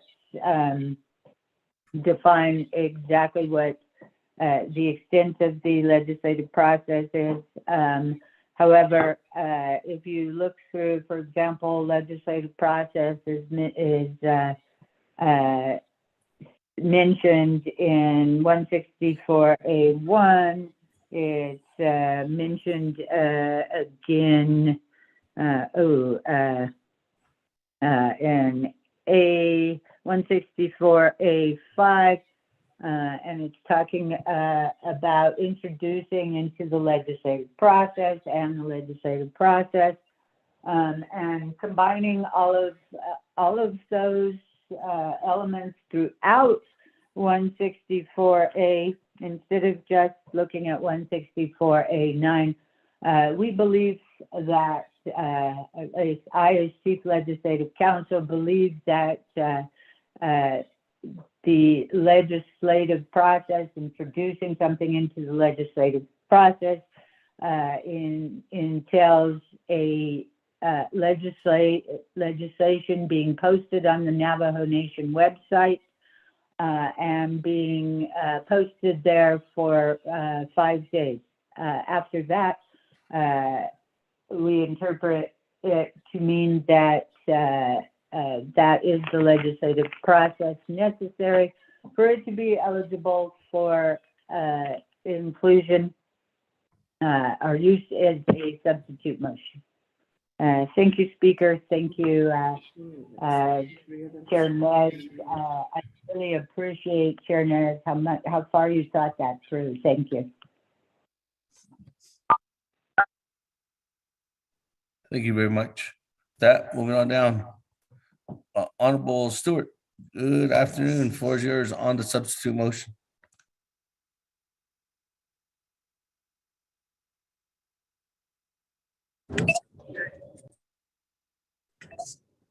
Speaker, Scylla, Oh, I am gonna pull up on top of the hill, but while I get there, I had some to let out on the colleagues on Fliniki for this discussion on the substitute motion. Again, Shamayaja that the corner, Charles Newton calling a second ilagi for this.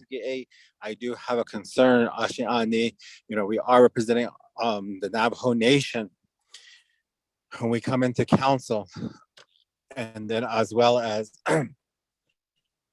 our enterprises and entities out there across the nation. And so in discussion and thinking about all the discussions that are going on to this point, I would like to ask, is this legislation? Because when we read the legislation, it says delegates will select projects. And it's only one area that was mentioned as chapters. So question, is this legislation going back to say that it's like what the 88 had, the discretionary funding use? That's my question. And then, because right now, I can say that we have to consider that we have a supply and demand across the nation, whether it be on the Navajo Nation or off the Navajo Nation. And we did talk about projects being shovel ready. And that's what I've been telling my chapters that I represent. People I see, I tell them that these projects have to be shovel ready. We cannot say, wait, let's plan, let's design, let's do the right-of-ways. Let's get these clearances first, and then we'll push for it. Because I have stated before that when the 23rd got those $1 million and they gave it to each of the chapters, as a member of the Resource Development Committee, we're still dealing with Cap 38s from that funding. There's still changes coming in saying, oh, we want to include plan design, right-of-way clearances. And that's after what, 4 years, 5 years that they got those fundings? And I also agree with Chairman Yazzie. Does this mean that those bigger chapters are going to get that amount? If so, then I'm going back to what Chairwoman Charles Newton said, that she was going to pull monies from each of the delegates. If that's going to be the case, then no, from my chapters, those bigger chapters are going to collect that money. They can pay that funding to judicial for those. to bring down their balances to match our regular chapter funding. That's just what I want to comment at this time, reserve my time. Thank you, Speaker.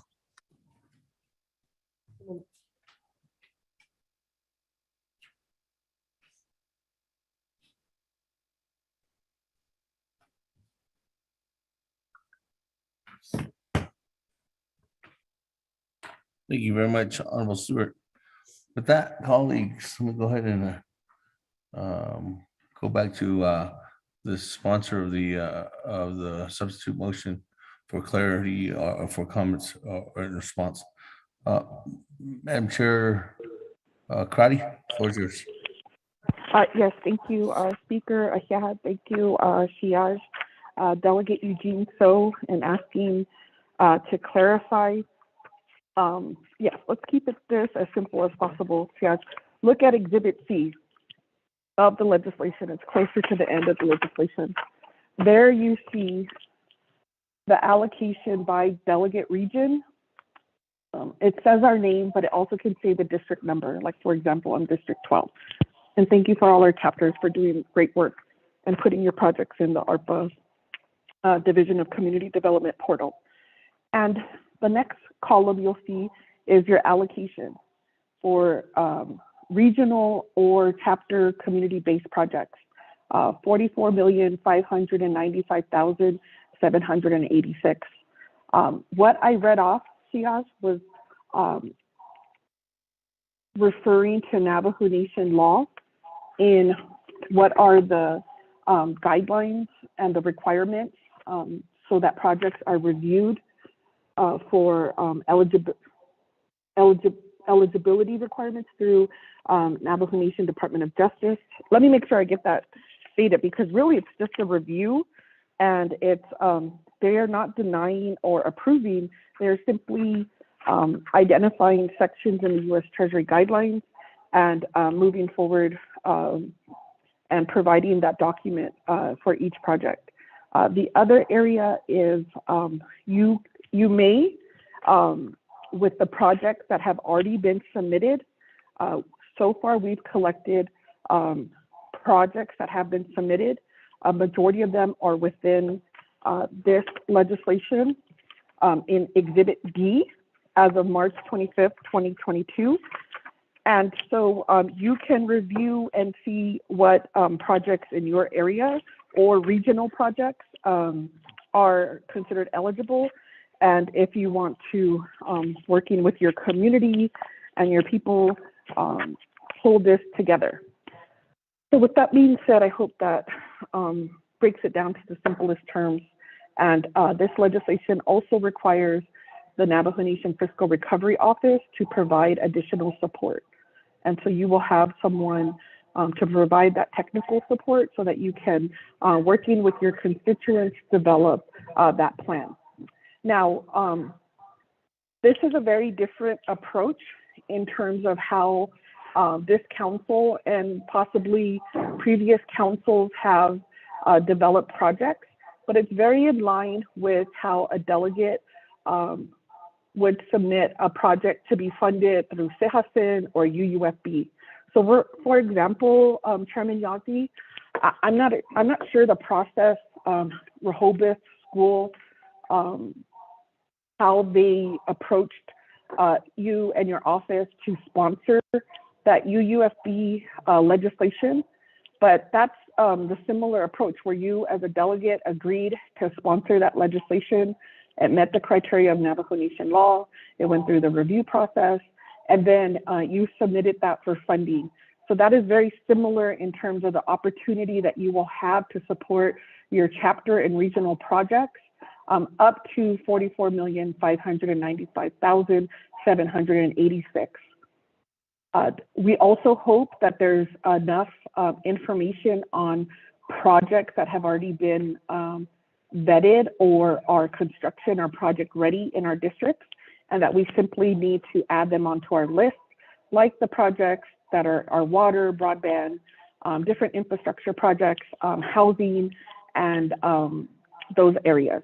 So I hope that gives you some clarification in terms of the comment, the delegate calling the shots.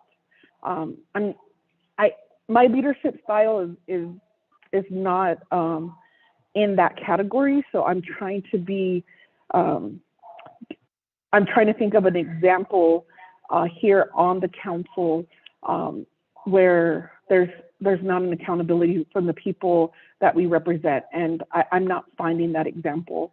Or here's a good example, legislation 0086-22. There was no interaction from the people or the communities to create those projects, so somebody definitely was calling the shots. But this approach is to make it community-based so that you can work and identify those projects, work on regional projects, and these great Navajo Nation projects can certainly be supported by all of the delegates if they choose.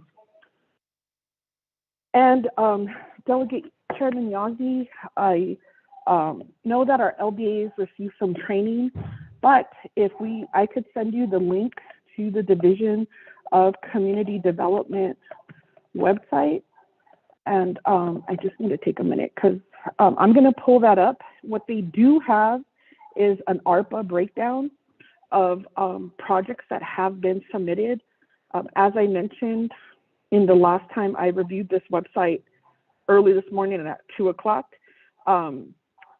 it wasn't updated since November of last year. But Chairman, I'm looking at your great picture of you on the council, sir. It looks like collectively your communities have submitted approximately, oh, there's not a final number, but about 34 projects are in this portal. And so these are all great projects like sewer line upgrade, Smith Lake power line house wiring, bathroom additions. And so I think that's an opportunity for you, Chairman, to see which one of these projects were submitted for DOJ eligibility, and then how working collectively you can pull together the projects for your community and your region to address COVID. So I hope that gives some guidance and background. It's a great working website. It just doesn't give us which projects were submitted to Department of Justice. So I hope that we can get that information, and that will be very valuable so that we're not duplicating DOJ requests.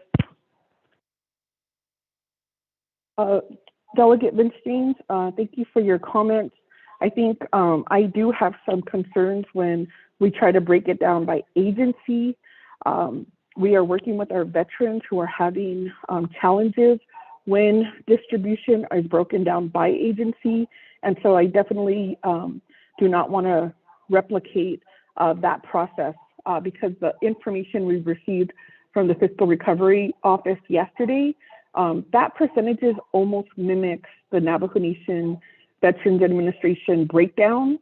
And our veterans are just not happy with that breakdown. So I agree on some of those concerns. Chia's Chairman Nez, thank you for those questions and in your work on the Title II subcommittee. I agree that we can collectively work together to strengthen some of our laws, to clarify. And my hope is that your questions were answered. This is also an opportunity, Chairman Nez, to look at how many projects were identified from your chapters with this listing, how many projects you're hearing from your community members. And I just spoke to our farm board members this morning because we have sometimes late meetings. So yesterday we had a meeting with our Untitled Chapter, and they were talking about equipment failing, erosion, drought conditions, and it's really impacting the production of food. And so that is definitely a food security issue. As we all know, supplies were limited when COVID was impacted the nation. And if we could really build up our agriculture community, this amendment here, or this process here, would allow you to maximize working with your community and your farmers in some of those relief efforts. because as stated, there is funding in the government service section, and I'll need a few minutes to find it. Oh, here it is. If you could review, Chairman, and my colleagues, page 1116, line 10. Each delegate region shall be limited to a total of $9,150,000 of revenue replacement projects.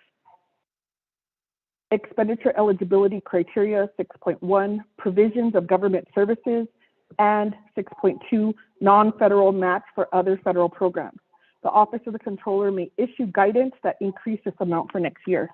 So that is an opportunity with that is not, that type of funding is not as restricted as some of the other sections. And I think we can make a great argument that increasing our food security and providing fresh, healthy food will increase our access to food and decrease our health disparities. So we could continue to have that dialogue, but that's an opportunity when you're able to select your projects working with your communities, your chapters, and others. Delegate Stewart, yes, thank you for your comments, and I appreciate the statement representing all of Navajo Nation. I agree in, and collectively, then this approach will represent all of the Navajo Nation. What it will do is give an opportunity for the different regions to identify maybe unique challenges that might not be prioritized here in the surrounding Window Rock community, and different challenges that you may face in your district in the situation of teetering between two states and the type of projects that you want to move forward. And you have a lot of great community-based projects like your cleanup in the Navajo community, looking at how you want that town site to prosper. So there's a great amount of projects and opportunity, not only for Navajo, but Crystal, in terms of what we and how we can continue to support the communities in their vision for themselves and how they want to respond to COVID-19. And a majority, if these projects that have already been submitted work for your community, then these are definitely projects that you can continue to support in the allocation or work on a regional approach. I would ask, let's reconsider the judicial comment. I think if we see how the possibilities in looking at how to support the judicial branch, I'm sure we can come to some common ground. And maybe then it's a neutral body facilitating that conversation. And that would be my recommendation, Speaker, as we move forward. And in looking at some of the challenges with the CEJASIN funding in the past, that has to also be our responsibility as a council when we pass that legislation. We definitely can use broader language or update our definition and what do we mean when we're supporting these projects. How tedious do we want our language in the code? Is it time to bring in construction attorneys to provide guidance in terms of how we redesign and modernize our code so that we do not have to continuously come back to council to fix minor issues? So if there's a project out there, it's all inclusive, and there's been language by CPMD that I have that could make some recommendations on the definitions so that our community members, whether they get Navajo Nation money, state or federal money, that helps the pipeline when it comes to project management and development. And so I just want to say, in terms of some of the examples that you gave regarding projects, that's why it was important for me to read directly from the legislation in terms of the requirements that are needed. There is a threshold. This is not a bull run on the funding, but that there is a process, and that collectively we can make those decisions together. And so how you organize how you're going to look at projects,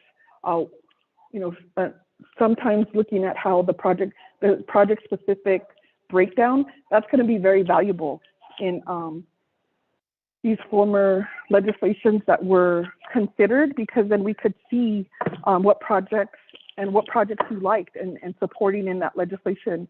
So my role here is not to, to think about some of the fears or some of the anxiety when it comes to doing something different that's grounded in our communities, but really have a positive approach to how we select the projects, and that when we walk away, that we feel collectively that we've been able to address the COVID response in our communities, in our respective communities. And so I think that is very in line with who we are, what we say, how we bring in and have these discussions.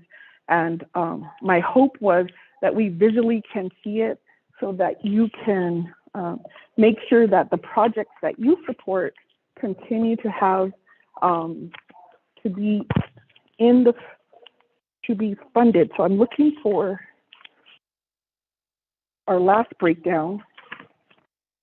And what I want to say is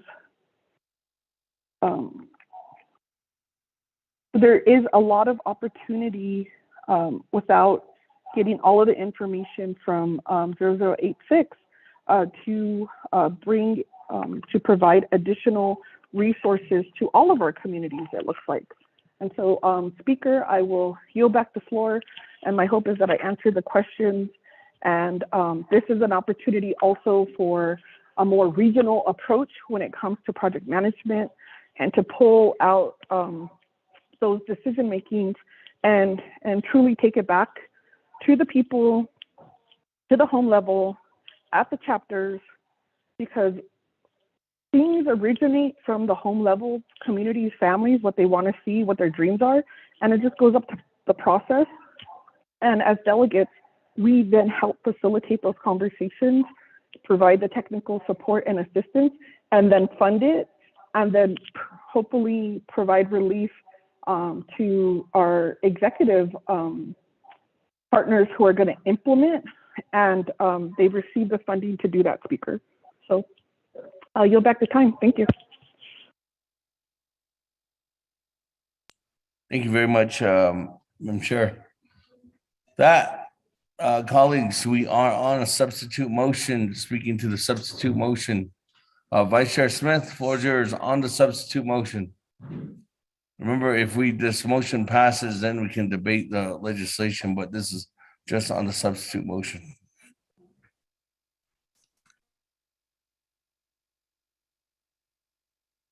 Yeah, Speaker, though the Space on 24 Naval Nation Council. This begs the question. Arut Tafanus Agi, Wisao, Yate, Kaila Bani Kaila, Ajla, Yilhatis Wakita, Oko, on Rule 15, substitute motion. In there it says that if the substitute motion is a legislation, it must first have completed the legislative process pursuant to NNC 164 prior to consideration by council. I'd like to have DOJ's interpretation on this.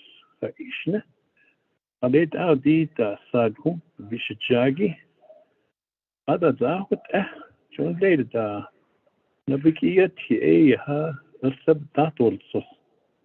Adon Bishmasan at the Hunata Dida Atana related Tasion Dati 086 Jobanta Naste Schmejako say 87 Nigi Ado Lotasi Tado committee report or Tata. Of course, Nandara Natligi. Did it Naidi Kide had the Department of Justice. They but not Naidish Kidida. Although called it 164 Gi when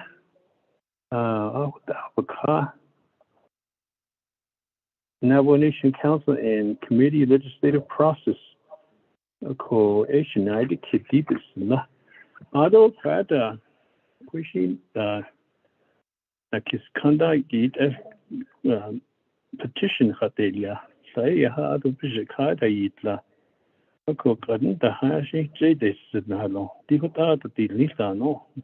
To besteda ko di kwa bande tenigi. AI data. Let us see, right? Appenda agenda in general state, yeah. Okay, 24-hour notice study. No, the Department of Justice inch kid 90 kid 24-hour notice, Joe. Not so fast can't though. Da hard bishmasa bananishi do lift over da be azen ko his but better husband. Okay, the hot not this one. I reserve my time. I request that DOJ intervene. The cat. Okay, with that, Department of Justice request, but let me see, Vice Chair Smith, 2 minutes and 12 seconds on reserve time. I'll let Department of Justice, anybody on from DOJ?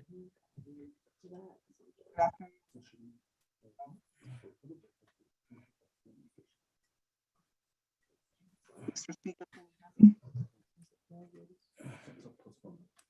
this is Yes, I can barely hear somebody. Mr. Speaker, this is Mel, is that you?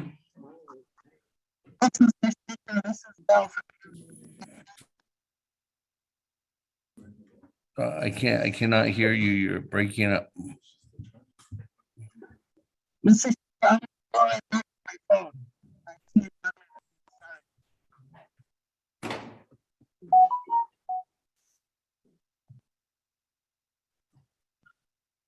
Mr. Speaker, if I may, this is Mel Roda. He'll be calling back with his phone in just a moment. Okay, because I just heard the last part of what you stated. Okay. Hold on.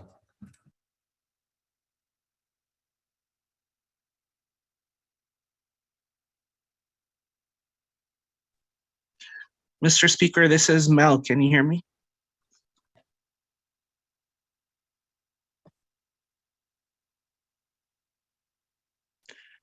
Mr. Speaker?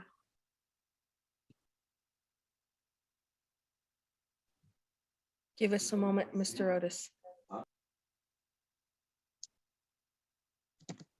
Okay, thank you.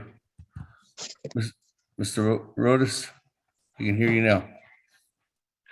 Well, thank you, Mr. Speaker. I apologize for the technical difficulties earlier when I couldn't be heard. Again, this is Mel Rodas from the Tax and Finance Unit of DOJ. Thank you, Honorable Vice Chair Smith, for the question. And I just want to respectfully disagree with OLC on this point, and which is very rare. And so I do so with very much respect. But I interpret Rule 15, paragraph A, to mean that the legislative process in 2 NNC 164 has to have been completed, not just initiated. And if you look at, as Chair Nez indicated earlier, if you look at 164A9, that speaks to a proposed resolution that requires final action by council having to be assigned to a standing committee, including NABI. And so in this case, 008722 was assigned to NABI, but it wasn't acted upon because time running out. And so I don't think that this substitution motion is in order. That's my personal take on it. I'm not purporting to speak for all of DOJ on this, but I think that because it was not voted on at NABI, the legislative process wasn't complete. Some people might ask, well, if it had been voted on at NABI, wouldn't it? Speaker, point of order.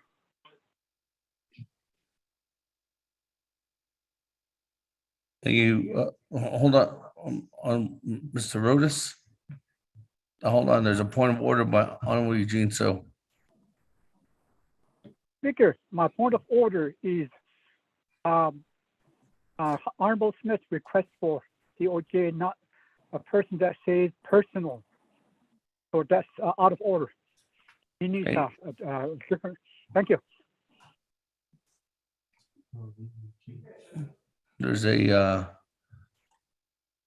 as indicated, when it comes down to lawyers, they could get, as everyone knows, everybody could come up with a different opinion. Speaker, point of privilege. So with that, on Mr. Rodas, you did indicate that you've spoken, and that just from what you indicated. So I'd like for Attorney General to review that and state that from the Attorney General. With that, there's a point of privilege. Yes, Speaker, it's Freeland. Yes, Honorable Freeland. Speaker, I'd like to challenge your ruling on allowing the substitute motion to occur. Thank you.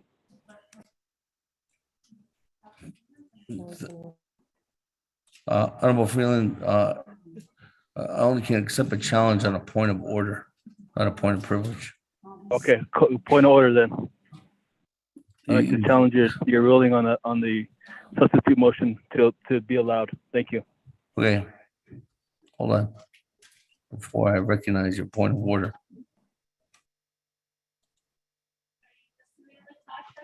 Yeah.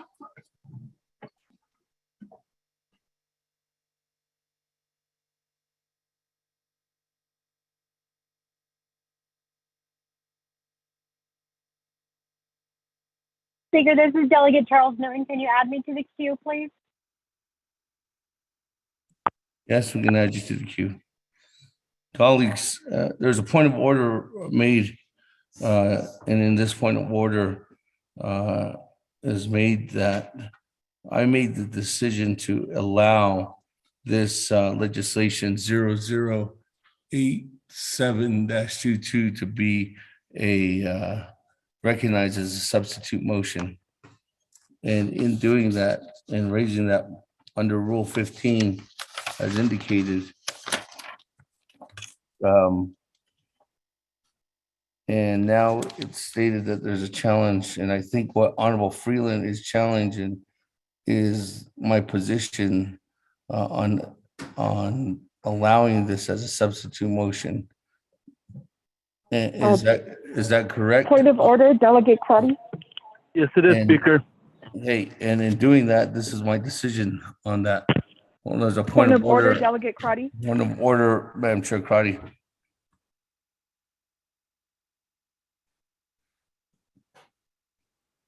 Thank you, Speaker. My point of order is Rule 25, point of order, appeal of decision. Number A, a point of order shall be raised immediately after the error is made. The council delegate raising the point of order may interrupt the speaker, provided the council delegate concisely states the rule violated pursuant to the point of order raised, or when a vote is in progress to raise the issue.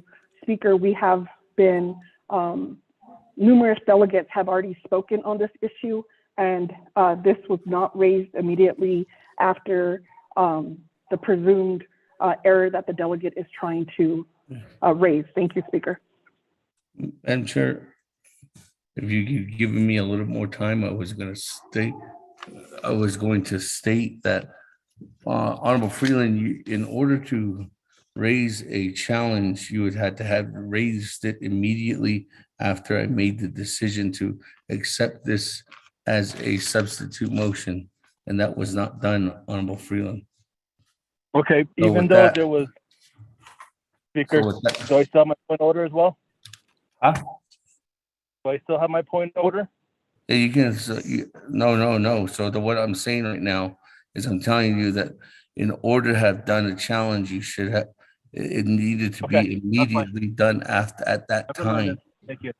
So I'm following the rules of order. So with that, colleagues, we are still on a substitute motion. With that, I'm going back to the queue. We are on the main motion of the substitute motion. I have Honorable Otto So next, and Madam Chair Charles Newton. Honorable Otto So. Point of order, Chairman. Point of order, Kealan Begay. Speaker, I raise a point of order, and I don't know if I need to go through the point of privilege to clarify.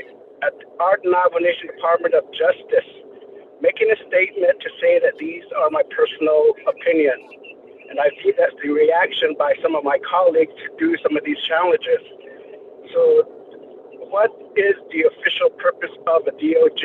Is it for their interpretation or for their personal statement to the Navajo Nation Council? We need to clarify that before we move on. But this is legally something that would be challenged to us by the Navajo people if we're going by with the personal opinions.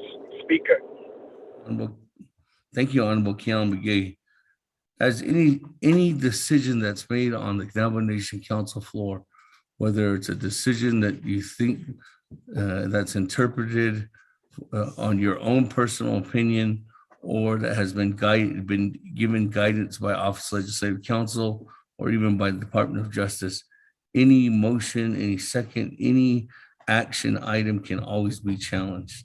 But in this case, when we're asking for an opinion, or we're asking for a position from Department of Justice to explain to them, to Honorable Vice Chair Smith, the confusion was brought up there, I do believe, when Mr. Rodas indicated that he's speaking for himself, but not for the Department of Justice. So in this case, let me refer back to our Office of Legislative Counsel for further clarity. Office of Legislative Counsel.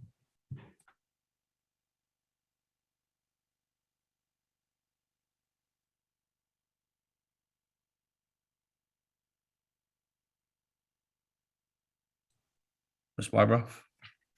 Thank you, Speaker. I'm not sure exactly what was referred to me, but the one thing I have noticed is, Speaker, you did ask for the AG to come and state DOJ's opinion, and I don't believe she was given the opportunity to do that.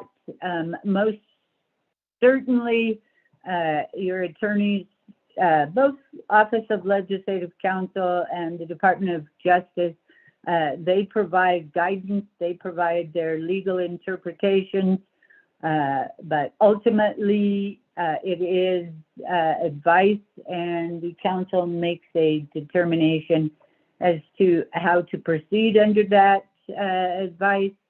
And if a decision is made that made by yourself, Speaker, that delegates don't agree with, perhaps because they got different advice from DOJ than they did from Office of Legislative Counsel, there is a mechanism to challenge that. That is the point of order provision in Rule 25. But as you said, there are some time constraints on doing that. So that's what I think I'll stop now, unless Delegate Kealan Begay had a specific question for me that I did not answer. Thank you, Speaker. And in this case, thank you, Ms. Barbara. I did, we're formally sending a email over to the Attorney General Mr. Speaker, to have that position of the Navajo Nation Department of Justice, and that might not even come out today. I mean, that might take some time. Mr. Point of Speaker, privilege, Speaker?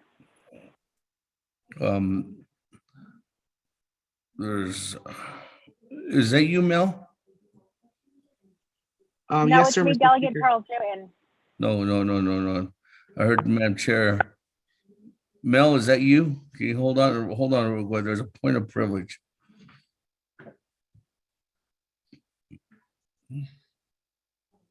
Speaker, are you recognizing my point of privilege? Yes, at this time, yes.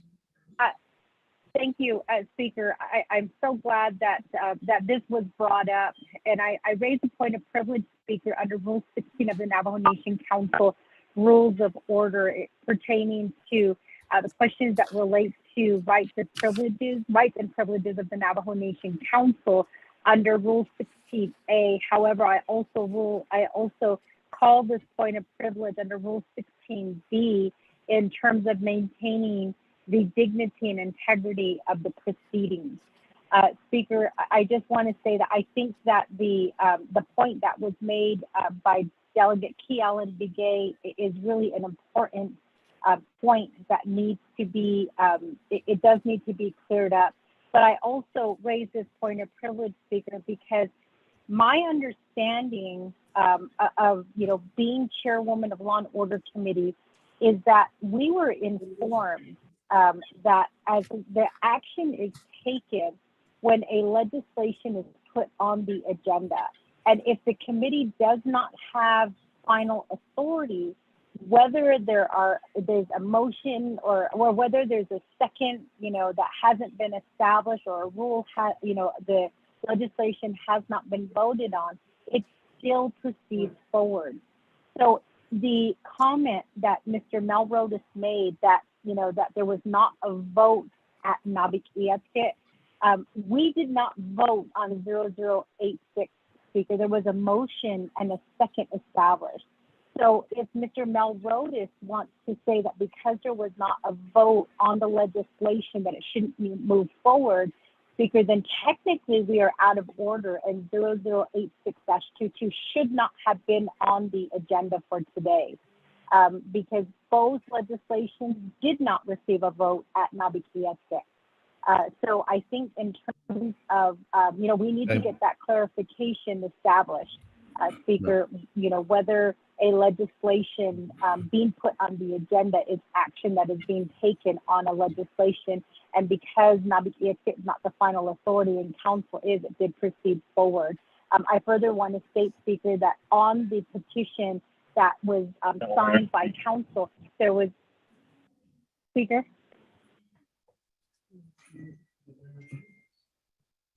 Are you done, Madam Chair? Hello? No, I wasn't done. Okay.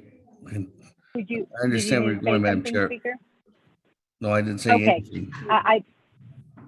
Yeah, okay, I thought I heard you. But I just want to point out that the language did state, that if there are other legislations that they could also be included as well, Speaker. And in fact, looking at the legislation, it says, that again, the other legislations could be included. So with that, Speaker, thank you. I'm finished with my point of privilege. Thank you for your point of privilege in maintaining item number B under Rule 16 to maintaining quorum and also maintaining colleagues, we are on a substitute motion at this time.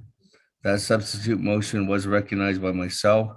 It was raised by Madam Chair Amber Crotty. Second was by Madam Chair Charles Newton. From that, colleagues, we have had a debate on this substitute motion for quite some time.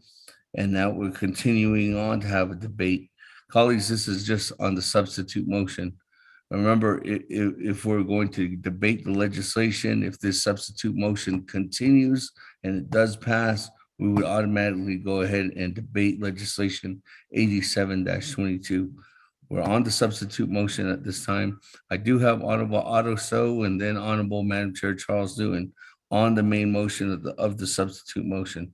So I'm going to go to them at this time. Again, I emailed Honorable Keon Begay to answer your question, your request to as well, to get that information directly from the Department of Justice, from the Madam Attorney General herself. That, Honorable Otto So, floor is yours. Thank you very much. And to the substitute motion, I look at it as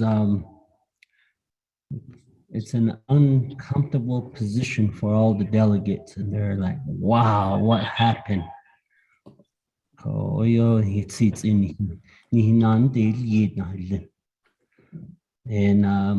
this provision is part of the legislative process that we have. It's been on the books. And I do understand that I don't think we use this yet, but this is a good tool to utilize, and provision was put into the law for a purpose. Department of Justice, so I did that shit so yeah, shiban this case. Legislative Council, so the guidance from the Department of Justice. Remember, Department of Justice, we're the client. What is the guidance of this process with the collaborative effort of the attorneys? Department of Justice, again, we are the client. And to provide the legal guidance is what this body is looking for, not your personal opinion. And this is something that I look at.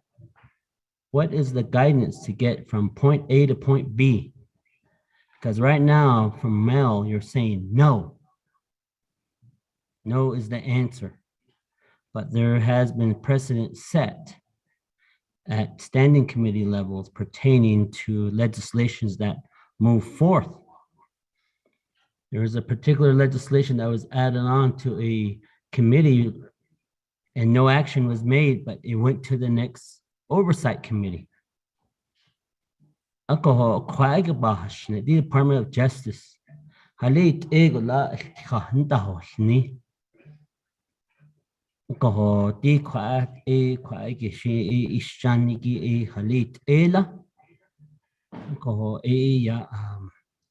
Please provide answers to your client. I would like to hear what the Attorney General, I would like to hear from the Attorney General herself on this matter.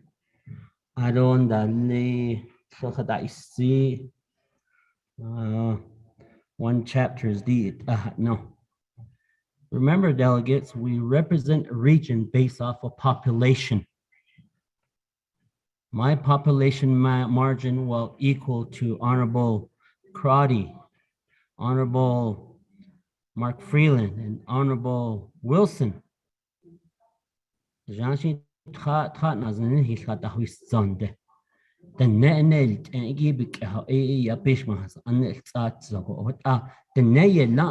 Navajo people approved that. And if there's issues with it, you need to go back to the Navajo people to change that.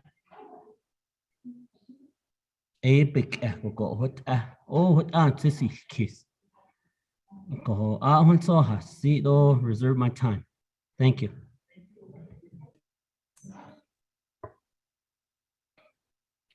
57 seconds with that. Moving on down. Madam Chair Charles Lewin on the substitute motion.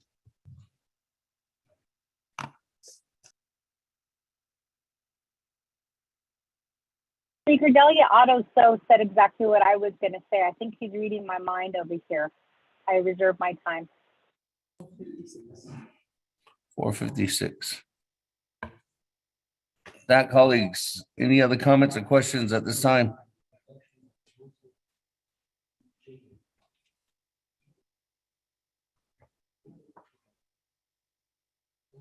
Not, let me go back to you, Madam Chair. Member Cardi, for any follow-up, and then I'll go back to reserve time. Yes, thank you, Speaker. Colleagues, I have noticed that we still don't have a project breakdown from legislation 0086, and that would give us a nice visual of how the funding has potentially been appropriated. My colleagues that are on the New Mexico side, we do have a yearly process where chapters submit projects and are appropriated. And so I'm sharing that information with delegates in terms of how they can line up projects that have either been proposed by the technical team and have gone through the review process and ready, because according to the legislation, as delegates, and I will read it again because it's important. On page 8 of 16, colleagues, line 2, letter H, delegates may select projects for their delegate region project plan from the list of projects attached as Exhibit B. These are projects that have gone through the process as of that date, and there's additional projects that you may find from the DOJ listing, or projects that have been submitted after March 25th. Delegates, and then in line 6, delegates may also select projects that have not been previously been submitted for DOJ for an initial eligibility determination. And so those will be projects that are not currently on any list. So for example, Delegate Henyo with your water projects, because they have gone through the process and per your amendment, they would be projects that have gone through the DOJ process and would be able to be added to your listing. So I just wanted to make that clear, Speaker, that again, there's a lot of opportunity with this language, and we will be using the assistance of the Navajo Nation Fiscal Recovery Fund Office. So they will be in partnership with leadership and also with the assistance of the Division of Community Development and other necessary executive branch divisions and departments. Will be assisting council delegates. So this truly will be a way for us to collectively work together on behalf of our approach for the COVID-19 relief efforts. Thank you, Speaker. Thank you very much. Mr. Speaker. Thank you very much for that information, Madam Chair Crotty. I'm going to go back to the floor as I have new colleague in the queue. Honorable Slater, floor is yours.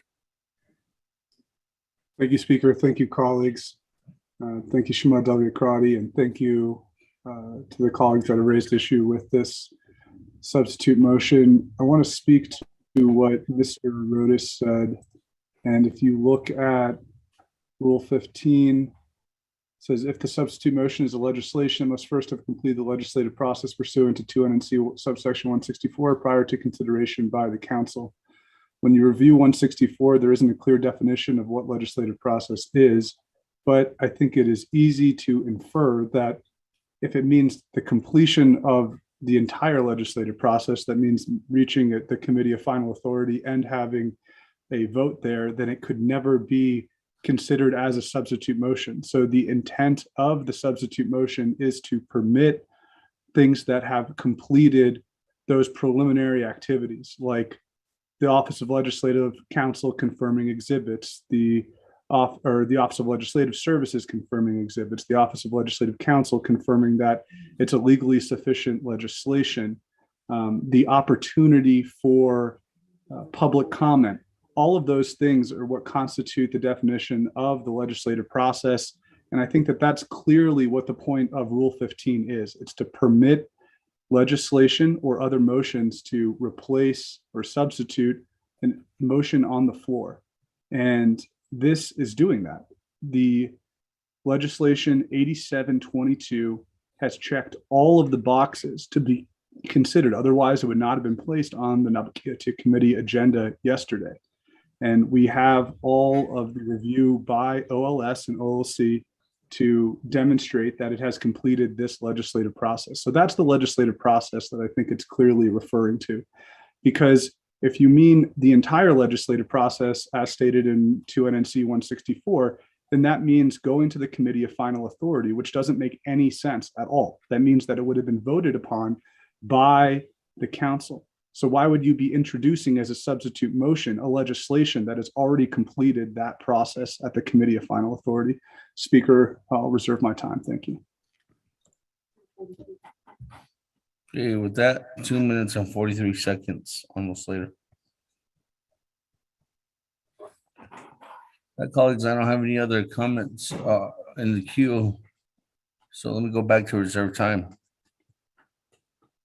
Honorable Eugene So, 4 minutes. That is it. What this case has us later. What a substitute motion is. That's why I in other cases. So I mean what and also all this is told. These other hasn't got is told. If we divide all the money, 1.6 billion, all among everybody, all the over 400,000 people, there'll be an amount how much they're going to get. But if we go by chapters, and then some chapters don't have a lot of people in their chapters, the bigger chapters, like I'm the second largest population, I would be short on that money. I might just have to give a few dollars of that 44 million. So but other chapters again, so if it also, and I think Eugenia has got the largest population out of seat, maybe out of session. So that's how most of the LOC members are the biggest population. So it is, we should be on the RDC, taking care of everything. So anyway, it's just kiddo. So Abba hasn't got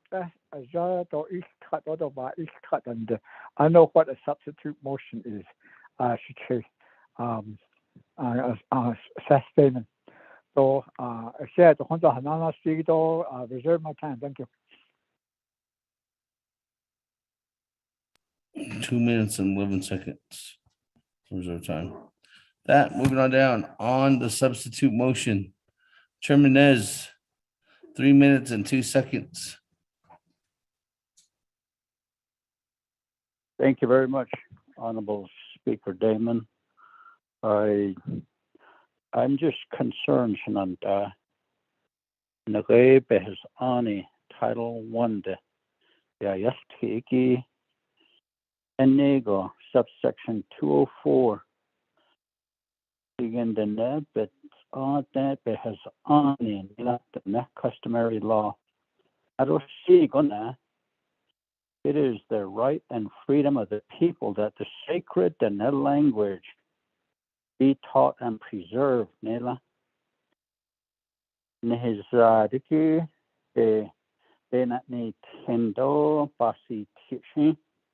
Ako behazani il English nanda. Ikoro behazani to make a law. We have to, as the word committee koro. I think we need a traditional person to really explain what sacred in their language truly means as far as Nabikiel Tiko. Do Bael Tita, Nabikiel Tiko behis ani il. Do Nabikiel Tiko she India. O Batis. It does bother me. I hate to be disrespectful to our elders when they really truly feel our language is sacred and we skip over Nabikiyet. But Hiskona. Joa Yisa Digan Goshin Hizadian said our case has Twido San in Nasta Zlenki and Hashin and Data do less. Let our children learn it that the Nana Robe has ani ki ayushiti ado halit al ha hash edil neslati substitute motion. And so in anticipation and I did what the fundamental law ya ki nihizad ellego nabikiel tiko elnelansan elnego ko ha ani nabikiel tiko and the nas nana. Now Nation Council jempe il Nico. Hot abench at the Kodo. A quagishit. Oh, je. Dorazo, hot ego to Schnadorazo, Hashiada. Joanne, Ilinab, just in I stick. Geoff must not have long, just is not long, either Joban to the kiss. Yen the delegate, any echo got that. Do arda do yastisla a quagishit at the adol I sinna big yasil hita a conhin tick case ashisna I don't know big yasan hita written as the a quagishit. I feel like I'm breaking the law there. Thank you, Speaker. Yes, none for listening. Okay, Wanika. You. Wanika, I'll put you in the queue. Speaker Kellen. That. Okay, I'll put you in the queue. That, moving on down. Honorable Stewart, 2 minutes.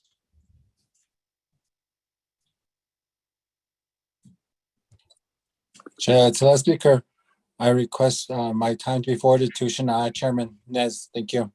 Okay. That, Chairman, 1 minute, 56 seconds. Thank you. Here's it's a koroshat in Anakito, the Koroba Yashki, Yehekoshit, Adi Kwagi. Substitute motion. It has to go through the 164 nego. Korbe has on in nego a shell, not at 164.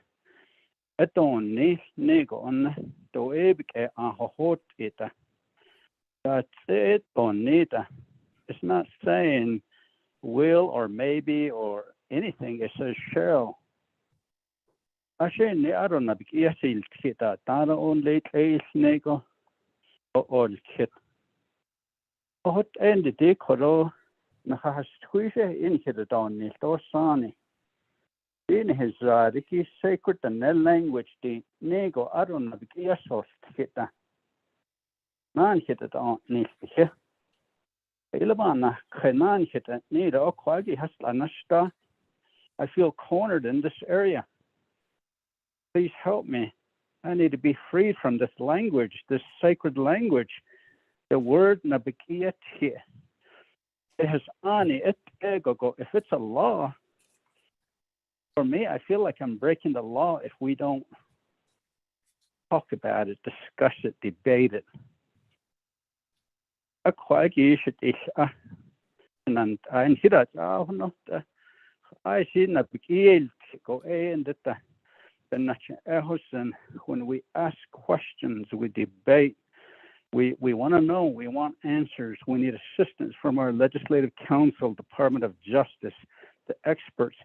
We vote red or green.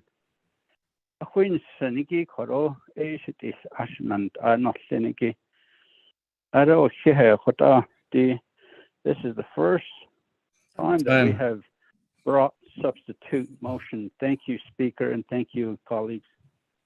Thank you. With that, moving on down. Vice Chair Smith, 2 minutes, 12 seconds.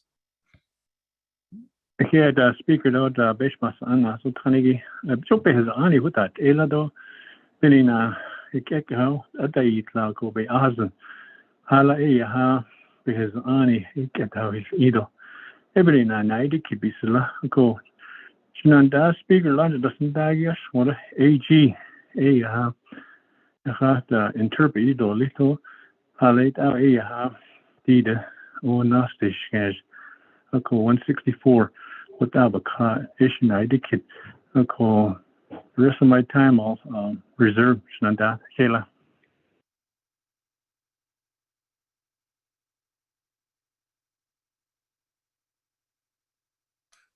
One minute, 37 seconds, Vice Chair Smith.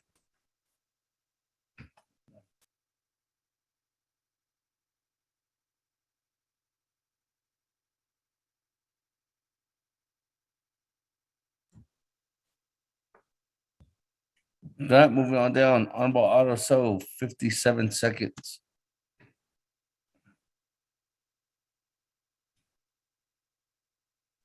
Okay, thank you very much.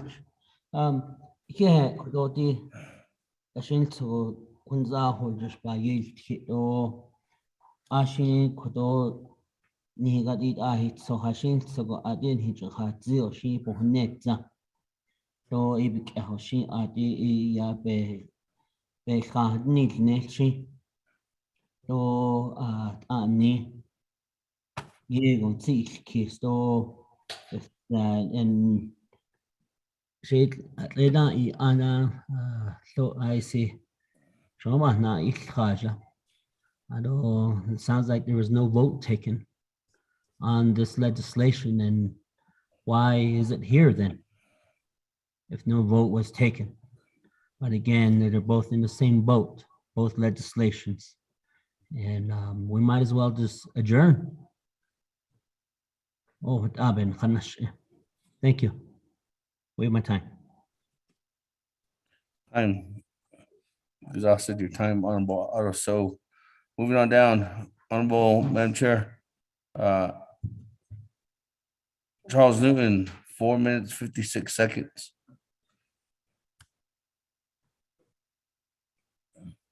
Thank you, Speaker. My question is, are we going to get something from DOJ to clear up this confusion, Speaker? I reserve my time.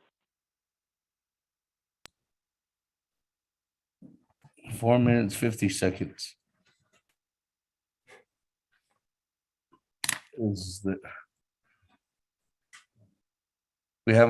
I haven't not received anything back from the Department of Justice yet. Mr. Speaker, this is Mel. Yes, Mr. Rodas. Thank you, Mr. Speaker. I'm sorry to interrupt. I apologize for making a qualified statement before that I was expressing my personal opinion. I have conferred with AG and she shares my opinion, so I am speaking on behalf of DOJ in stating that I don't think that this substitution motion is in order. DOJ's position is that the substitution motion is not in order because we have not completed the legislative process pursuant to 2 NNC 164. And I just wanted to make an additional point that I did not make earlier, which is at 2 NNC 164A15, it states, after a resolution has completed the process and procedures of this section, it shall be automatically placed on the next Navajo Nation Council agenda. So I'm pointing to that as support for the statement that 008722 did not complete the process and procedures under 164A. The other point that I wanted to make, Mr. Speaker, is that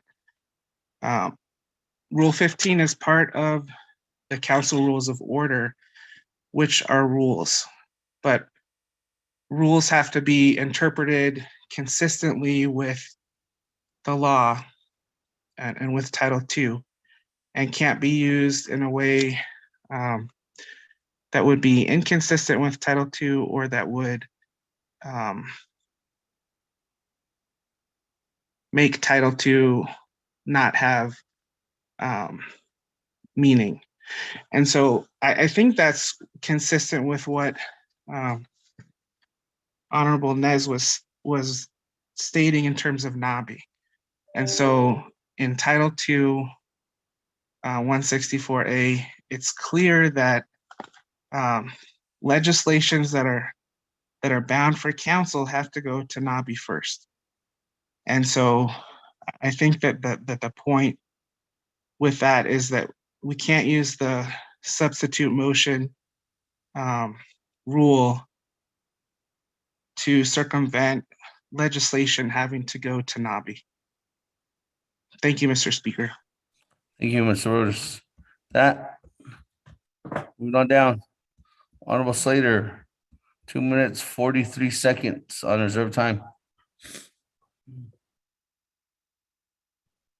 Thank you, Speaker. I think that Under privilege, Honorable Keelan BA, hold on, Honorable Vice Chair Slater.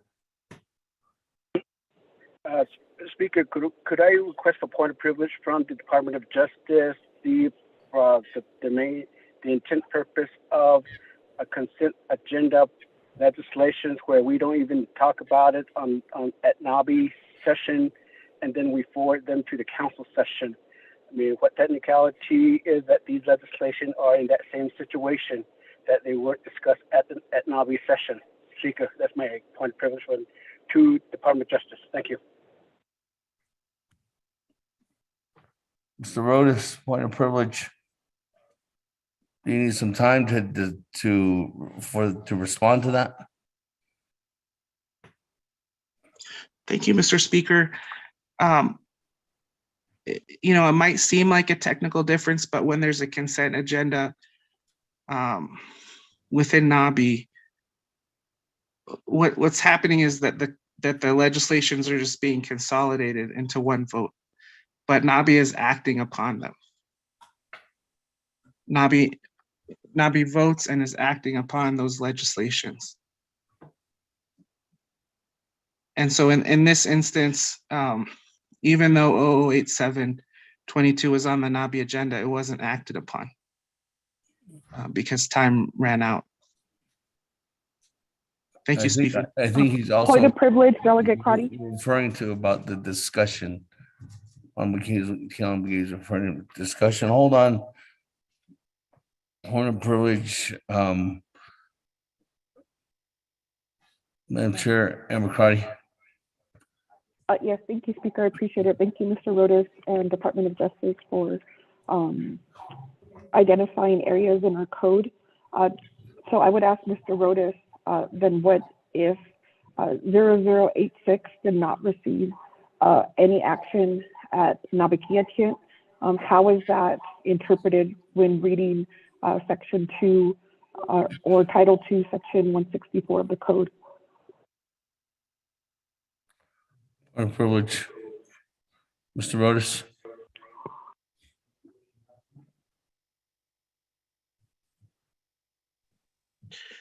Thank you, Mr. Speaker. Thank you, Madam Chair Crotty. I think to address that question, I would refer to 2 NNC 164A 12, second sentence, a legislation that does not, well, sorry, let me start at the beginning. A legislation that does not receive sufficient vote for passage by a committee with final approval over the matter shall be deemed permanently eliminated from the agenda of the committee. A legislation that does not receive sufficient vote for passage by a committee without final approval authority over the matter shall move forward to the subsequent assigned committee or Navajo Nation Council for action. So I think that is why 0086-22 moved on to council today. So I'm I'm certainly interested in hearing what Chief Legislative Counsel Bob Ruff thinks about that, but I think that subsection 12 is the reason for that. Thank you, Mr. Speaker. Okay, thank you. That moving on down, I was on Honorable Vice Chair Slater, 2 minutes and 43 seconds on the main motion of the substitute motion. Thank you, Speaker. I feel like I always have the best luck with everyone pulling out their points of privilege and questions, but I love it. So thank you, colleagues. Mr.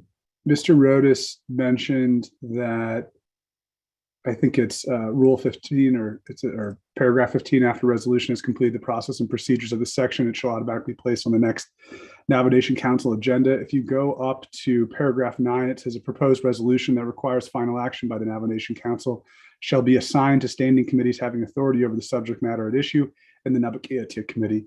So it doesn't say it has to be considered, it says that it has to be assigned. This legislation 87 was assigned to the Nabakeatia Committee, and that's why it was placed on the agenda. So I'd like to get his opinion on where it says it has to be considered. I'll reserve my time. Thank you.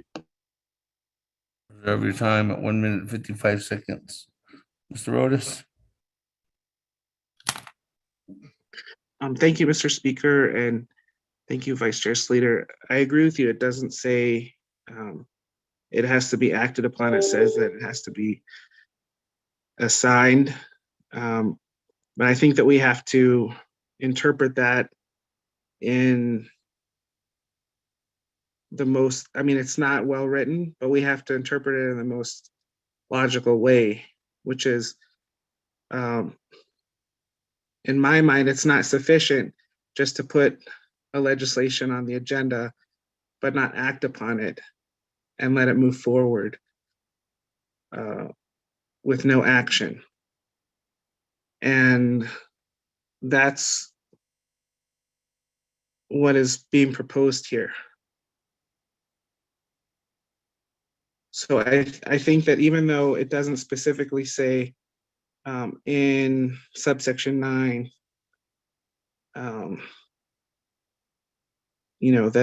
that the proposed legislation has to be discussed or acted upon or even voted upon, that seems to be a reasonable interpretation to me. Thank you, Speaker. Thank you very much. That, colleagues, continuing on down. I do have Honorable Winika and Honorable Keelan Begay in the queue at this time. Honorable Winika, floor is yours. Thank you. On the main motion, which is the substitute motion. Thank you, Speaker. Can you hear me? I can hear you loud and clear. Okay, thank you. Thank you, Speaker and members of the Navajo Nation Council.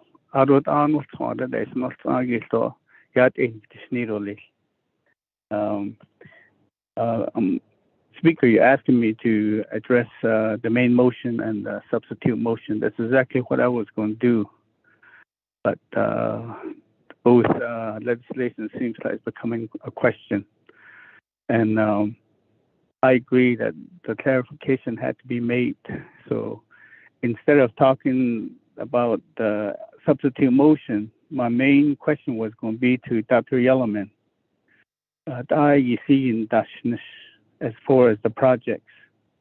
And now with this substitute motion, we're being told that you have to go through the process again, pick from the list, see if those projects that you have are construction ready. So we're just going to be doing double work. That's what I was going to really talk about. But based on this question on whether this substitute motion has gone through the proper process again, I'd like to just give my time to Ricky Nez. The reason why is I think the clarification from the Justice Department, this made clear what you were talking about. So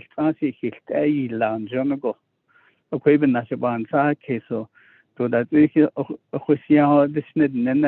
it seems like the Navajo interpretation clarified that the Navajo Nabigiyati clarified what our concern was. A question, Hashin Sobehanadi, so I'm going to give you my time. Thank you. Thank you very much for that. Colleagues, 3 minutes and 2 seconds. Chairman Nez, you accept? Thank you very much, Speaker Damon, Honorable Wanika. Should is Ahaki a Hatin Hizadiki Kodo Lay Title 1, Section 204C, then Nego A. It is the right and freedom of the people that the sacred and their language be taught and preserved. Nenegishit is a Nabikiel Teko.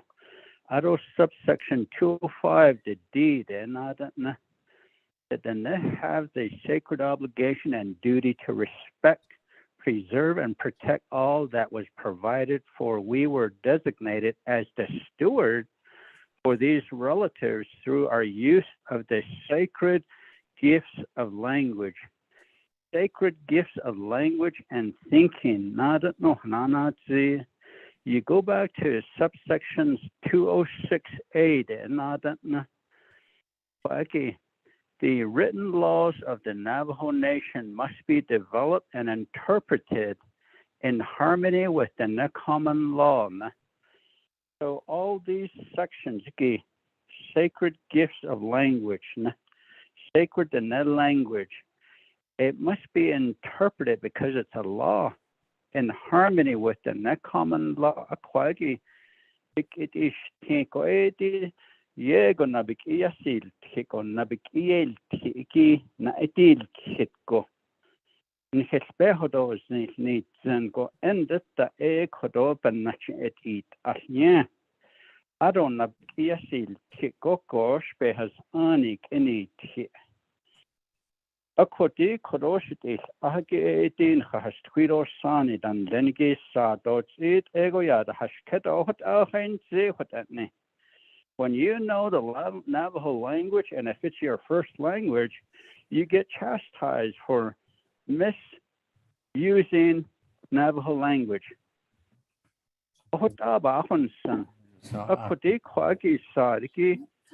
Substitute motion eliagi behas shell neneki as what egot epi gaslansen not hajon nabik iasil tikoti 87 Nikki, Hala 86 what on Haho and then hit a isne a coti head I see and hit the neck etcher. Podoye in Nihich hard zik or eol genabikiat she ashpe has anish at egosh nabik. Though it go. If it's not any use nabikiat here, then we should take out nabikiat here. Not what is name. Council, we have to amend that law in order to do that. So big hohot it a lanson shell nego. Chairman Nez, time. Harmony, no. Be in harmony, no. Thank you, Speaker, and thank you, Mr. Honorable Wanika, for the time. Thank you. That Honorable Kiel Che, good afternoon.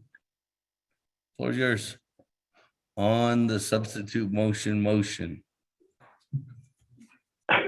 Yeah, this check. Kodo Onigito Kodo Santana Senigi Ilabana then so that's that is what the council chamber here.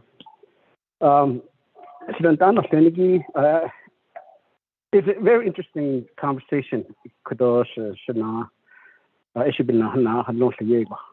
Yat ehon sa kesto adayan yasti akoko iti ikefani kodo substitute motion eliaki ya be cases do menina nikicho anina iteskit ad nek hp hasi kat di kodo be has ani to be has ani be eto misliki pa ye Ako that be has on it cake when not got tea it's about Nahoto Nigo got tea Sabetan Hoti Tahi committee assignment of Diego Ecuador بتأخذ إيه أكون لنا بتدخل جشة أو توحيد ذا هذا كنسبت أجندة أديني خاني كنت إيكو أبي أخذ أجن ندب أتسس ليد كدو قد بانياتيو أدي لا أخذ أيد أتبان يسيتيو ناس بتنيو أدون لا ده كانسل ده هدا نانتيو أيدا بان يسيتيو أو أيدا كنسبت بناسوليا أخذ جوب كيسو زيلا جو خاني كوكو أبي لنا أتلي أخذ إيكو بيسي زين كوكو تكويشيت أو خيبي هز آني ناس بتأسيلني أدبان يدسيل بيتا أدو سانسي زي شيء كويت شيء بخاسي ديلا تكويكو شيء بهز آني بيتن هديت أهي أخي توت زوكو بيبتشاهنية أسا ناس صوتي نابت إيه تيوخا هديل جيشو يات إيتيني دو إيدو كويت شيء هد أبا خاسي بيت أبي شانا هنينا أكو أكي دي أكو أكي بانسس كيس and co-additionally, Kodosh Mayaja, a collapse dot the substitute motion, the key not can't be bit at night, the dark good on it or budget the key. That's we're going to change the intent of the legislation. That's enough that don't need, but the dollar amount is there. A D got budget form, Mickey, or change out the dollar list. Budget the key at a degree up is also. But I will go that's a whole net don't send. I don't want for us to continue to just discussing and that did other big adult can now has it let go. But what's the convincing Isha be can the kako at the nika did a call benina go dig at Classita, Quadeti, at the Hiti, no obey, a wheel net door, I see Tashi and me, to Hashina that the land limit is a Cobena go has shower job, kitten the Kahagon at the Bay at the land limit. I like to see majority of the funding back to the community, specifically, not per region, not per demolishing abandoned facilities or dinosaur track. No, the Ajo you need, but based on that, but yet we still have a lot of our Navajo people don't have water line and power line. Of course, it's not so good. It totals almost $40 million or $45 million. I would like that to be amended and give it back directly to the chapter. If not, spread it back out to power line and water line. So it quite geeky what else she says you don't abaha sit on the speaker so what I could do shut in and you aha sit on so I see kodoshi shut and nadi speakers every time. Thank you, Honorable Kilmgay, 37 seconds. That moving on down, Honorable Paul Begay. Good late afternoon. Honorable Paul Begay, on the substitute motion. Floor is yours. Thank you, Speaker.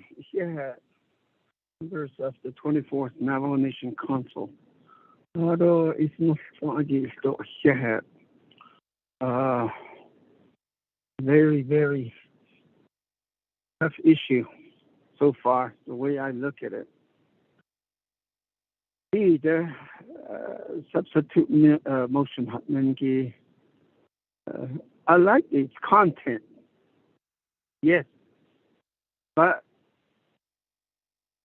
the Bishop's only tengi because Nikliti Nefbeas on the Makobe has on the a joy just indolent, the cow just $8, the Kekohanan should just indolent. Okay, the other quick question is given natural. I don't DOJ that though. Mrs. Johan also at Egila over Pistafil, what it ends on yet on such case. Pwede aro da iliada obahat kista si J A D katnal so sa panay tinigi. Ako ati nila we set a presidency nila. Ako di iliagi beni nacho data. Ako ida to dole. World Wide Web hat nigo hat ego. No sound an kita sa ande the men his son di ba yel kiko. Eva sa an I see.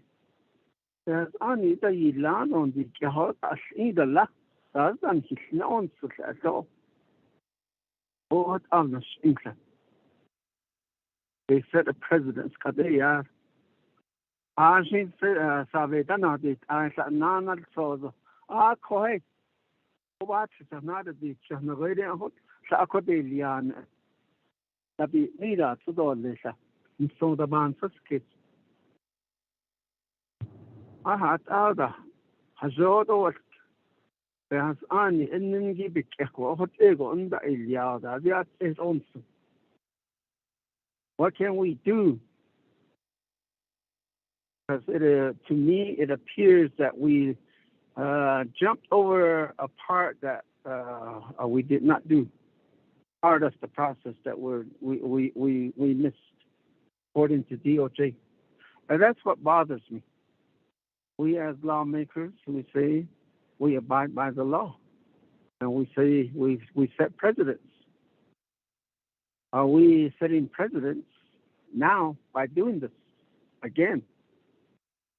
Somewhere along the way, 5 months from now, if I had a legislation on the table, will I be able to say, well, we set a precedent. Let's just leap over this and take it to the council. Are we going to be working like that? That's what bothers me. And we lawmakers, we say that we're lawmakers, but yet, to me, if we're missing some part of a process that we're supposed to follow, then we as lawmakers are not going by our laws. That's my worry. That's my concern. Now, what do we do to correct that so that we go through the right process? That's all we're doing now. We have two different parties going against each other. That's the way I see it. I don't agree with you should not see me so see me pop. Bananita. Sabah nigo ego. Nizade. So ya ego sadigi be yilki. Be hayilki be hanit. So be ida. Navigate or Yagi Yasagan sees Congo. I had that just curiosity only. A codelia la. A cotese. Aho one has ungita. Dita business today, this will be our job. No.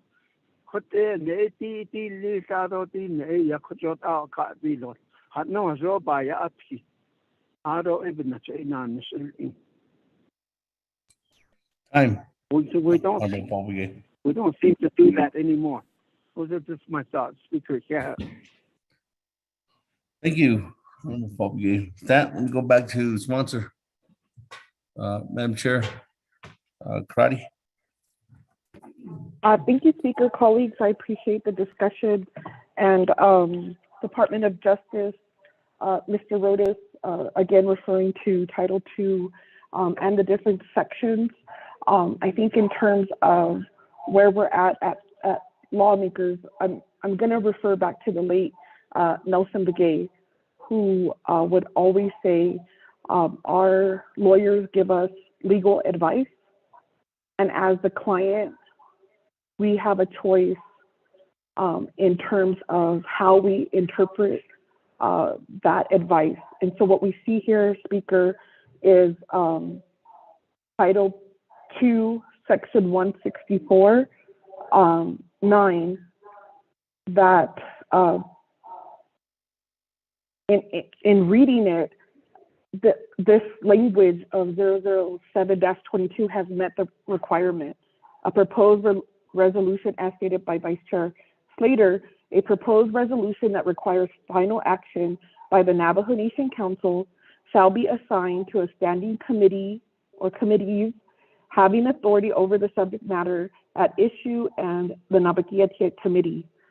And so I think in terms of where we're at with this language, it has met that criteria. In terms of the philosophical conversations and discussions, I do hear, and I want to say that I pick up that some comments made about language, Navajo, the Nibazat as a first language, and some of the personal shame that has come with that by other people. I do not, and we should not as a people, shame or blame our relatives, whether they're Navajo first speakers, growing up with their grandmas, learning from them, and our way of life. And in turn, Navajo eloquent speakers, then not to shame and blame our relatives who are learning or incorporate the aspects of our language and our teachings, and we can do that in a good way. So if that was an experience of one of my colleagues, I want to recognize that yes, that is painful, and my hope is that in these discussions that on the council floor that we remain respectful to one another and create that space for everyone to be able to express themselves in the best way that meets how they want to express themselves in Navajo, the Nibazat, or in English. Second, I think it's important to note, prior to being a council delegate, I had a very unique experience working at the College at the Policy Institute, which actually is an institute that was established to use the fundamental laws in analyzing policy and looking at the different Navajo concepts in terms of how we can bring those concepts back into decision making. So I appreciate Chairman Nez when you went back into the code and pulled out certain sections of the Behazani and the customary law part and the freedom of language to be taught and preserved. And I appreciate when you help and break down the concept, when you speak and provide that teaching, that wisdom that comes out. That fundamental law was passed in 2002. And those concepts are a foundation of our decision making here on Navajo Nation. And I believe that collectively we can continue to look to the Behazani to make decisions and bring in people and have these conversations because it doesn't just limit elected leaders. That concept of like Nabakiatian is interwoven in every decision that we make as leadership. It doesn't just, is not confined to one aspect of our work when it comes to a committee. And the reason why I say that, Speaker, is because that's exactly what we're doing right now. We are providing different points of views. We're providing some of our concerns. We're providing some of the rationale in terms of why we are supporting or have questions. And that is the essence of what we do here on the council. And that's why our code or our rules provide that opportunity and give delegates that time to debate. And so the way that I incorporate to give that aspect to all of my colleagues who have something to say and want something to contribute is the reason why I do not vote for cease debate. And we have to look at then how then as a council do we stop and use our rules to stop to prohibit our other colleagues from expressing their concerns, asking questions in their allotted time. So I think this really raises how maybe moving forward, we can create the space where everyone is given the opportunity to talk. Everyone is provided the opportunity to ask questions and get their answers received. And we interweave those teachings that were just talked about in everything that we do in terms of leadership. And how do we bring in community members, outside community members, to be part of the discussion and the conversation, and not just limited to division directors or program managers, but have the impacted communities be part of that decision making and guide us through those conversations. I think that's the essence of who we are and what we want. Because I'm going to go back to a legislation, and this is not to the motion here, but I had I'm going to really review these rules because I had a legislation that died at committee, and now hearing how fundamentally our leadership wants to embrace and to incorporate these teachings, I'm going to try to figure out more what happened in terms of why that legislation was not taken up, and how then these concepts were not respected. So I appreciate bringing up these concerns, and it provides an opportunity to have some closure in some of the work that we do and the rules that we have here on council.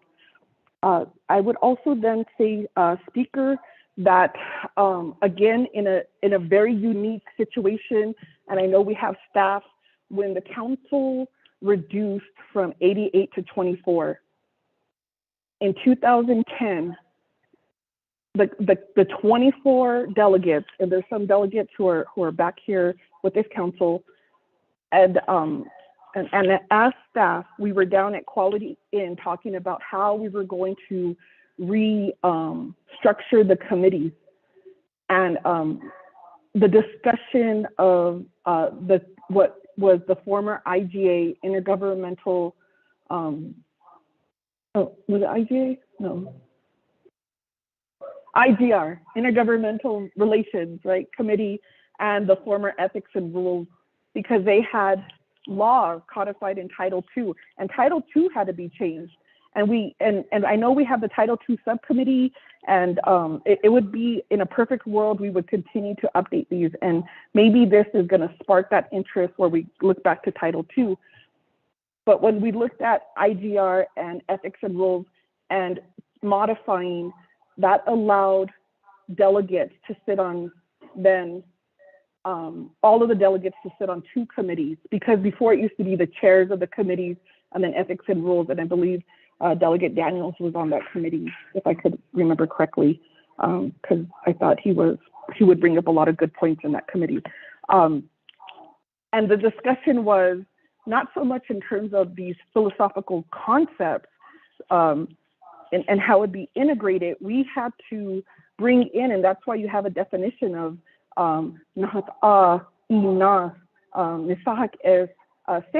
in our code, because we were pushing to say you need to incorporate these concepts and not just pull them out of the book when it meets your position.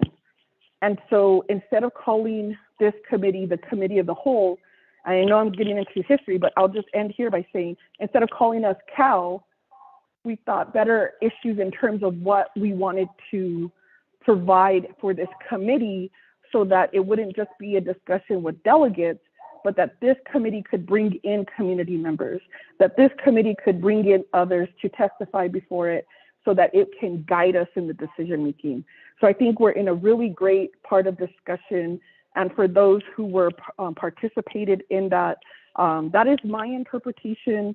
And I deeply appreciate how our colleagues are coming together and bringing up their concerns in terms of the role of the Navajo, and in terms of what we need to learn now moving forward in a very respectful way.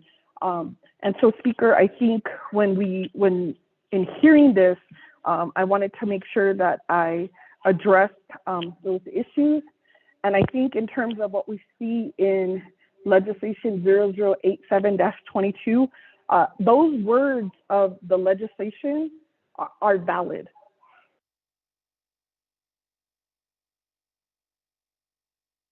Legislation 0086-22 is on our agenda. And colleagues, there was delegates who signed for this legislation to be on our committee agenda before it even went through NABI. And so I think we have to really be consistent in terms of how we bring some of these very fundamental philosophical concepts that ground us for political maneuvering. Because I'll look back to see who signed for this special session, because you signed for this special session before this legislation went to Nabakiatia, and there was no final vote. So we have to reckon with that. And I'm willing to compromise, and I'm willing to say the concept is we want to know the specific projects that are being proposed, and we want the opportunity then to work with our communities and make sure that the proposals that were submitted, and not doing a duplication, because it's here in all of these different papers, and if the technical team would just give us that listing, then all we would have to do is add to it. And that's the beauty of this amendment language, is it helps us have these conversations. This is a very different approach. This is an approach that relies on different input. It relies on working with the technical team, but this is just a different technical team. If anyone, like when we did the water legislation, I had to work with Jason John and his workers who do not have a building, had a condemned building, and our records are somewhere. But doing the best that they can, Water Resources pulled together that document. And that is the similar approach of what we're doing here. And so I just want to make sure that there is a process. A majority of the work has been done, but there's still projects that need to be addressed. And it's my understanding from the delegates and hearing that that's where and how we move forward. So that's my response to the questions, Speaker. And I appreciate everyone's point of view and contribution. And what I just asked, then you also be open to allowing delegates to look at what could best benefit their region and their communities, because it might be in the best benefit for you and your community. We don't know what that looks like, and that's where we want to move forward. Thank you, Speaker. Thank you very much, Madam Chair. That, colleagues, I do have Honorable Elmer Begay in the queue. Honorable Elmer Begay, I'm going to go to you at this time on the substitute motion.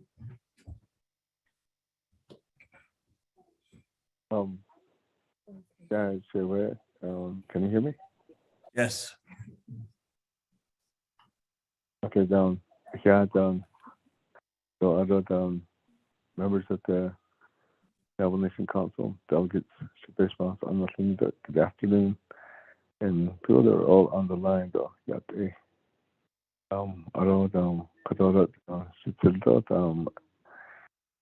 Delegate Freeland though. Page the delegate Crowdy though. So I both legislation fundings that are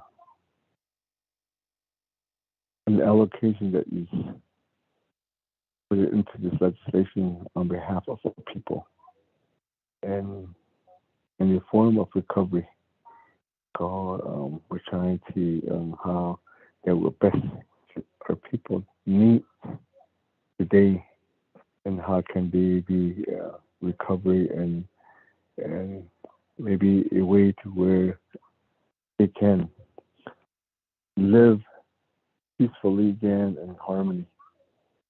So you see it although with this putting this Navajo language the neck and then you get to put it in there Edo another Krakido a Bayati Gido Yat Edo Zona as we say that the Navakiati Yahagi Yada this patient Navakiata Jistio so asking Iya Yat the classical area Bayata Jistio Bayati Bayati they are Navakiati Navakiata Jistio as they do yat at had the Nigi now had that Nisa. A call yat or Lissigi a bear bear dot z to along the Navakiata Jistio not other then me go to not necessary or asking that is inside the to let's have case the Niki back. Other thing at asking Nabkida Jistia. Other Chila, although told Nishita, Aton Nishita, even you had the door Nishita, but that's just not a ship by it. Just Nabakia the Jistio, they at asking but she had a house in stock, sad and then you but he does it in Hazon. So that is that's a car, Nahazon, so asking in Nabakiati, seeing what I did that it seems has three or a they so there's an now hot Edan Linky, Kodo Iya Kadishin Kodo, Ishinto Yat Egi Quake, Naho, a Piato, that I miss a Quake, and not as Linigi, Ado Quake, Benina, Quaco, Agito, Cohot, Zaki, Naho, Hapiato, Nahoto Lis, it are even yet or this, what I think Nabakiati. So I think it's sad it is Yashina Nabakiati at is sad it is Lalako is in Kadoshin at Ashin it echo. Question the Nebazard and then you bear Kodot bear is Nagi is she at Itos Zaneko. So Ashin Koto Hot Edo. Only one question I have is I think within the Navajo, the Western law says that the Navajo Nation Council has the final authority. That's how that the Western law is being adopted. That the Navajo Nation Council has a final authority, and even Nation go the neck isn't that it's sad and then that is missing. So asking that they to get back into to do this as a substitute motion. So so you thought at other sad and then you never get but I did dog do I don't hit undodless. To recovery. I don't but take to that happy now what that now. So asking that is musical. So asking Time. Thank you. Thank you. That moving on down. Honorable Vice Chair Walker. On the substitute motion. Herman's article says yes, Speaker, can you hear me? Yes. Okay, thank you, Speaker Go, colleagues on the council, the sponsor of the motion. Honorable Karate. Although, again, many thanks to go around to all that's with us on this call. I just want to mention a few things here, my comments here. Going to the processes,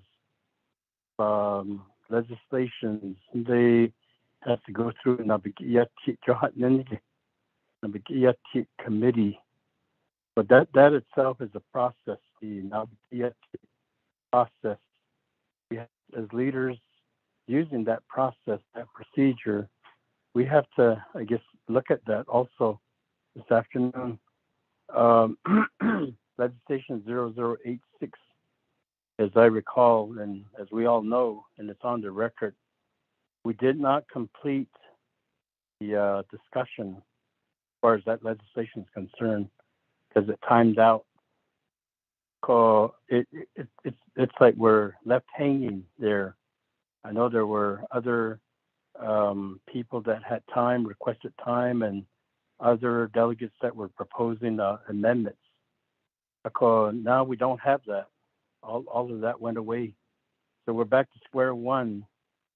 So the process of Nabigiyati is we didn't fulfill that. Nabigiyati, I think it means thoroughly, comprehensively, completely. Even yet until we all consent to say, okay, we're done talking. The speaker asks for the question or ask colleagues, are there any more questions, comments to this legislation? And if there's none, then that means we're done. Last night we didn't have that opportunity, so that's something to consider. Ado 0087, Nana, where we're hearing this afternoon that didn't go through that process. Well, again, earlier, one of our colleagues mentioned, well, they're both kind of like in the same boat. So where are we? Just put that out there.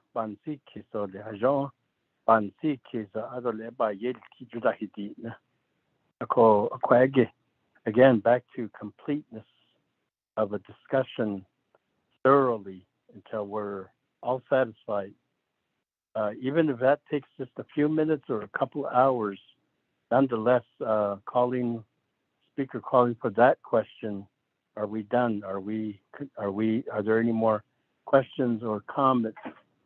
And if there's none, that means, well, we're done. So Bayati. I wanted to just interject there and put that there, Shananta. For the rest of my time, I want to give to my my son, Honorable Otto So. Speaker, thank you. Thank you. With that, Honorable Otto So, 1 minute and 27 seconds. You good? I accept. Great. Floor is yours. Did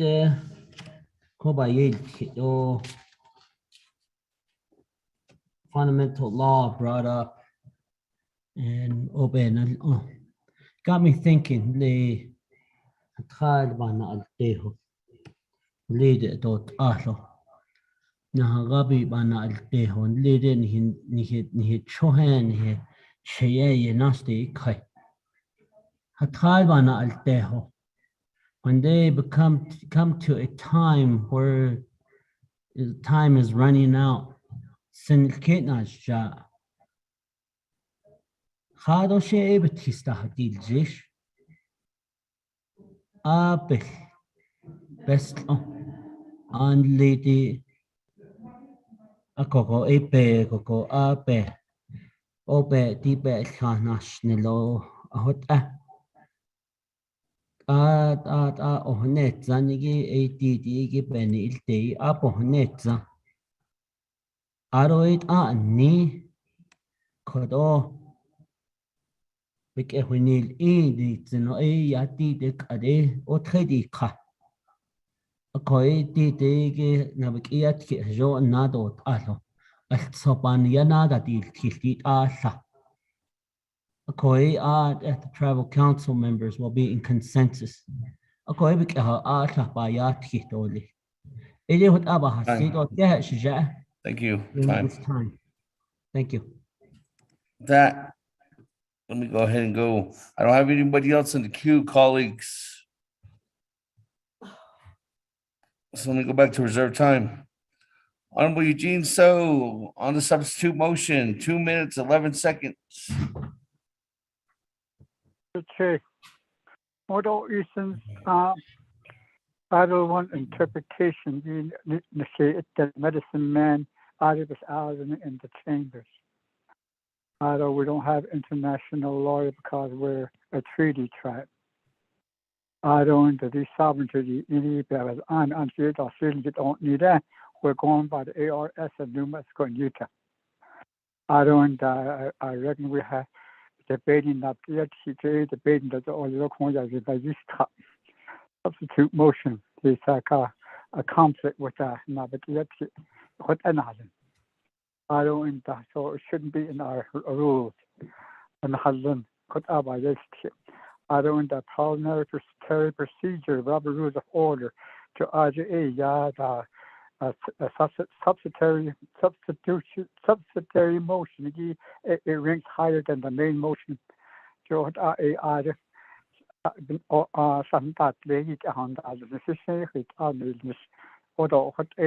think we're way off.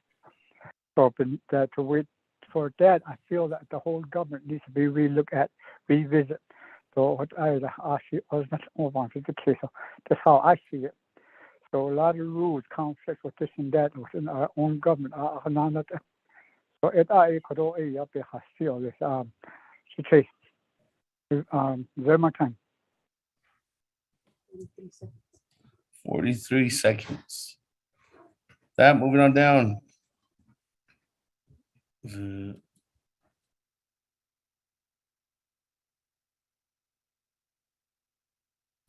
Yeah. Vice Chair Smith, 1 minute, 37 seconds.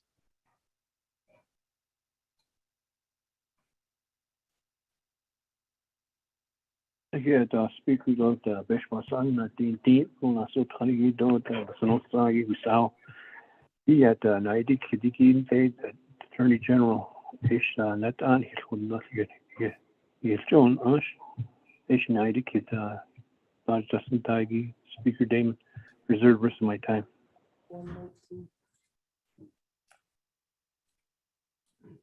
1 minute, 19 seconds.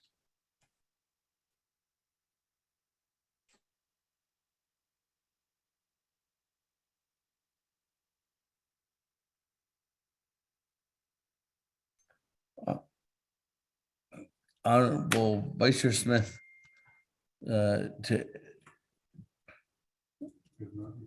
we haven't received anything, but from what Mr. Mel wrote has stated that he spoke on behalf of the Attorney General. So I think that's all we're getting. We haven't received anything in writing. Moving on down. Madam Chair Charles Newton, 4 minutes and 50 seconds. Thank you, Speaker. And this has really just been an interesting conversation, Speaker. And I feel like I want to share my opinion on what has been stated, but at the same time, I know that, that I have to be careful, Speaker. And I just want to remind you, my colleagues, and also those who are listening in on the World Wide Web, that at one time I did send a request to your office asking specifically, what does it mean to, for a council delegate not to engage in the private practice of law? And I looked specifically at the rule in 2N and C, section 104D, no council delegate shall engage in the private practice of law while serving as a Navajo Nation Council delegate. I say that, Speaker, because a lot of the, what has been discussed is really on the legal interpretation of what has been provided from the Department of Justice. And I'm going to say that this is my understanding. This is not legal advice, nor is it a legal opinion. I'm not, providing any type of legal analysis. But I was looking at specifically the section that has been cited. And number one, I will point out that the Department of Justice, they work under President Naz. So of course, this legislation 0086-22, we all know that President Naz's legislation.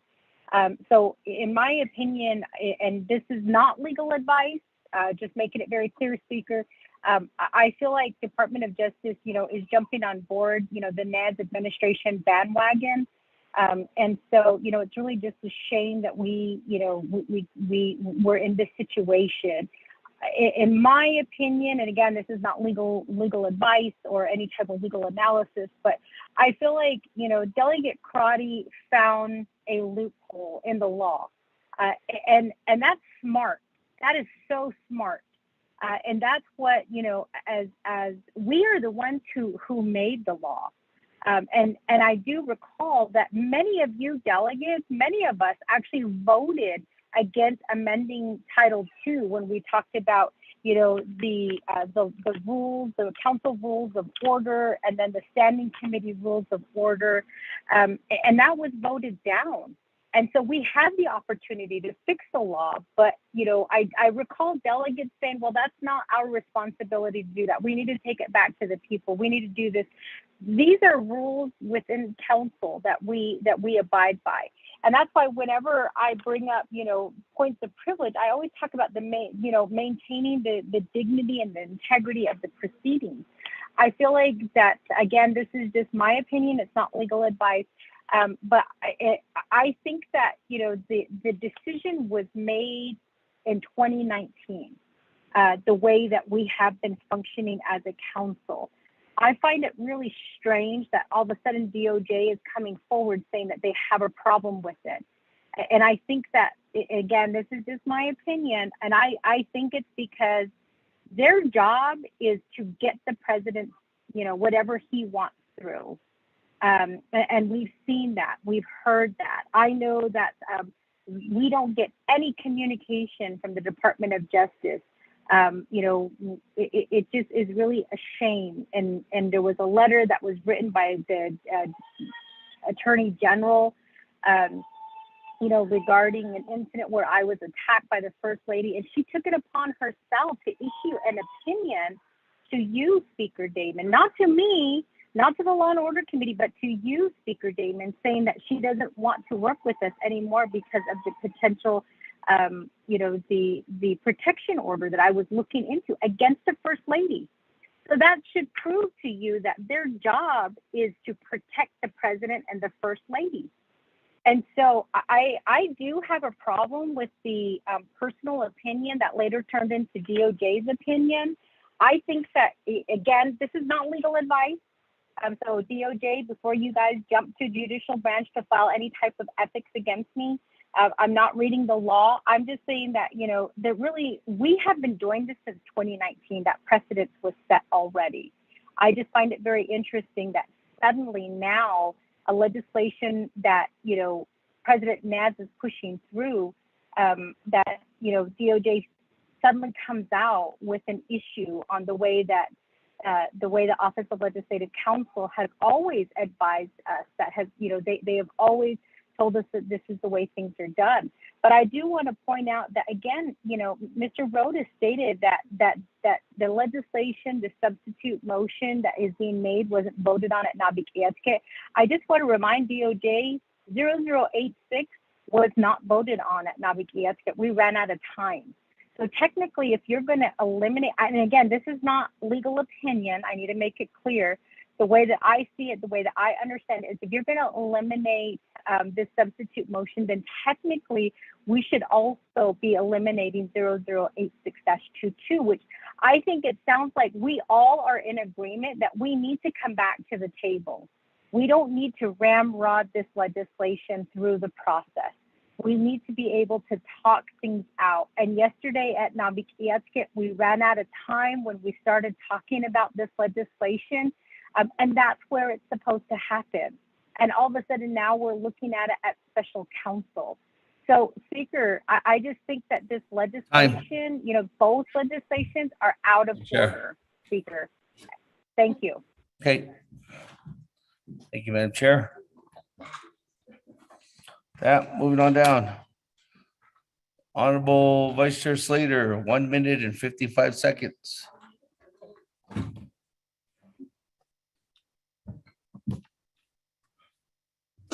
Thank you, Speaker and colleagues. First, I'd like to say that I agree. I think if we didn't complete Nabakia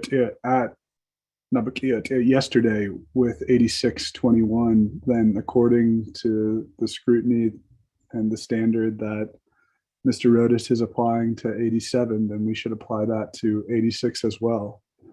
But as Delegate Begay, Delegate Walker, and Delegate So mentioned, really it's a process of removing the things upon which we can't find consensus and ultimately either deferring those decisions or establishing milestones with which we can make those decisions in the future. When we use fundamental law in this government, we have historically, we pick and we choose. We have people who say resource extraction is good and it's consistent with fundamental law. We have people who say that it ultimately contravenes fundamental law. And that shows that this government does have an inherent conflict in it. It was set up really to align with the Western adversarial style of politics, not to seek harmony and to find consensus in how we rule and make ourselves whole in our communities. So to that end, it fundamentally comes back to power and how we wield power. Who's enforcing it, whose will is desired, and who's going to enforce that will through this political process. And if we want to honor how we traditionally governed, where was that power centered? It was centered in our local communities, our local headmen, our local matriarchs, our clan system. I think that 8722 is consistent with that. It brings power away from Winderock. It sends it back to the communities and to the people, still make sure that there's accountability there. So, colleagues, I ask that we just go ahead and vote on this and we make a decision and move forward.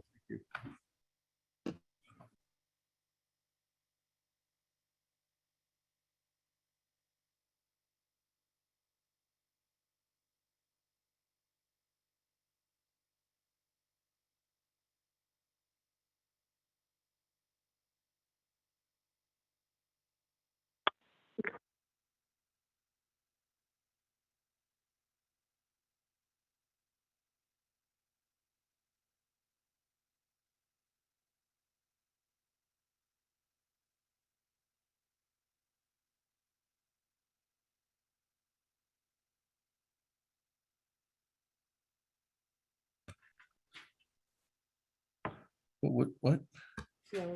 Oh, moving on down. Honorable Keon Begay, 37-second.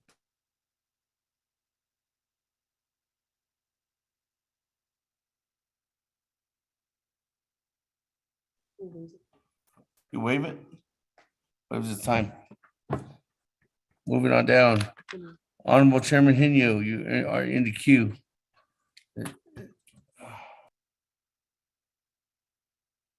I guess to the Speaker Damon, can you hear me?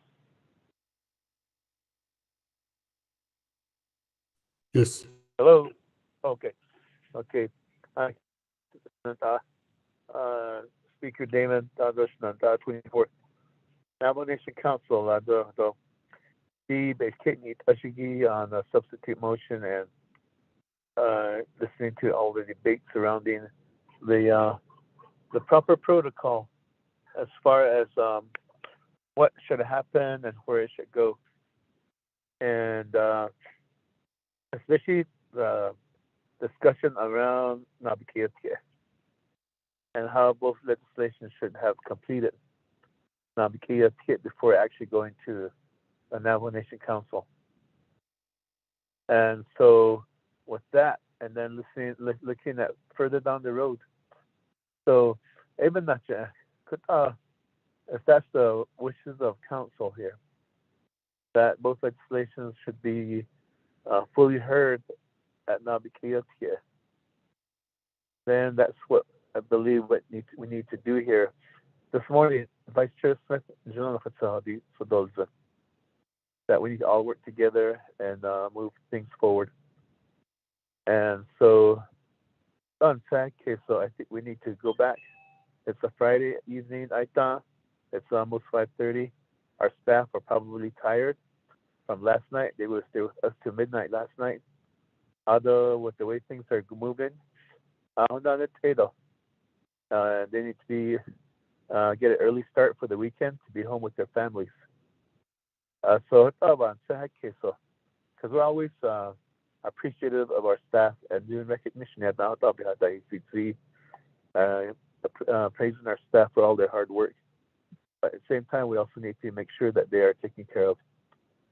So even now, Speaker Dana, a motion that we adjourn.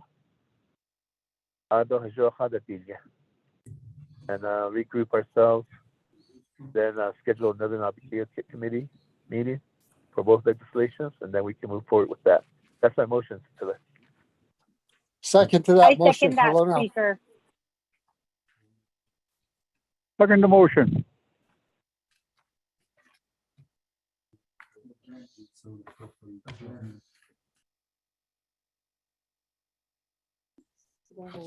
Thank you. At this time, there's a motion to adjourn by Chairman Hino, second by Honorable Halona. That colleague's motion to adjourn shall preside, shall take over all other motions, including a vote in progress. That colleague's motion to adjourn, if this motion to adjourn does take place,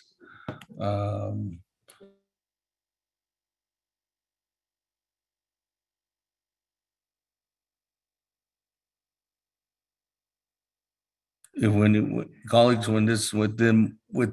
this motion passes, colleagues, this legislation will come back at the next special session or regular session as old business. That, colleagues, let's go to the board at 5:15 p.m. Honorable Elmer Begay. Honorable Elmer Begay. I vote green. Honorable Elmer Begay votes green. Honorable Key Allen Begay Jr.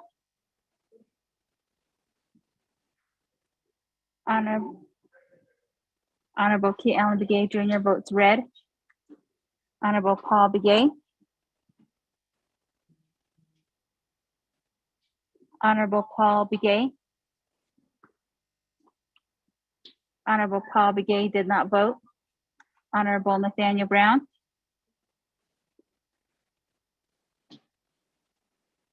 Honorable Nathaniel Brown. Honorable Nathaniel Brown did not vote.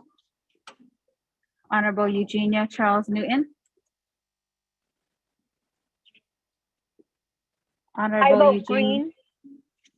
Honorable Eugenia Charles Newton votes green. Honorable Amber Canesba Crotty. Honorable Amber Canesba Crotty.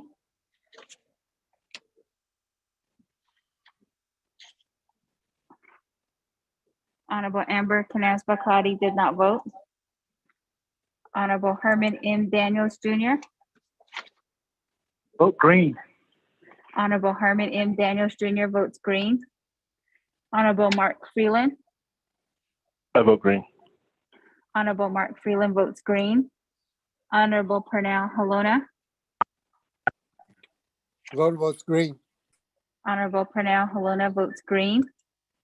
Honorable Jamie Hino. Hino votes green. Honorable Jamie Hino votes green. Honorable Vince James. Delegate James votes green. Honorable Vince James votes green. Honorable Rick Nez. Delegate Rick Nez votes red. Honorable Rick Nez votes red. Honorable Carl Slater. Red. Honorable Carl Slater votes red. Honorable Raymond Smith Jr. Honorable Raymond Smith Jr. Agreed. Honorable Raymond Smith Jr. votes red. Honorable Wilson Stewart Jr. Red. Honorable Wilson Stewart Jr. votes red. Honorable Otto So. Honorable Otto So votes red. Honorable Charlene So is excused. Honorable Daniel So. I vote green. Honorable Daniel So votes green. Honorable Eugene So. Oh, it is. Oh, shit. Honorable Eugene So votes green. Honorable Thomas Walker Jr. I vote green. Honorable Thomas Walker Jr. votes green. Honorable Edison Wanika.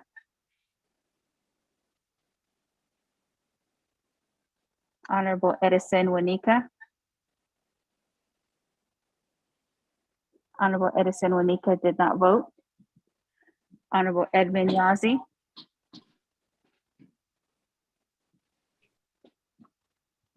Honorable Edmund Yazzie. Speaker.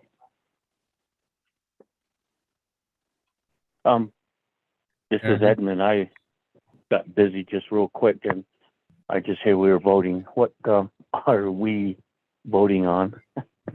Come on. Chairman. Voting to adjourn. For adjournment? Yep. Okay, well, red, green. Honorable Edmund Yazzie votes green. Honorable Jimmy Wanika votes Yellowhair. green. Honorable Jimmy Yellowhair. I vote red. Honorable Jimmy Yellowhair votes red. Honorable Edison Wanika votes Wanika. green. Honorable Edison Wanika votes green. Going back up. Honorable Paul Begay. Red. Honorable Paul Begay votes red via text. Honorable Nathaniel Brown. Delegate Brown votes green. Honorable Nathaniel Brown votes green. Honorable Amber Canasba Crotty. Delegate Crotty, I vote red. Honorable Amber Canasba Crotty votes red. Speaker, with a vote of 13 in favor, 9 opposed, and Speaker not voting.